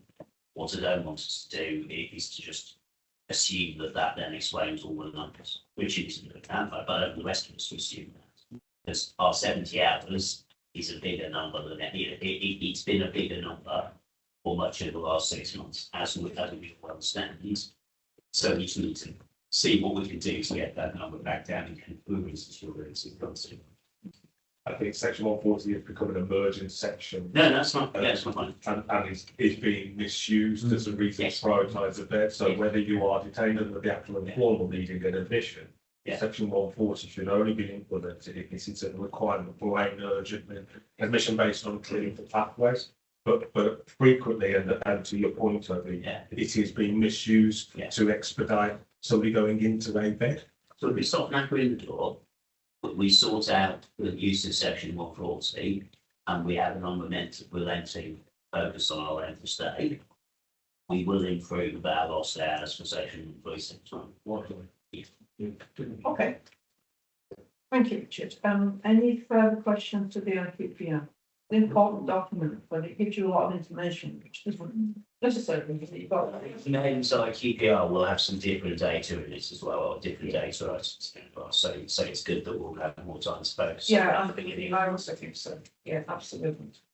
So in that case, we'll, the recommendations are that we note the reported delivery and consider areas of underachievement and recognise that separate board and CEO level oversight of neurodiversity delivery will apply from April 2026, which we heard about, acknowledging the slow and necessary improvement position. This thing. That's why we give up to QS15. If you remember, board will be minded that at the last board there was conversation about how we display less than safer staffing levels. So the narrative now contains very articulately where they're absolutely an action from last board. I just want to bring in and remind people that we've now resolved red and green elements of safety staffing. Yeah, thank you. That's the point. Thank you. To the updated position on the promises and programs. Myself, Chairman. I asterisk. Yeah, got asterisk. I've asterisked myself. There you go. Questions to Toby on agenda item 27. Paper is before you. The scorecard is there. Is there anything that is particularly worrying everybody or anybody? It's accepting the word about what we're doing in April to get the middle group. But we can look forward to that. I didn't see anything that I thought was. Yes, Rich. So it's just, the sentence in bold in terms of we need to consider whether the levy third of sufficient emphasis in our work. Which bold, sorry. Sorry, I'm on the promises, Anthony, at page W. Yeah. So it's the paragraph, we need to consider whether those third. Or again, as against, they are difficult or slightly beyond our control. But it was just a bit more about what you were So what I suppose I'm driving at is, are we not giving them enough of them? Yeah. Or are they inherently difficult? Now, I'm a bit hesitant to upset people around the table by defining my two categories, but, you know, the, gas position of Tickhill Road is inherently difficult. We think we've got a solution, but it's inherently difficult. Us setting up our homeless apprentice scheme is difficult, but the reality is I haven't had enough time, Carl hasn't had enough time, and we haven't had the person to move it forward. I suppose that's what I'm driving at. And I think the exercise of forcing myself to ask myself that question in preparing this paper was quite illuminating, if I'm honest. Because if you take a different thing, which is why I suggest sculpting an agenda in June's time out around this, if you look at the middle third, almost all of them are in the, if we really gave it a collective shot, we could make it.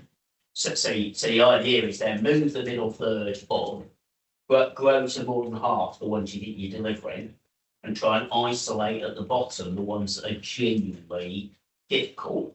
Not so we can abandon them, but so we as a board can then really focus. That was my thought process. But I think that's right. I think that gives us a structure where we can concentrate on. for June, yeah. Yeah, in June. yes. Yes, Richard. Nearly silly question, but are all promises equal? I think all personally, I think all promises are equal. I don't it's a silly question because I think not all success measures are equal. So if you think about the 86 success measures, there are some that are so noddy and straightforward, they're almost there for that purpose, as you and I have discussed before. Yeah. If you simply go through and do all the easy ones, you won't deliver the promises. That makes sense. But I would suggest the promises are all of equal merit. Because I support the idea of moving the middle. Yeah. It's about the way of approaching. I guess the question will be, if you're focusing on moving the middle, is there something that's in the lower third where some promises are less equal than others? Yeah, and So we're not ignoring. I think we're not ignoring them, so I think that the board's, I suppose what I'm suggesting is that as the executive team, and any failure to do this so far is entirely on me, is that we kind of concentrate quite heavily for the next 4 months on the group in the middle and see what we shift. And that then gives the board a solid 2 years to kind of have a go at the bottom, at the reds. Some of the reds we don't like will go at collectively. I don't think Joe could do any more on. She dig in a loop as we speak. But some of them are just sort of inherently difficult. Yeah. No, that's support the content.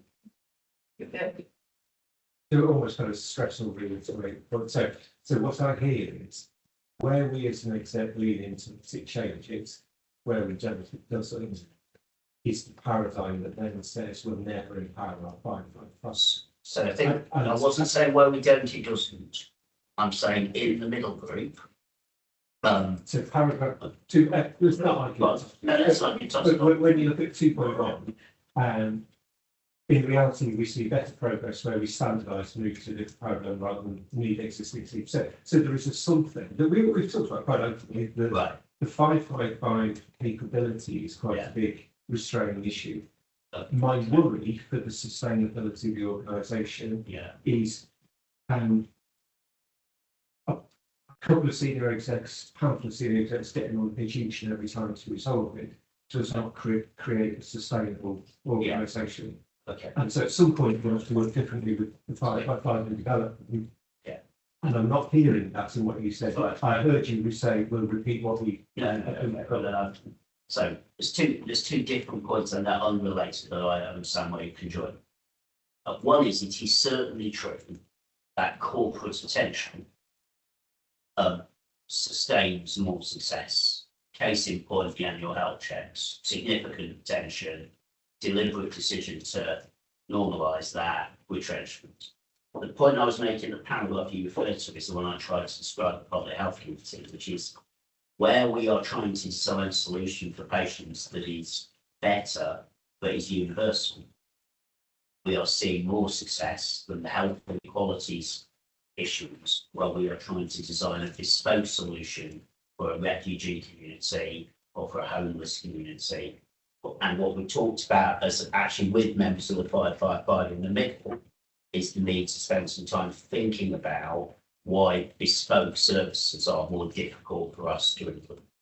So your first point's right, it isn't the point I was trying to make here. Yeah, no, it's, that's the thing that's hard, but I accept the point. We cannot just have a model where it only gets delivered if we deliver.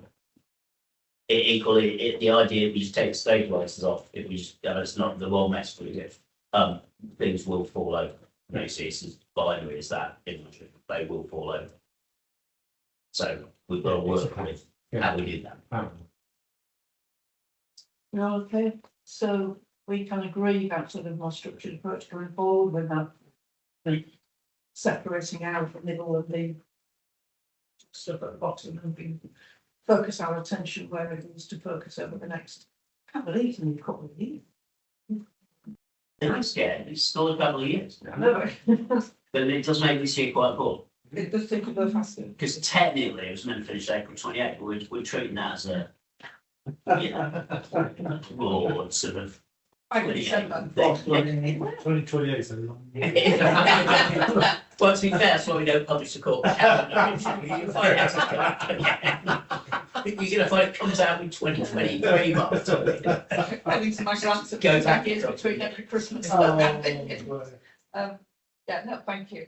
Can we agree, the recommendation, please? Thank you. And who would we start to come to the closure of the public board? Could I just take those supporting papers which have already been to committee? And which are the mortality report and the Guardian of Safe Working Hours report? These are for information. Can we agree to receive those? Yeah. Thank you. May I ask if anyone has any other urgent business, but I've not had anything notified in advance. So. Thank you. Are there any risks today that have not been already identified? There's been quite a few actually. Anyone think it should be added to the risk reporting that we've not already said so? I think when Steve does his reflective thing on the violence item, Yeah. I would just ask him to have a think about whether that is sufficiently reflected in the organisation's report. Yeah, sure. We make a note of that, Steve, and we'll take that forward.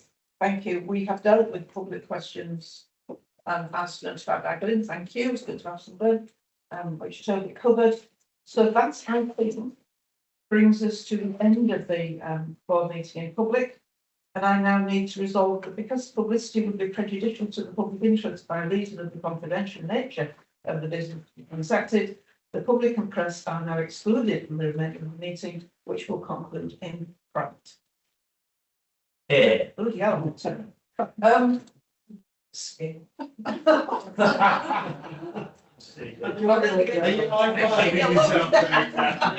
It's been lovely to have you pick up at that in the machine producers. Yeah, thanks.